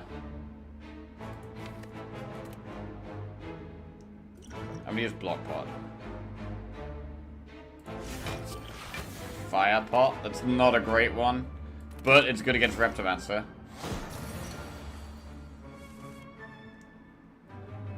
It's intangible this turn. So it's a good Phantasmal Killer turn.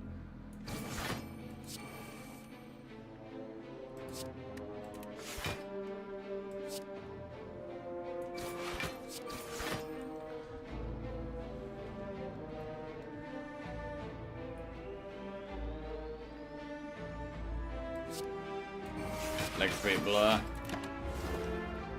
Now we want to do damage this turn. And of course we draw no damage. Obviously.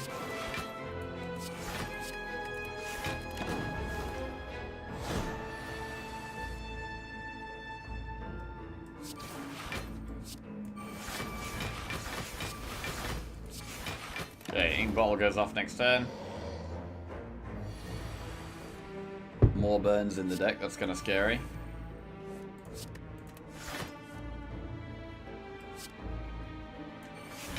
Good burst blur.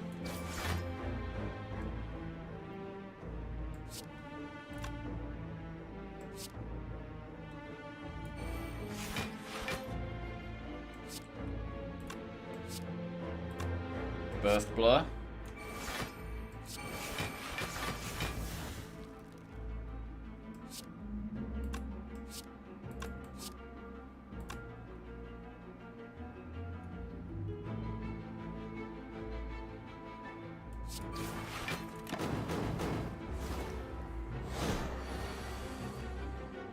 Bad turn. Very bad turn. We don't need much damage here to finish it off.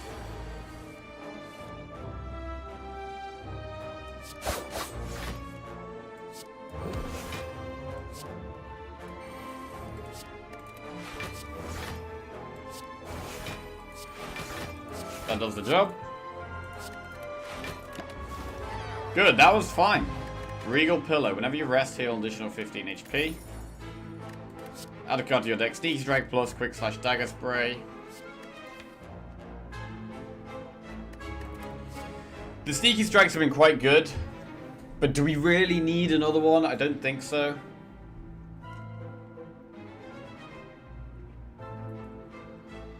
We do want a little bit more damage. But is Sneaky Strike really the answer to that?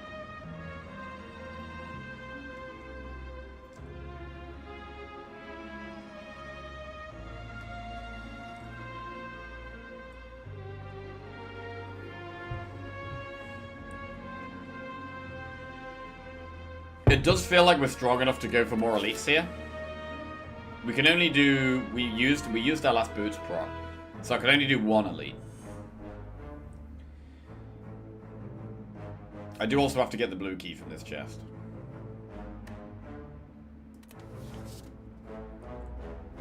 I quite like Sneaky Strike. I'm gonna take another one. Cultist Pot is good in slow fights. Do we want Cultist Pot against Time Eater? It's good in that fight, for sure.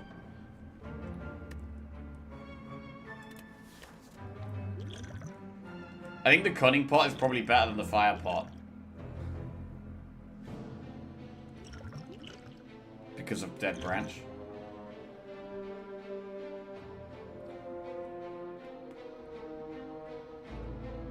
I mean, if we're going for Elite, I think we don't take the Cultist Pot. It's a really good pot, but we're going to get offered more pots. We have Alchemize. How's that question? I see Cultist Pot, I take Cultist Pot? That's not how it works. It's a good pot, but you don't just snap pick it. You have to assess what you need right now. I'm going to do another Elite, and we need to be able to beat Reptomancer. And Cultist Pot is not that good against Reptomancer. We would actually prefer the pots that do direct damage so that I can kill the daggers. We're going to have many more chances to get pots because we have, well, 60% pot chance from fights, and we have Alchemize, which we can play every fight. So I need the pots that are best for us right now. And then once we've done this elite, then I can think about pots for the boss. I mean, unless I do no elites. I could also do no elites.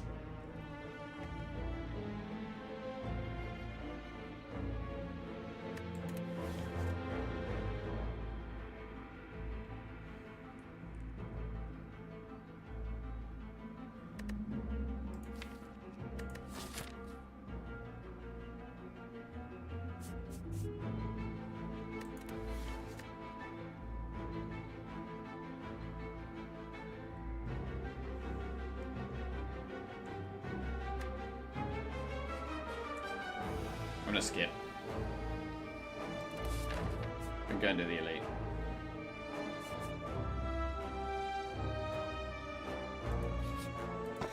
Nunchaku, we have to take the blue key. Elite. Okay, it's not Reptomancer, it's head. Fine.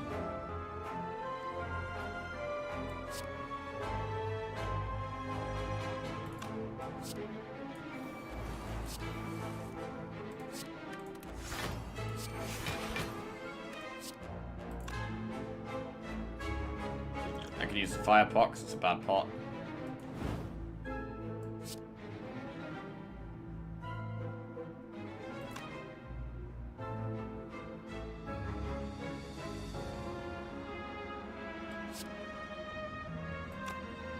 Sure, 1, 2. I need to empty my hand a bit before I play Adrenaline.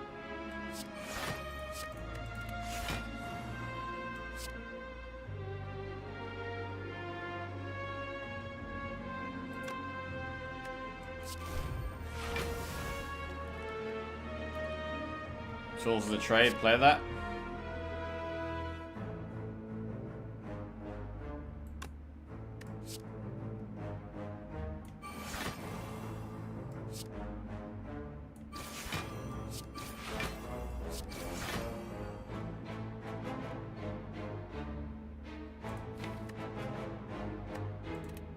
Alchemizer's fine, but I want to get to Apotheosis, really.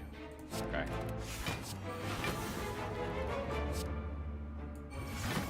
Swift pot. Eviscerate's big.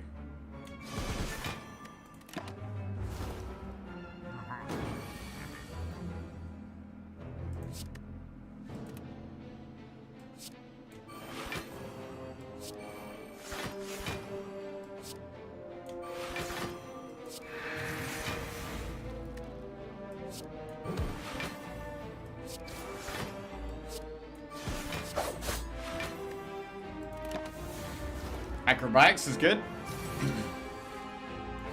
Terror is huge. Deadly Poison's not doing that much. I can probably cut it.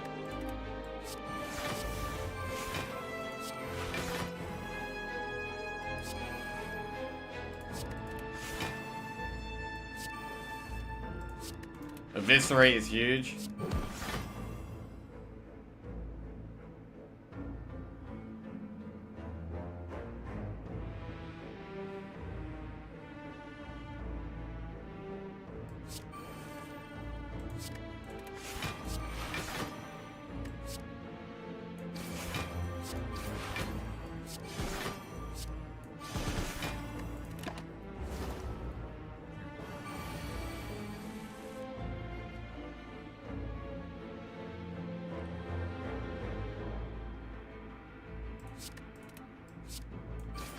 Nice. Pull the fast one on the head. Omamori. Negate the next 2 curses you obtain. That's pretty garbage right now.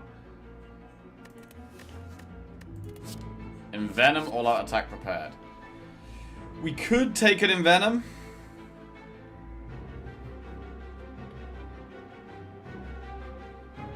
Do we need it though? Not really. Does it help us that much? Not really. It's good with Artifact Strip. It's good for Artifact Strip against the Heart. It's one of those cards that's kind of nice to have one of.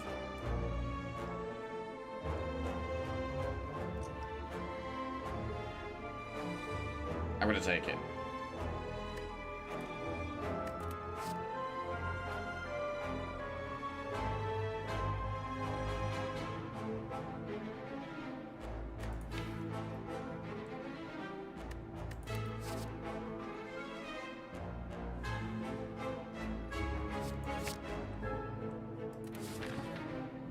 Right, with this Omamori, we really want something that would give us curses now for a benefit. Oh, this is just a hard fight. Don't like that.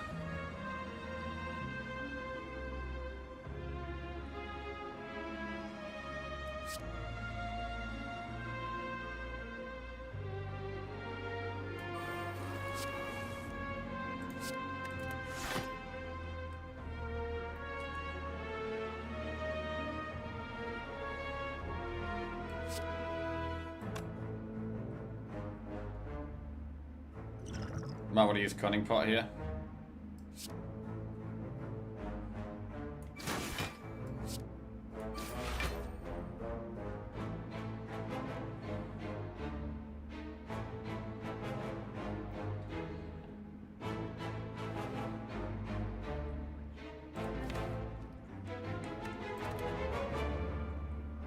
Phantasmal Killer's kind of tempting.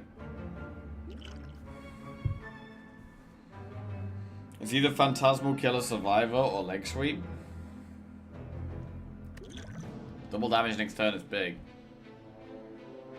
And we would use the Cunning Pot with it.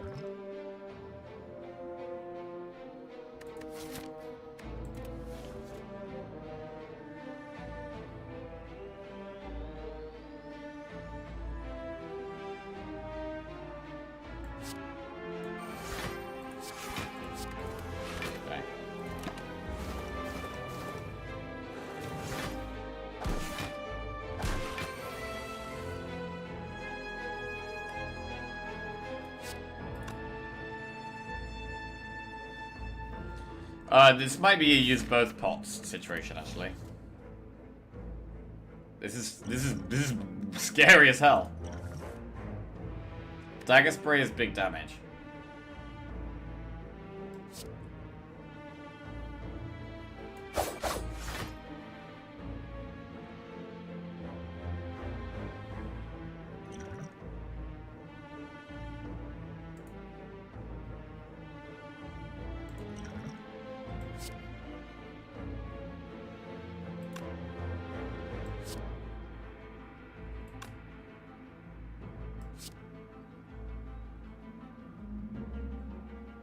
Someone's dead.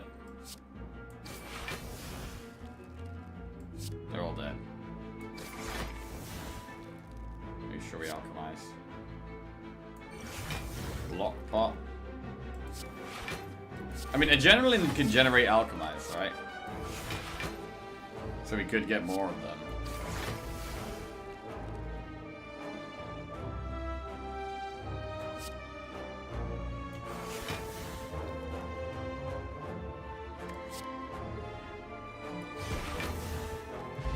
Weak pot.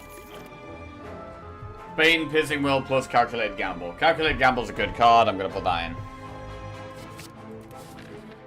Right, now we have another enemy. So many enemies.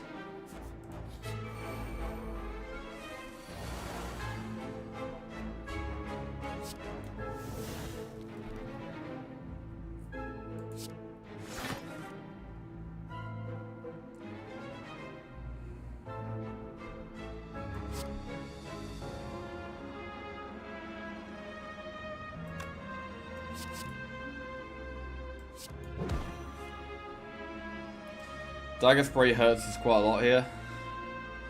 Can't really do it.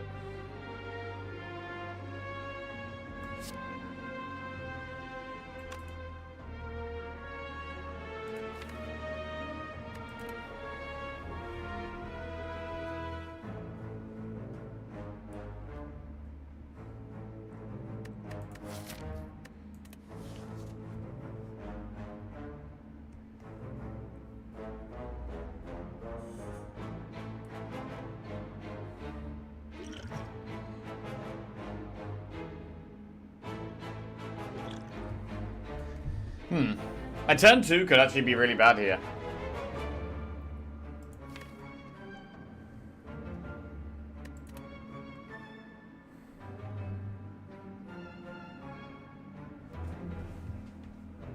I'm a little bit scared. I could actually use the block pot.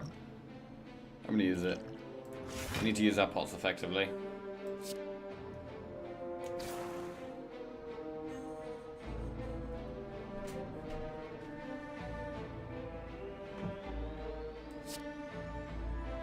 Killing this guy fast is a big deal.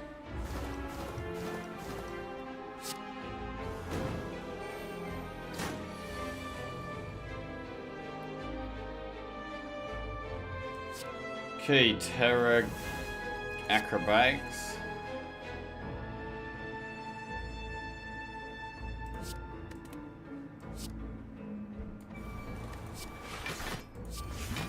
Poison Pot. Acrobatics Tactician is nice there.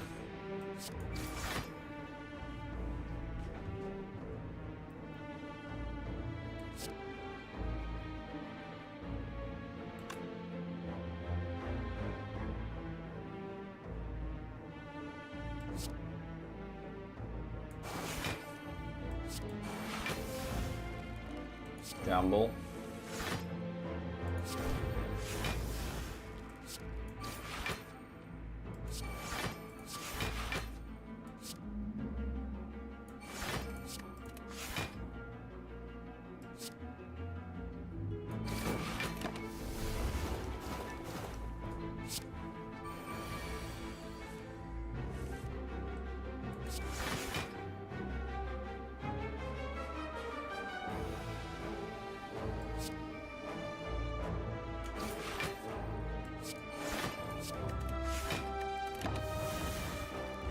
Nightmare, Sneaky Strike.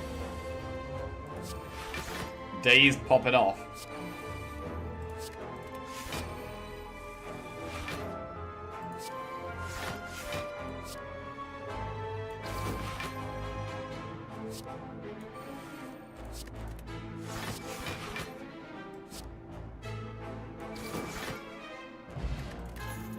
Calculate gamble, accuracy, deflect. We can take another gamble, it's fine, it's a good card.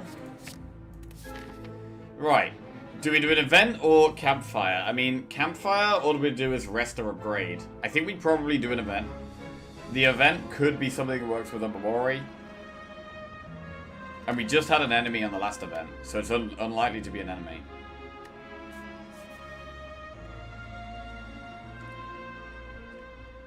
And then we're probably just going to rest at the last campfire anyway. The only thing I would really upgrade is...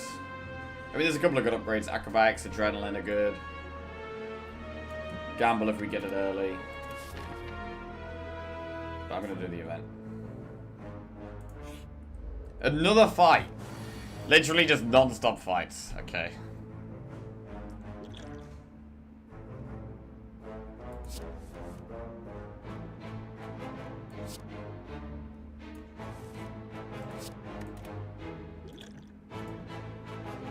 Use poison pot.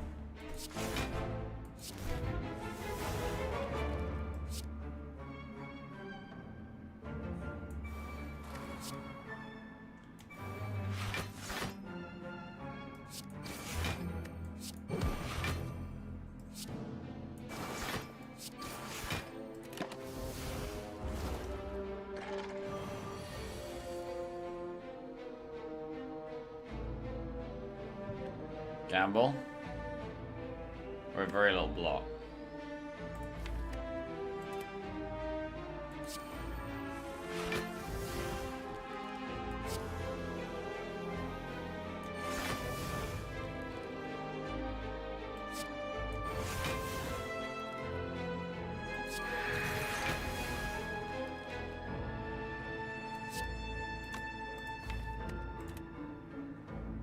Sneak strike gamble.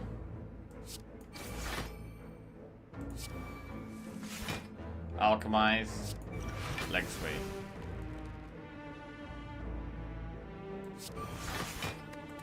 Cool. Yeah, our damage is slow. Still. That hasn't changed. And we are still quite reliant on the Phantasmal Killer, which seems to have been a very important card for us.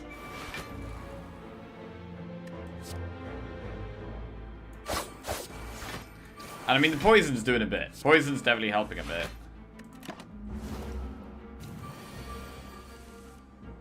But sometimes we draw hands like this, because of the dead branch, and we're putting random cards in the deck. Sometimes we draw like this, and it's really bad. We take a lot of damage here, and there's really not much we can do about it.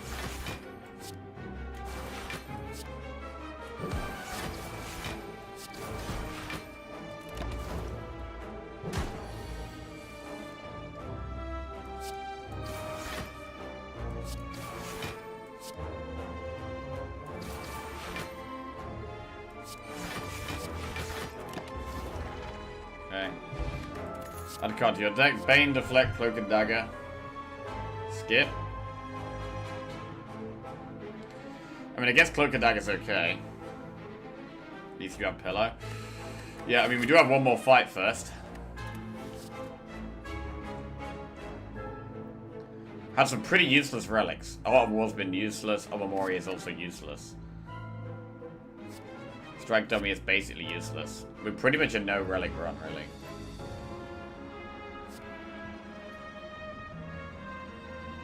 Warpaint is pretty useless with Apotheosis as well. Yeah. Lots of useless relics.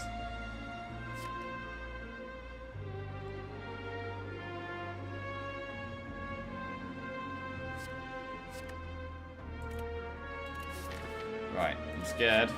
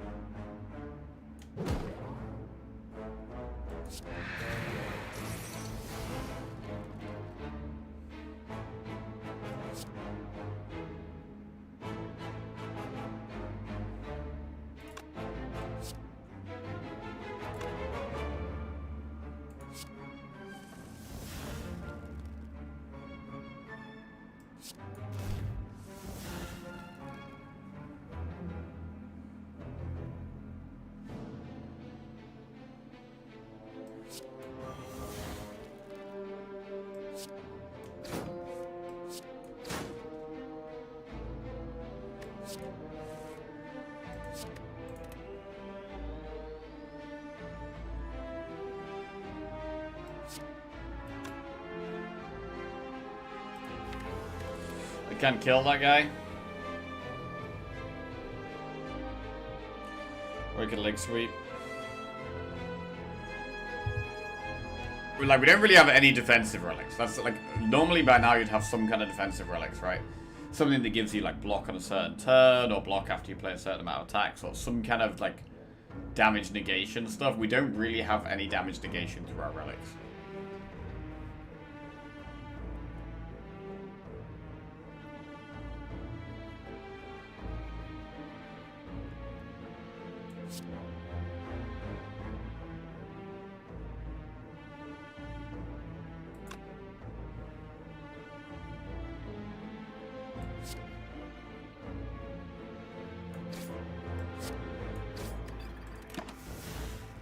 I'm gonna take the 4 damage. Okay, Apodius is big. I'd like to use the opportunity of having so many experts of the English language and Jackie here with me. How is the English defender Gehi pronounced? I pronounce it Gehi, but I don't know if that's alright. The commentators like to mix it up, I found.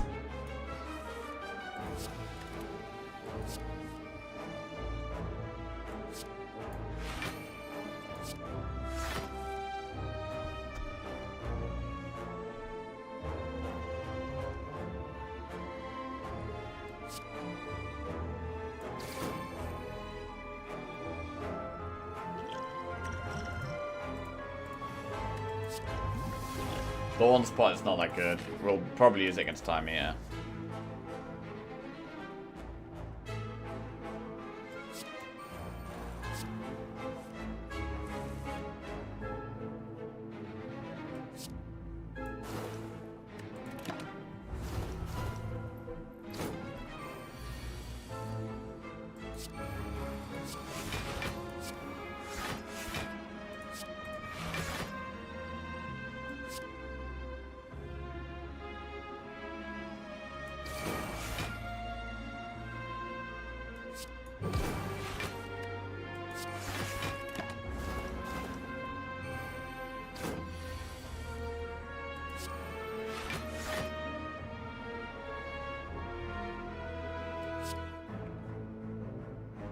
Nightmare leg sweep, so we just get it next turn. Oh. Oh.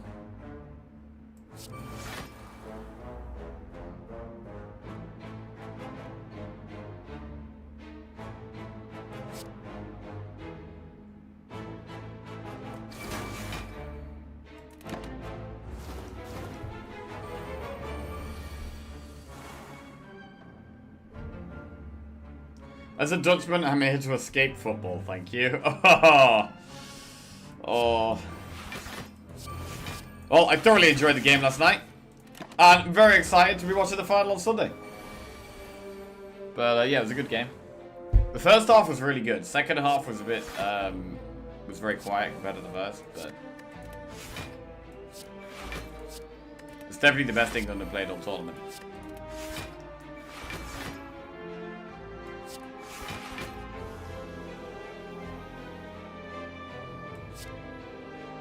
Wasn't Kane's penalty well taken? It was a well taken pen, yeah. I don't think it was a pen, though. I don't think it was a pen. Right, anyway. 50 gold, attack pot, add a card to your deck. Dodge and roll plus, dagger spray, backstab. Dodge and roll plus is okay.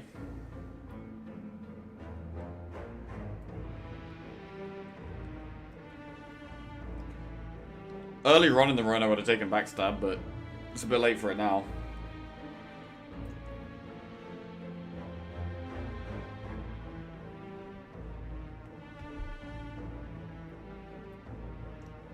I missed the game last night. I was at Killer's concert we booked about 6 months ago. They put the last few minutes on the big screen after Watkins scored. People went ballistic for Mr. Brightside right after. Haha! That sounds like you're going to have a good time. I'm just glad they reached the final because it means I can finish work early on Sunday.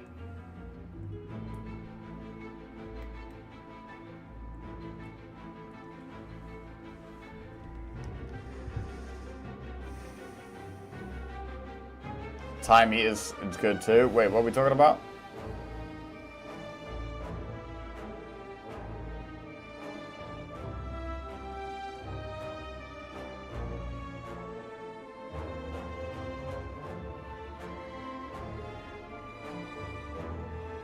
Right, anyway.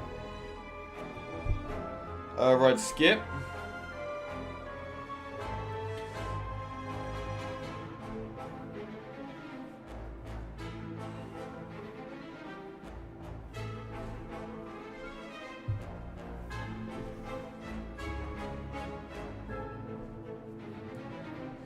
I didn't know why Foden was rated until this game as a casual. Yeah, Foden was an absolute menace last night, had some great shots, Jimmy didn't score.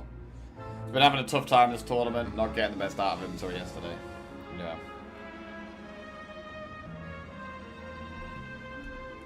Super close to some really good goals. Do we want dodge and roll? It's quite a safe card. I'm happy to take dodge and roll. Is an attack pot better than either of these? No. Right, now we rest.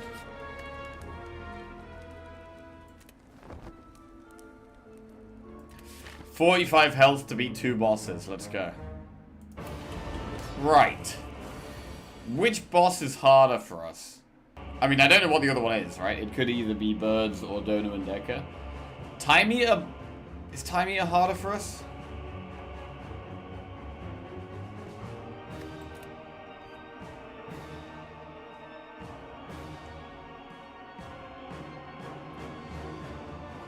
Even though I've not played Constructed since Barons, getting some new Hearthstone cards popping up on Twitter that Power Creep is real as a 1-mana 2/4 Priest minion. Seems good. The Power Creep is crazy in Hearthstone, new cards roll out of whack.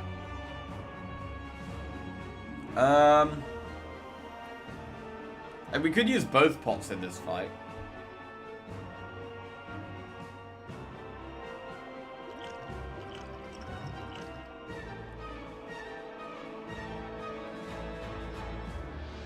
I'm gonna do that.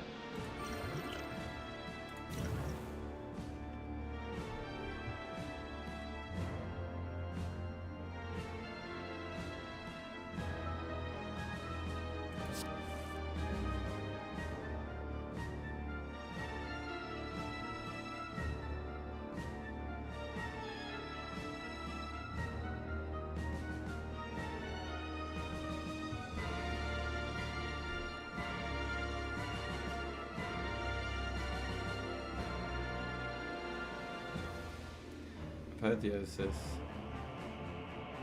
Neutralize Blur. I'm gonna draw a card, big ball.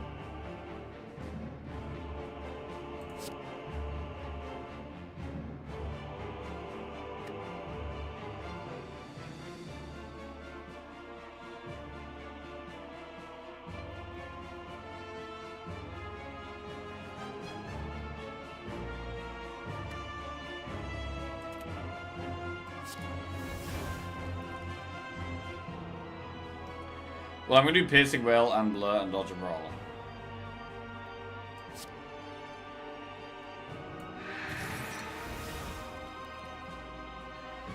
It's really hard to decide how many cards to play this turn. Especially now we've got a couple of 0 costs in hand. Because I don't think we're going to be able to play 12.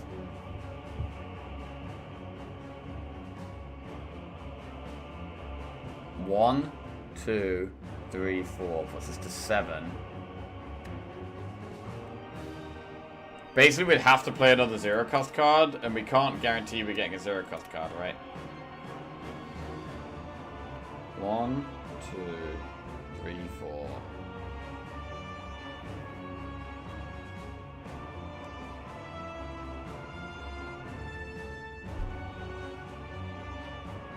I guess we will have the dodge and roll up.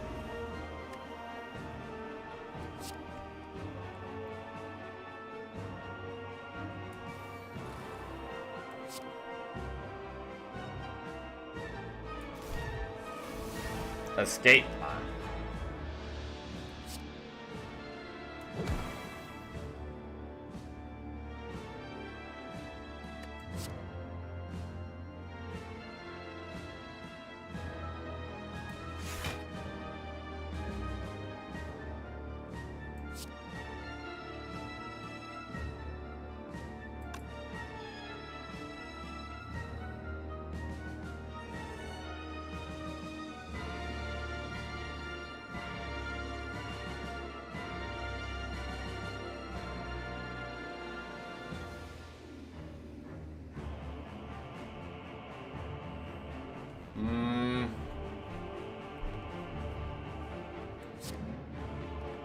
If we do Blur, dodge a roll doppelganger, I can't do that much next turn.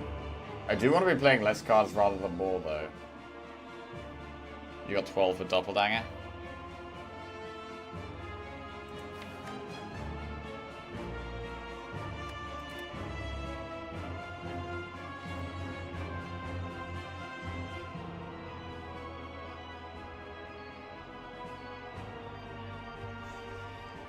This is kind of awkward.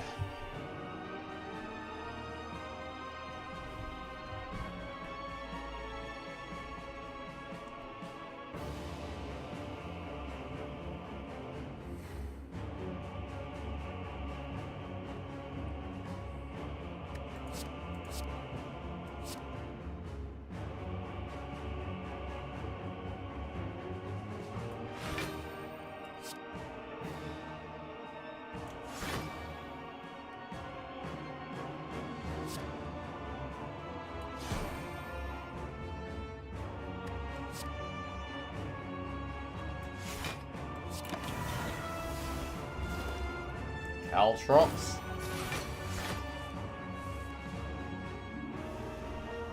Okay, don't play too many cards this turn. Wraith Form.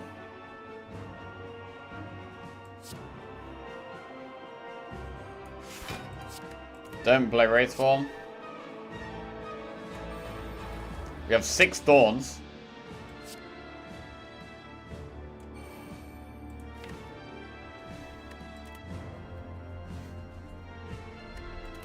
You play 8 cards next turn.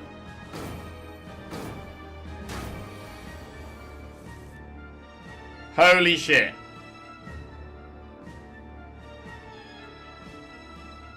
That is a terrible draw. Bro, we have so many good draws in the deck. Leg sweep, backflip, acrobatics, gamble. Even the defenders would be kind of okay. This is a disaster. This is an absolute disaster. Shit.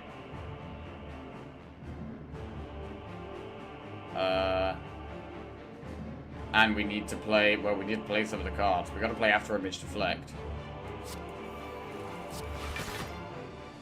Do we play the damage cards?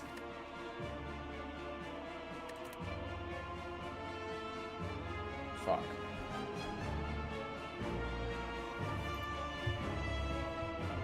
We've only played 4 cards next turn. We definitely need to be playing Leg Sweep and probably Terror.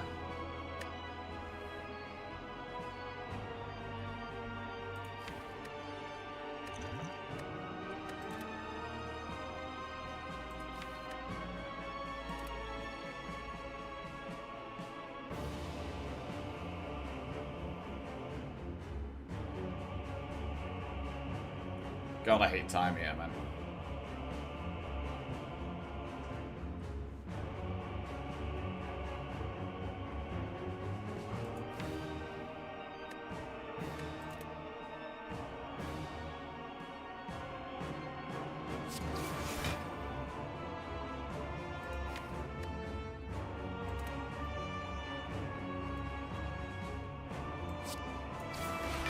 Okay.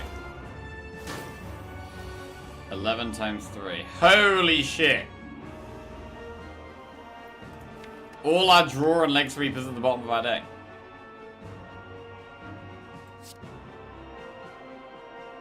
Fuck.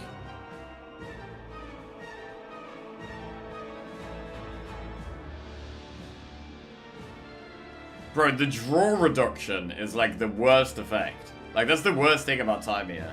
It's not even the play 12 cards a turn, it's literally the draw reduction.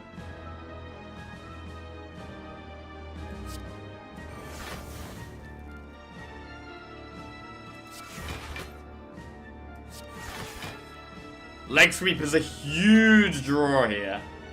A really huge draw. This is what happens when you vote for John Wick over Fast and Furious, guys. That was a really big draw.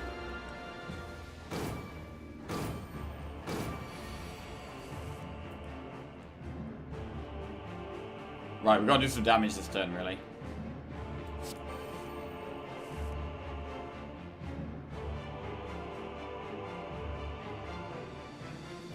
I don't think we gamble here.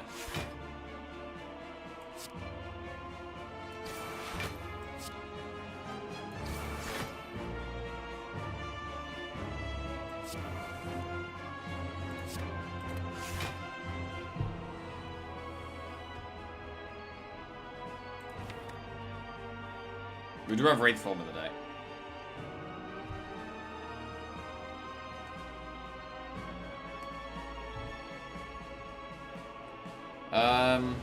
So I'm probably not going to be able to get the clock to 12.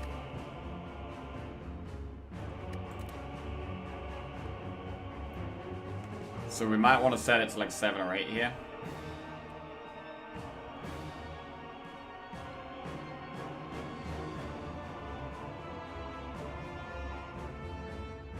But then we are going to pop him, which might be bad.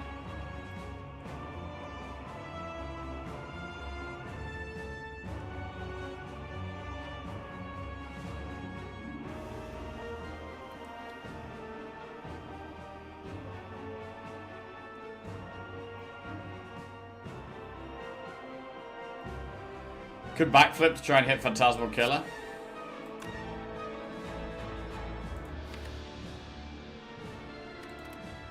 Or blur.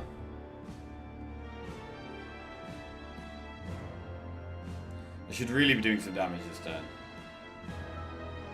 2-4, he has to cut off.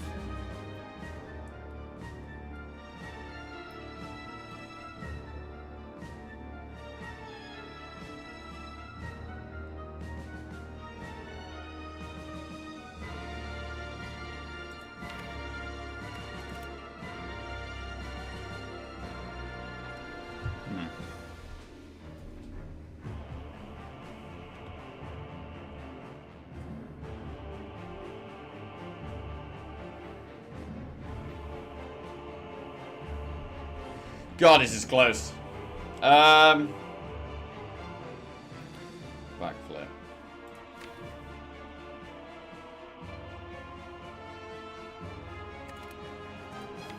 A lot of our draw is in our discard pile now. Our draw is how we have our strong turns, right? So it's going to be hard to have strong turns over the next few turns. Which makes me think I shouldn't pop it yet. I'm gonna draw. Play the slime.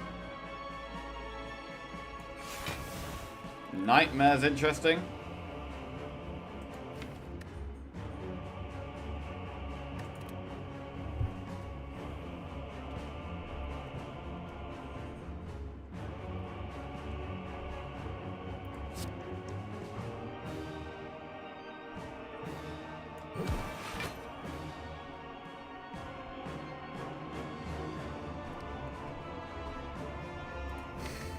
Okay. Gamble, leg sweep. There are strong cards that are in the deck.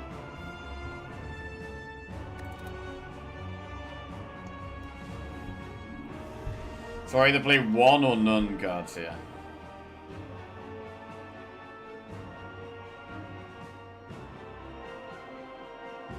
Do people not dislike the boss music after a while? It's so repetitive. I don't mind it personally. I don't really think about it, to be honest. It's kind of just there. I have to do some shopping, good luck. Alright, catch you later, every time. Have a good one.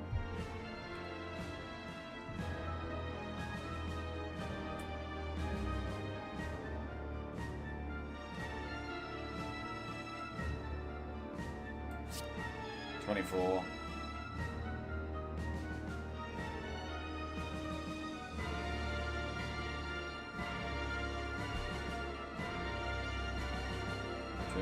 $252. $248. That will kill it.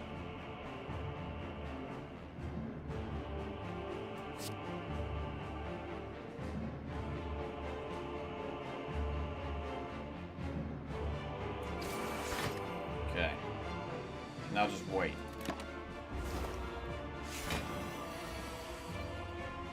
Fuck! 41 damage!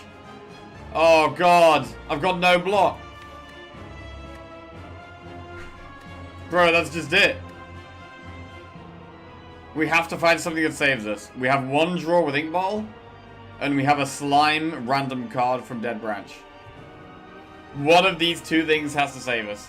And it needs to save us a lot. Like, we gotta... We're taking 20... We need to stop 22 damage here. Fuck.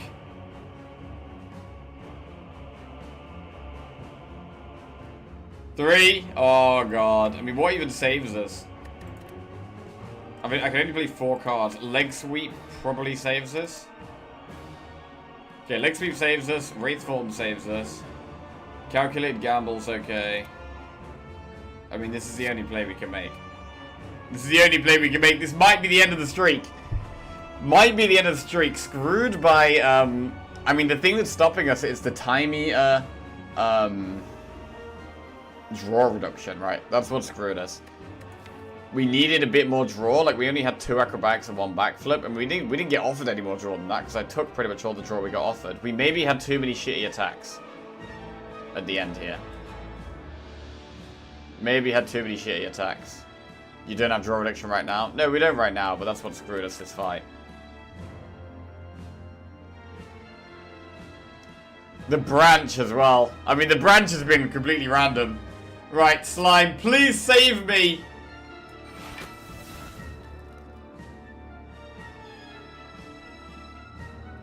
I'm still not dead?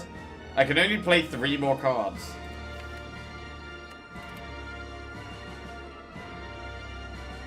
Escape plan. Dodge and roll. Dodge and roll doesn't save us. I mean, if we could play all our cards, we could get more block with the after image. Right, we have 1 more card. I'm pretty sure there's only 2 things that save us. Wraith Form and Gamble doesn't save us anymore. It's only Leg Sweep or Wraith Form. Leg Sweep and Wraith Form are the only 2 cards that save us.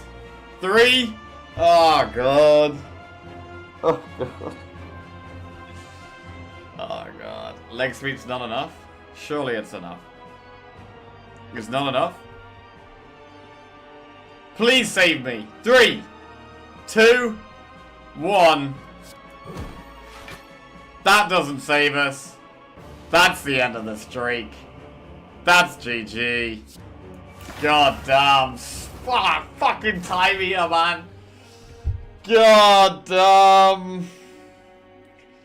Feels bad, man. Ah. Hate this guy. Absolutely hate this guy. I mean, we maybe had too many attacks in the deck. I mean, definitely taking Dagger Spray early on was right. Definitely taking Poison Stab was right. Maybe we shouldn't have added the Sneaky Strikes later on.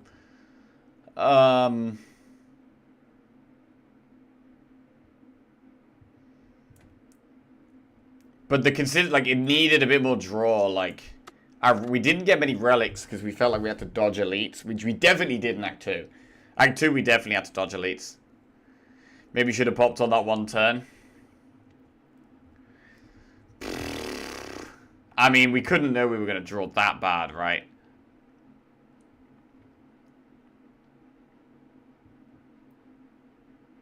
That's just hindsight, right?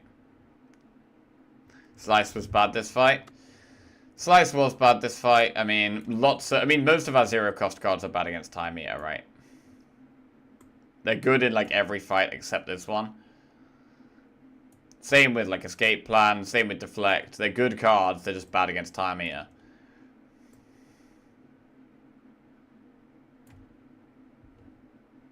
You dodged the bullet yesterday with the Prey incident. Win some, lose some. Yeah, that is true. I mean, Alchemize wasn't that great. Alchemize was not that great, to be honest. Apotheosis was nuts. And Venom was not very useful. Maybe we added too many... We just added too many not that useful cards to the deck. Like, Envenom, I don't think helped. I'm not sure if adding the Sneaky Strikes helped. One of them was probably okay. It's quite a good card. We had Strike Dummy Plus and a couple of discards. I mean, it's maybe the branch that screwed us the most here. Would the Cultist Path save the run?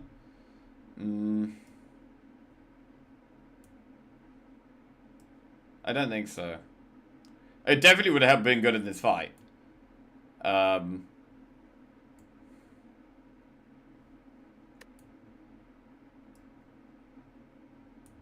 Would it have made us get the win? I mean, we would have popped him a bit earlier, I think. This was a setup for Silent Infinite. I mean, how do you even get Infinite with a deck like this?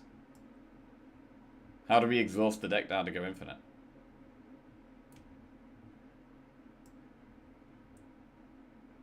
Where do we get the energy from?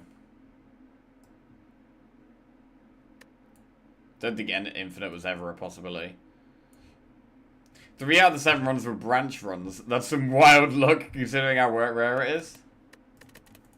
Let's have a look.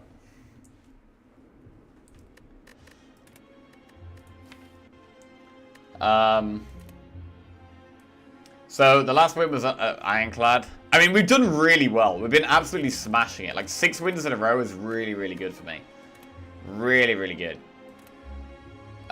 This was a crazy Black Star one. That was 1 branch run. Okay, no, only 2 of the last 7 were branch runs.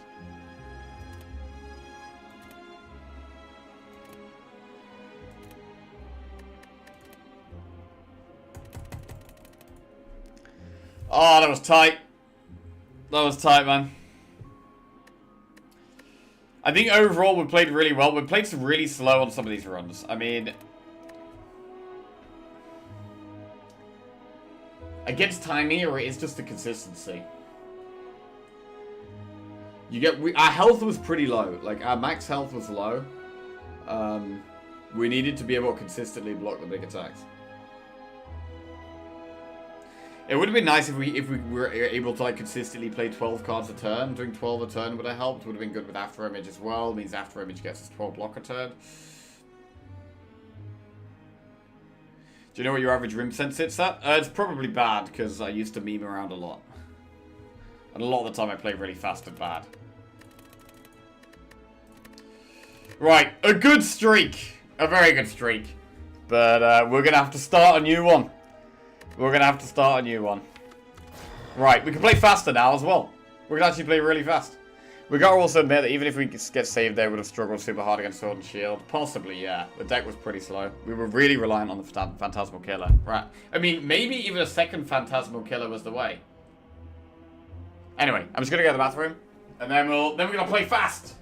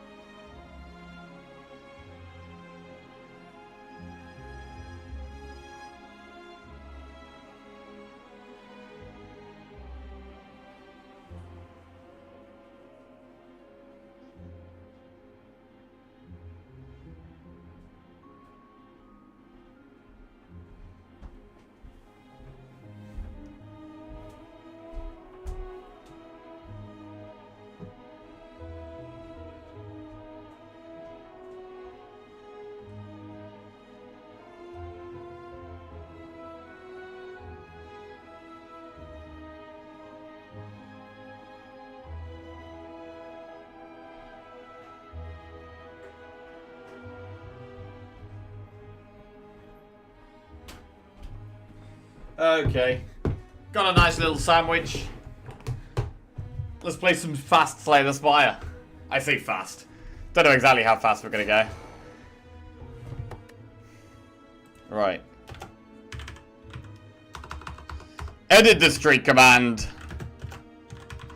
Back to... Bro, it's so depressing having to change the streak command back to 0. Oh, it's awful. I hate editing the streak command back to 0.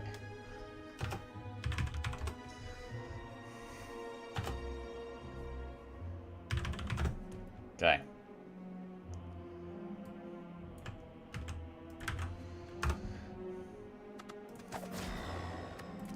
Right, some defect. Choose a colorless card. Enemies in your next 3 combats have 1 HP. Take 18 damage and transform 2.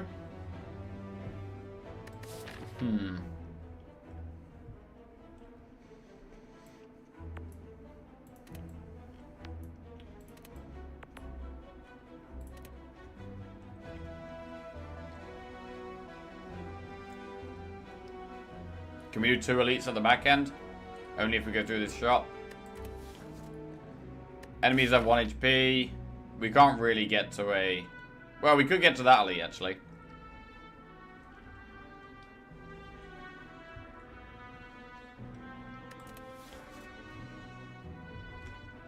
I'm going to transform 2. Double strike. Streamline and go for the eyes. That's pretty good.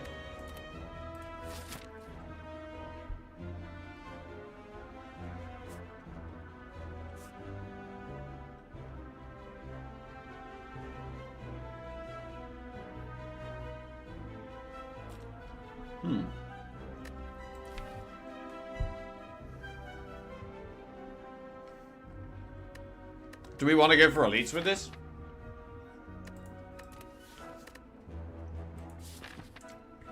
What kind of sandwich you got? It is salami, pepperoni, cheese, tomato.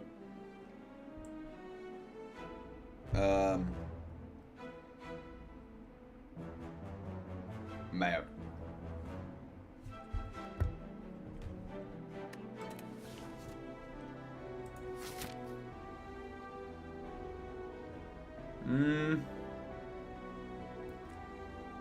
I mean, I kind of want to do 2 elites, but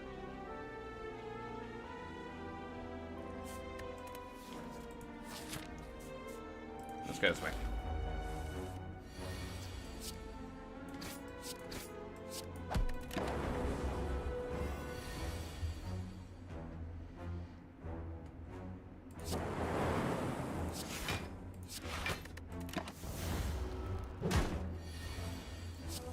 We do have force field, equilibrium, or loop. Loop. Loop is good in longer fights.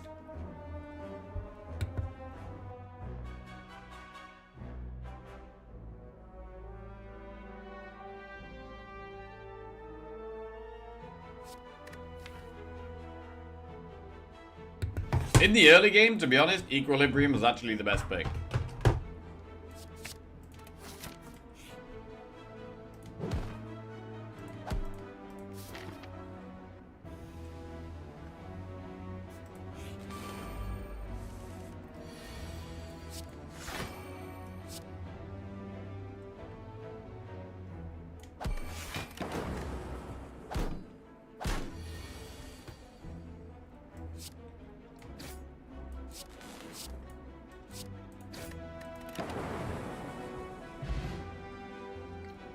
Okay.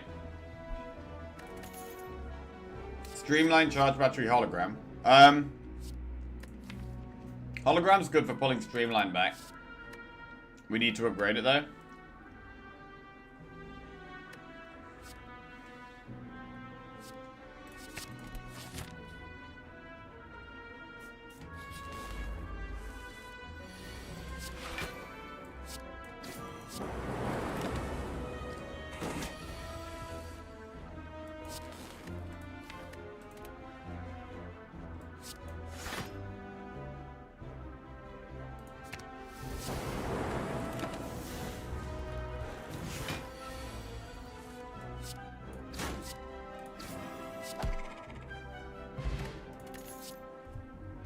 Storm, defragment, steam barrier. Alright, defragment. Oh, this is a hard fight for this early on. I'm actually going to use distilled chaos here. Right now. It's a hard fight.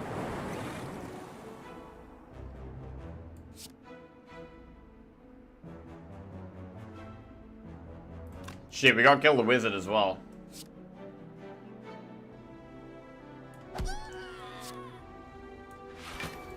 The streak ended, unfortunately. Yeah, we lost the time meter as silent. We got 6 in a row and then lost number 7.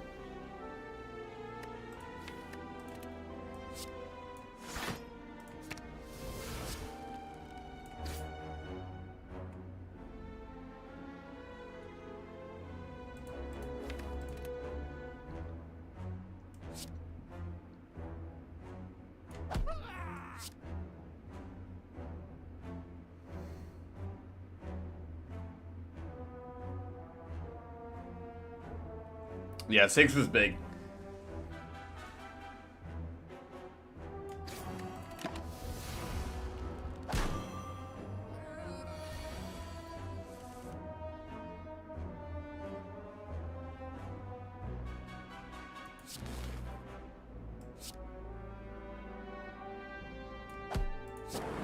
Okay. Glacier, Tempest, Recursion. Glacier. Upgrade.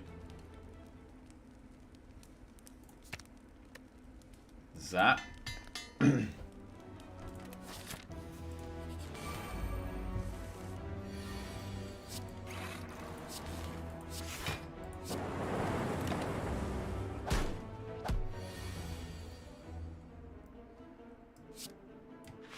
Just chill out.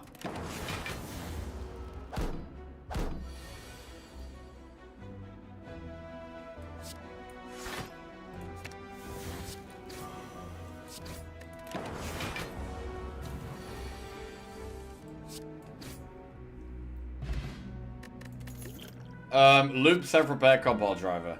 I should probably take self-repair.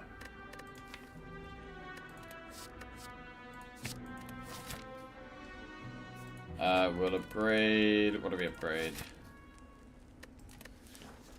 There's loads of things I want to upgrade right now.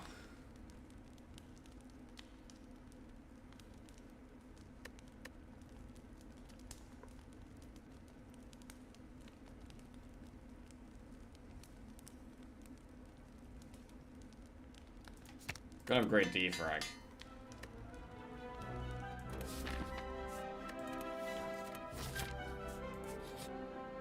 Relic. Nunchaku. Every time you play 10 attacks, gain 1 energy. Worth taking, I think. Not the best defect relic, but worth taking. Upgrade 2 random cards, lose 19 HP. I think it's worth. I think it's worth. Just don't upgrade strikes. Streamline plus and Equilibrium plus. Okay, that's pretty good. It wasn't strike or defend.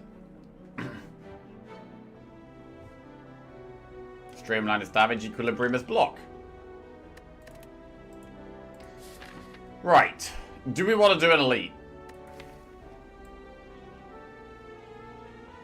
New the stream, like the way you play Slay the Spire? Ah, cheers.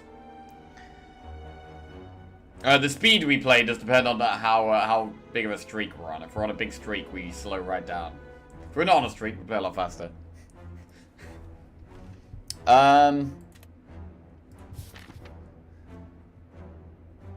If we want to go for an elite, we should probably rest. I do want to go for an elite, so I should probably rest.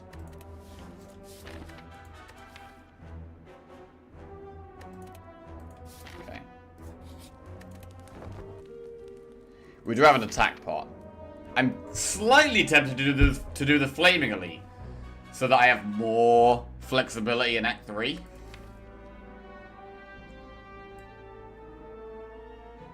But we don't have a load of damage.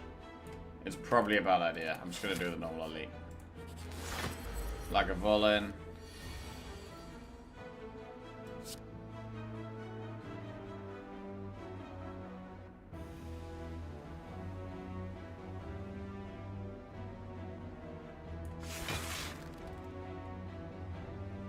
Oh, we can move Nunchaku along.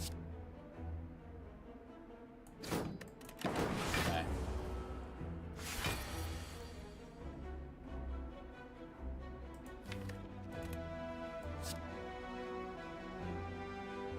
Part 1, if I want to fight an elite, I should rest. Part 2, I want to fight an elite. C, I should rest. Equilibrium.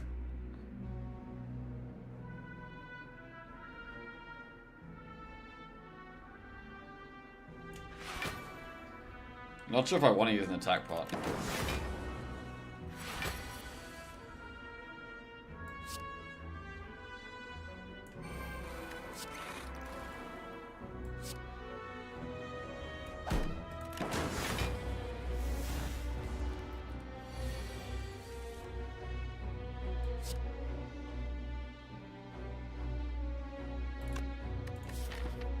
I think we should use an attack pot. Hyper Beam, Barrage, Compile Driver.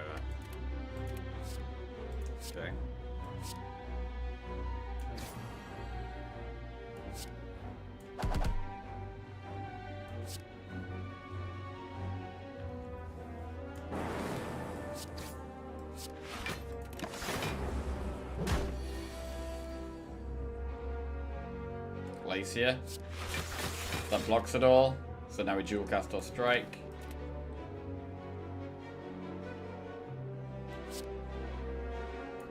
Strike. Streamline is big damage. That's a good amount of damage. Dual cast saves the Nunchaku proc.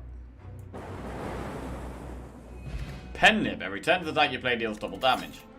Okay, so I want to play lots of attacks. Recycle, Melter, or Compile Driver. Compile Driver is okay. I've got Frost Orbs and Lightning Orbs. Melter is okay. I'll take Compile Driver. AoE.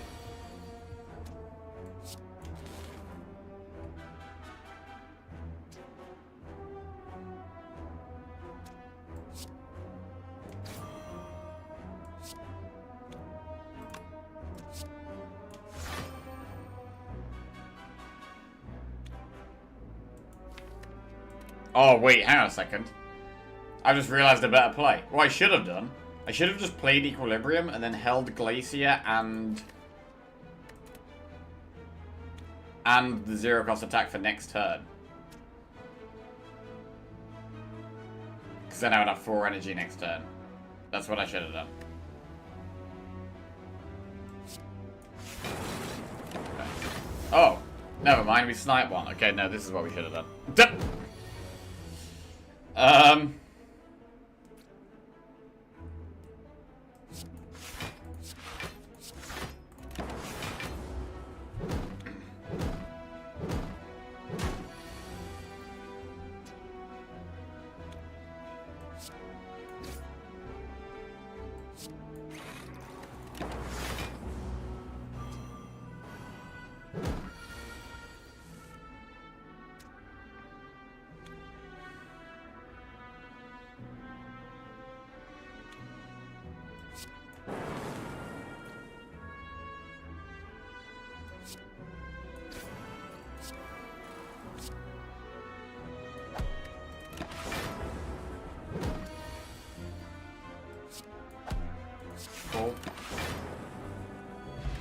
Explosive Pot, Cool-Headed, Doom and Gloom, go for the eyes.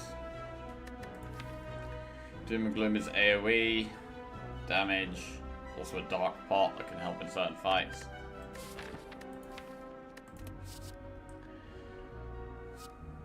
I'm gonna go Doom and Gloom.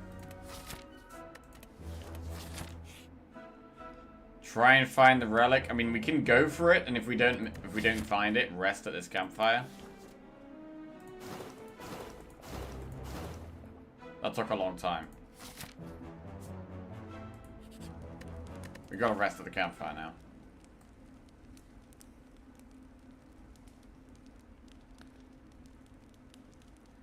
I mean, it wasn't worth it.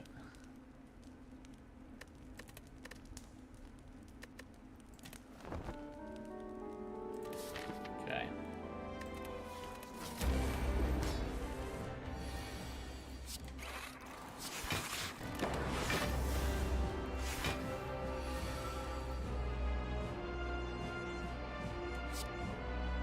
Meteor Strike coming in big now.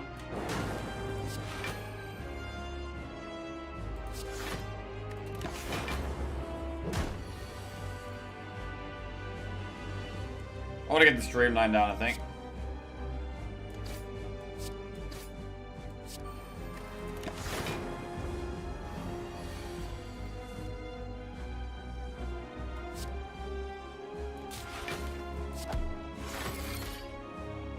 Save hologram.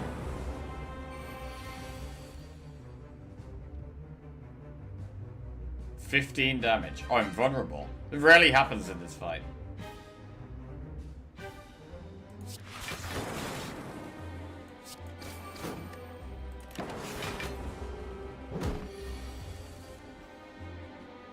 Pen Nib is active.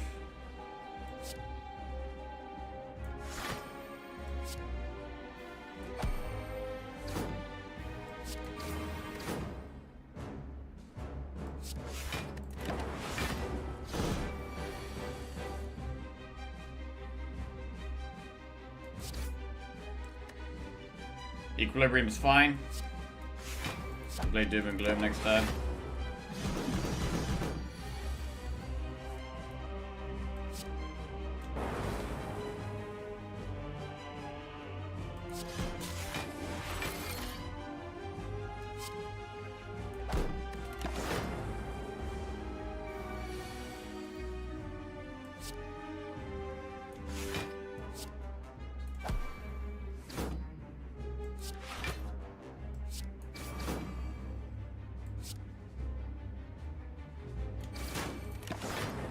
Damage streamline probably worth.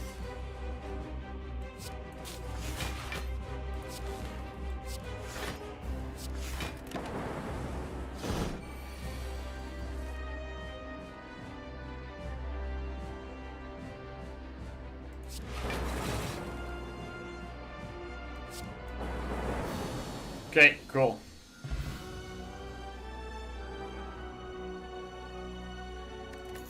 Lots of gold, block pot, add a card to your deck, Fission, Echo Form, Hyper Beam. Fission is the best wreck too. No way, you lose the streak. We did lose the streak, unfortunately, yeah.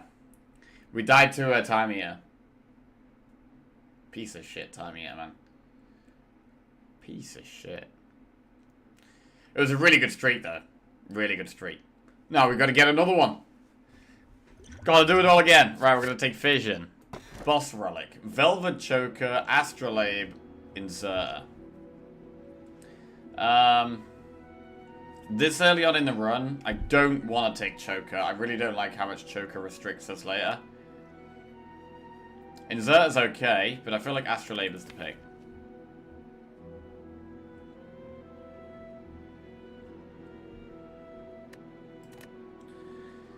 I'm gonna go Astrolabe. Because we have Strike Dummy, strikes are a bit better than usual. So I'm not gonna get rid of just strikes. I'm actually gonna get rid of 1 strike and 2 defense.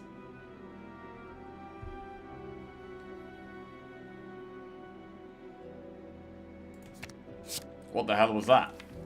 FTL plus, double energy plus, and charge battery plus. Okay.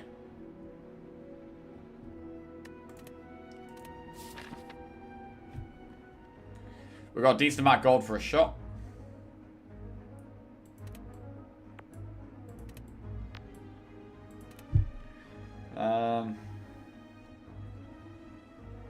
We could definitely do one of these early shops. If I go to this shop, we get to pick between going to Campfire or Elite. That's nice. Let's do that.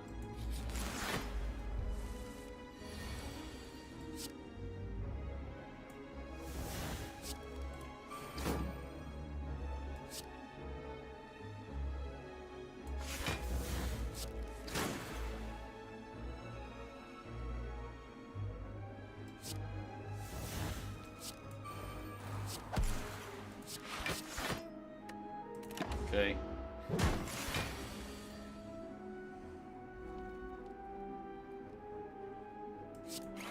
Defrag in place here.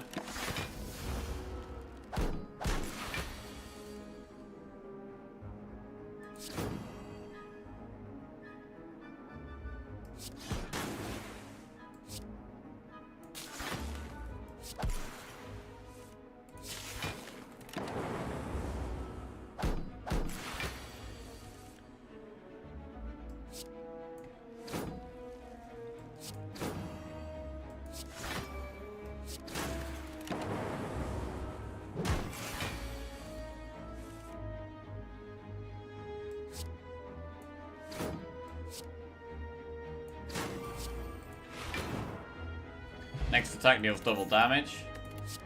Sweeping Beam plus Turbo Hologram. Sweeping Beam plus is some kind of AoE. And it's upgraded. I think we take it.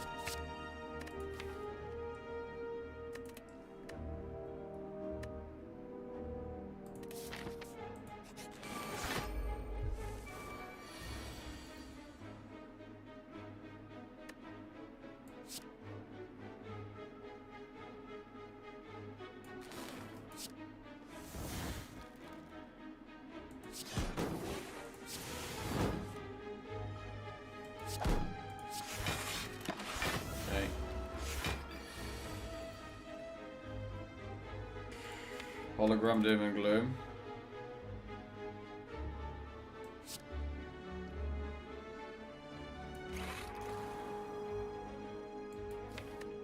I think the frag equilibrium's fine.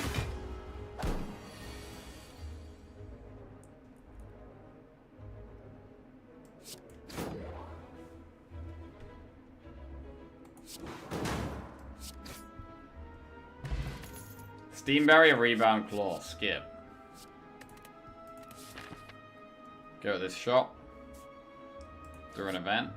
Duplicate a card in your deck. Ooh, Defrag Plus. Double Energy, Glacier, Fission. I think we just do Defrag Plus. Let's go. Get that focus. Shop. Meteor Strike. Gambling Chip. Oh. Gambling Chip is really good. I do love Meteor Strike. But we've already got 3 energy right now, so we can't really take it.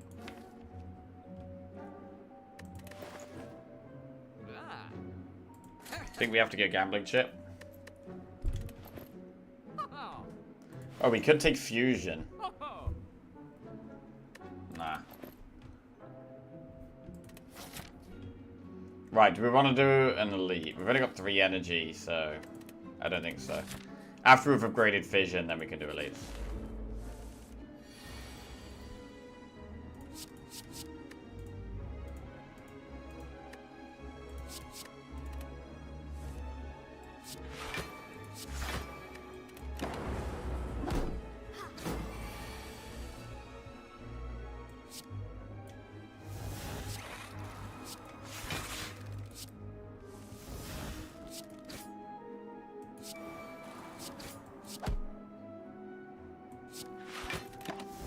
That didn't go great.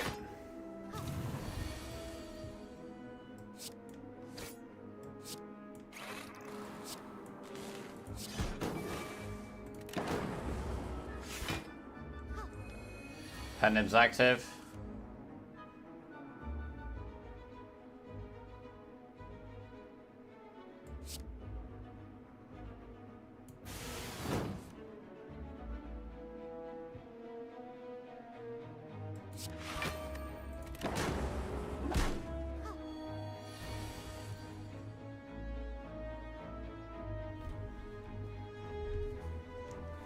Double Energy check, Fission check, Strike dummy check, Meteor Strike, nah, probably skip indeed.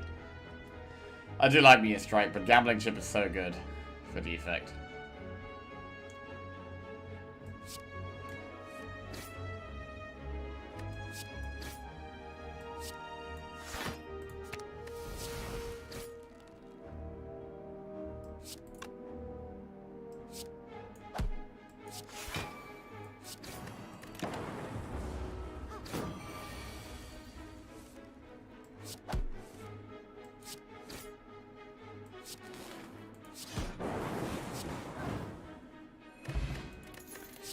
Cold Snap Plus, Claw Rebound. I mean, Cold Snap Plus is a reasonably good attack.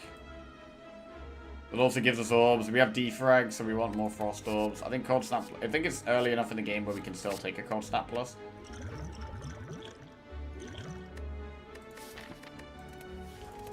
Skip pot. Right, upgrades. Definitely upgrade Fission. Big upgrade this one. What happened with Silent was away for a moment. We died to time here, unfortunately. Event. Good face, bad face. Bro, do we just do it? I think we just do good face, bad face. Let's go. Easiest face of my life. Face of Cleric. At the end of combat, raise your max HP by 1. Seems good.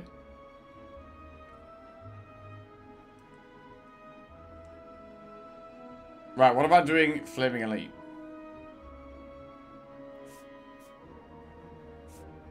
Let's go this way. Ooh.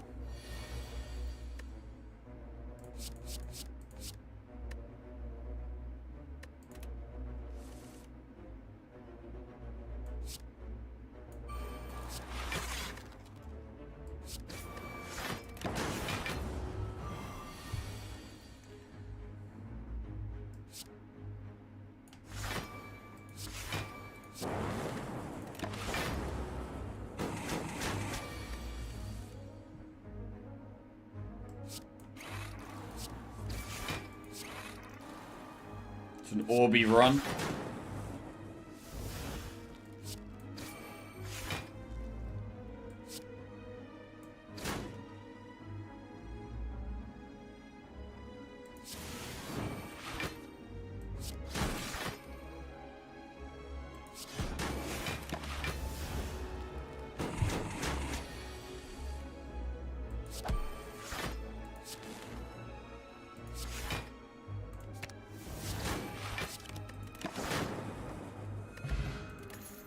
Focus pot. I'm gonna take that over the block pot. Capacitor, ball lightning plus or equilibrium. Capacitor is scaling. With the defrags, capacitor gives us scaling. I do really like ball lightning plus, but I'm taking capacitor. We may never get orb slots again.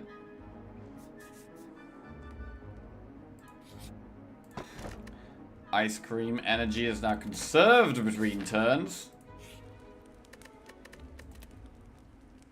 Upgrade. Hologram.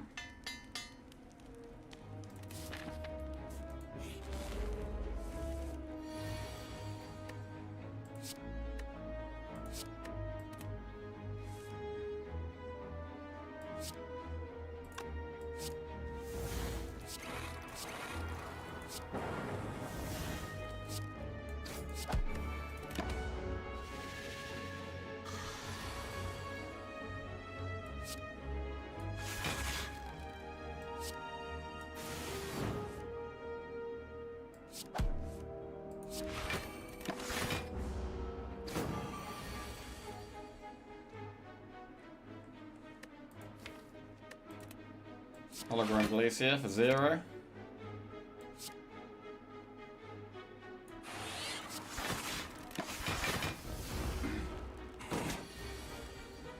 Okay, now we're getting set up.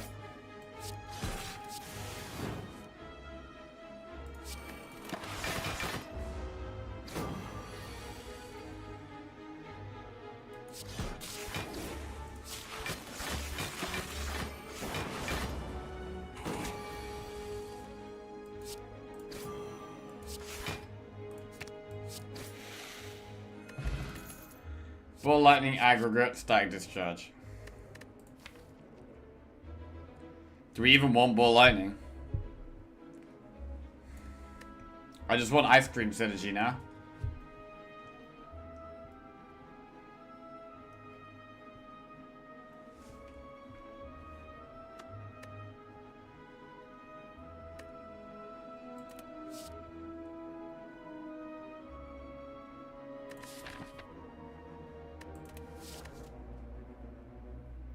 I'm gonna take a ball lightning. Hard fight.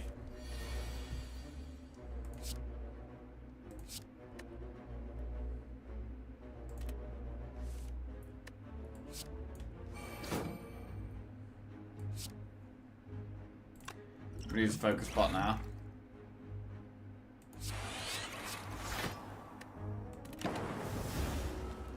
Oh wait, why didn't I use double energy? Oh, that's stupid. I've got ice cream. Yeah, that was dumb. You've got ice cream, you've got ice cream, you have ice cream, you have ice cream. You have ice cream.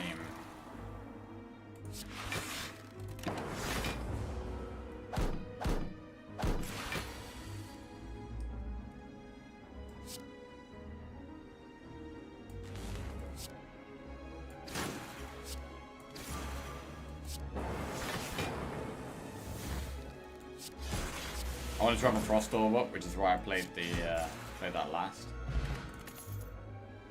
Snake Algorithm, Rebound, Rip and Tear, skip. Right, Flame and Elite or Campfire?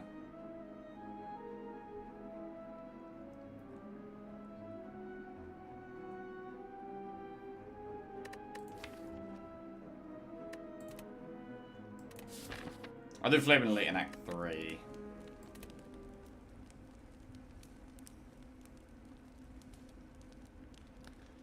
Upgrade Capacitor for more orb slots. Receive 3 Apparition. Helps while we get set up. I'm gonna do it.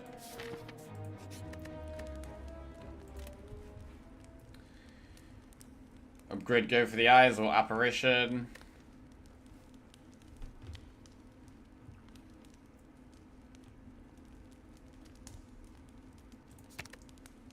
Let's upgrade an Apparition. You love an Apparition? I do love an Apparition. Absolutely love an Apparition. Use this now. Don't be dumb.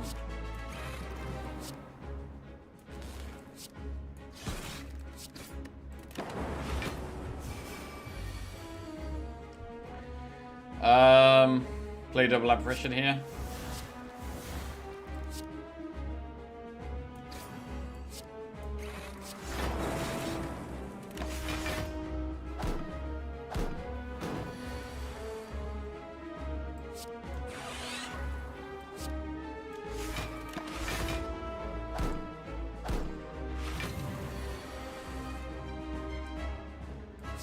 Ball Lightning, Doom and Gloom Fission.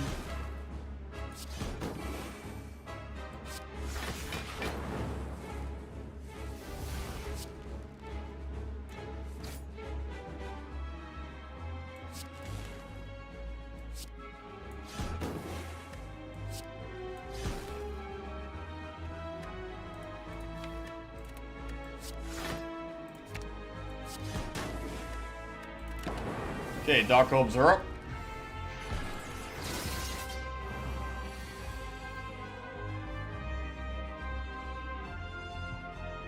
Probably Equilibrium here. Boss is doing a lot of damage.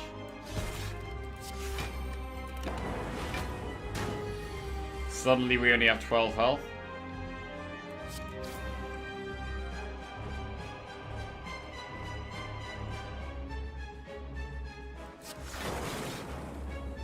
Six, 12, 18 plus 5. 23.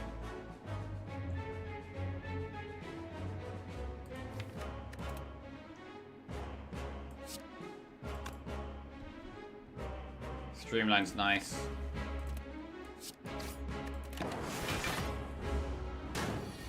Really need an energy relic here. Hologram dual cast.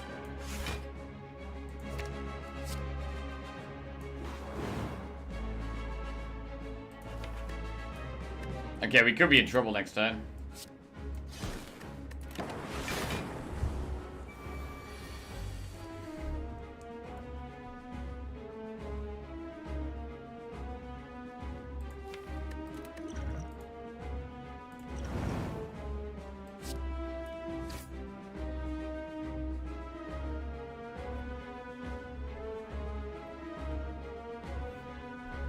We dead? We could proc the Dark Orb. There's no way we can kill the boss this turn. I think we're screwed.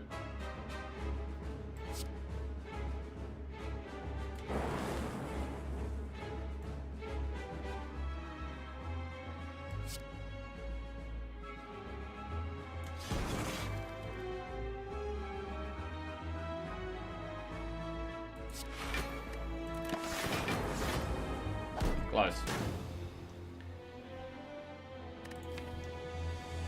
Right, we did play very fast here, and probably bad. Fast and probably bad. Right, I think I'm going to give myself a rest for the rest of the day. These last few days, the runs have been really intense. Really, really intense. So I'm going to give myself a breather for the rest of the day so we can come back and hopefully play well tomorrow. Get yourself a pizza. I'll get myself some. I've got to do some exercise to be fair, but I'll eat something nice. Right. Bit early. I wouldn't normally finish this early, but I've had some really long streams this week. I've been streaming pretty late. So, gonna call it a little bit early today. But I hope you guys enjoy the rest of your day, wherever you're up to. I've really enjoyed proper tryharding this week. Proper tryharded, like... had some long ass runs.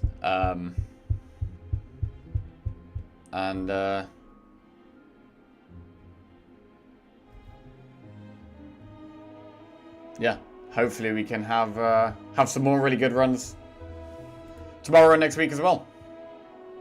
Have a bath, listen to Three Lions, watch Watkins goal from all angles. Yes. Right. Enjoy the rest of your day, guys, wherever you're up to. Catch you all later. I am going to go and read Lamhua. Wait, is this English? That might not be English. Is this English?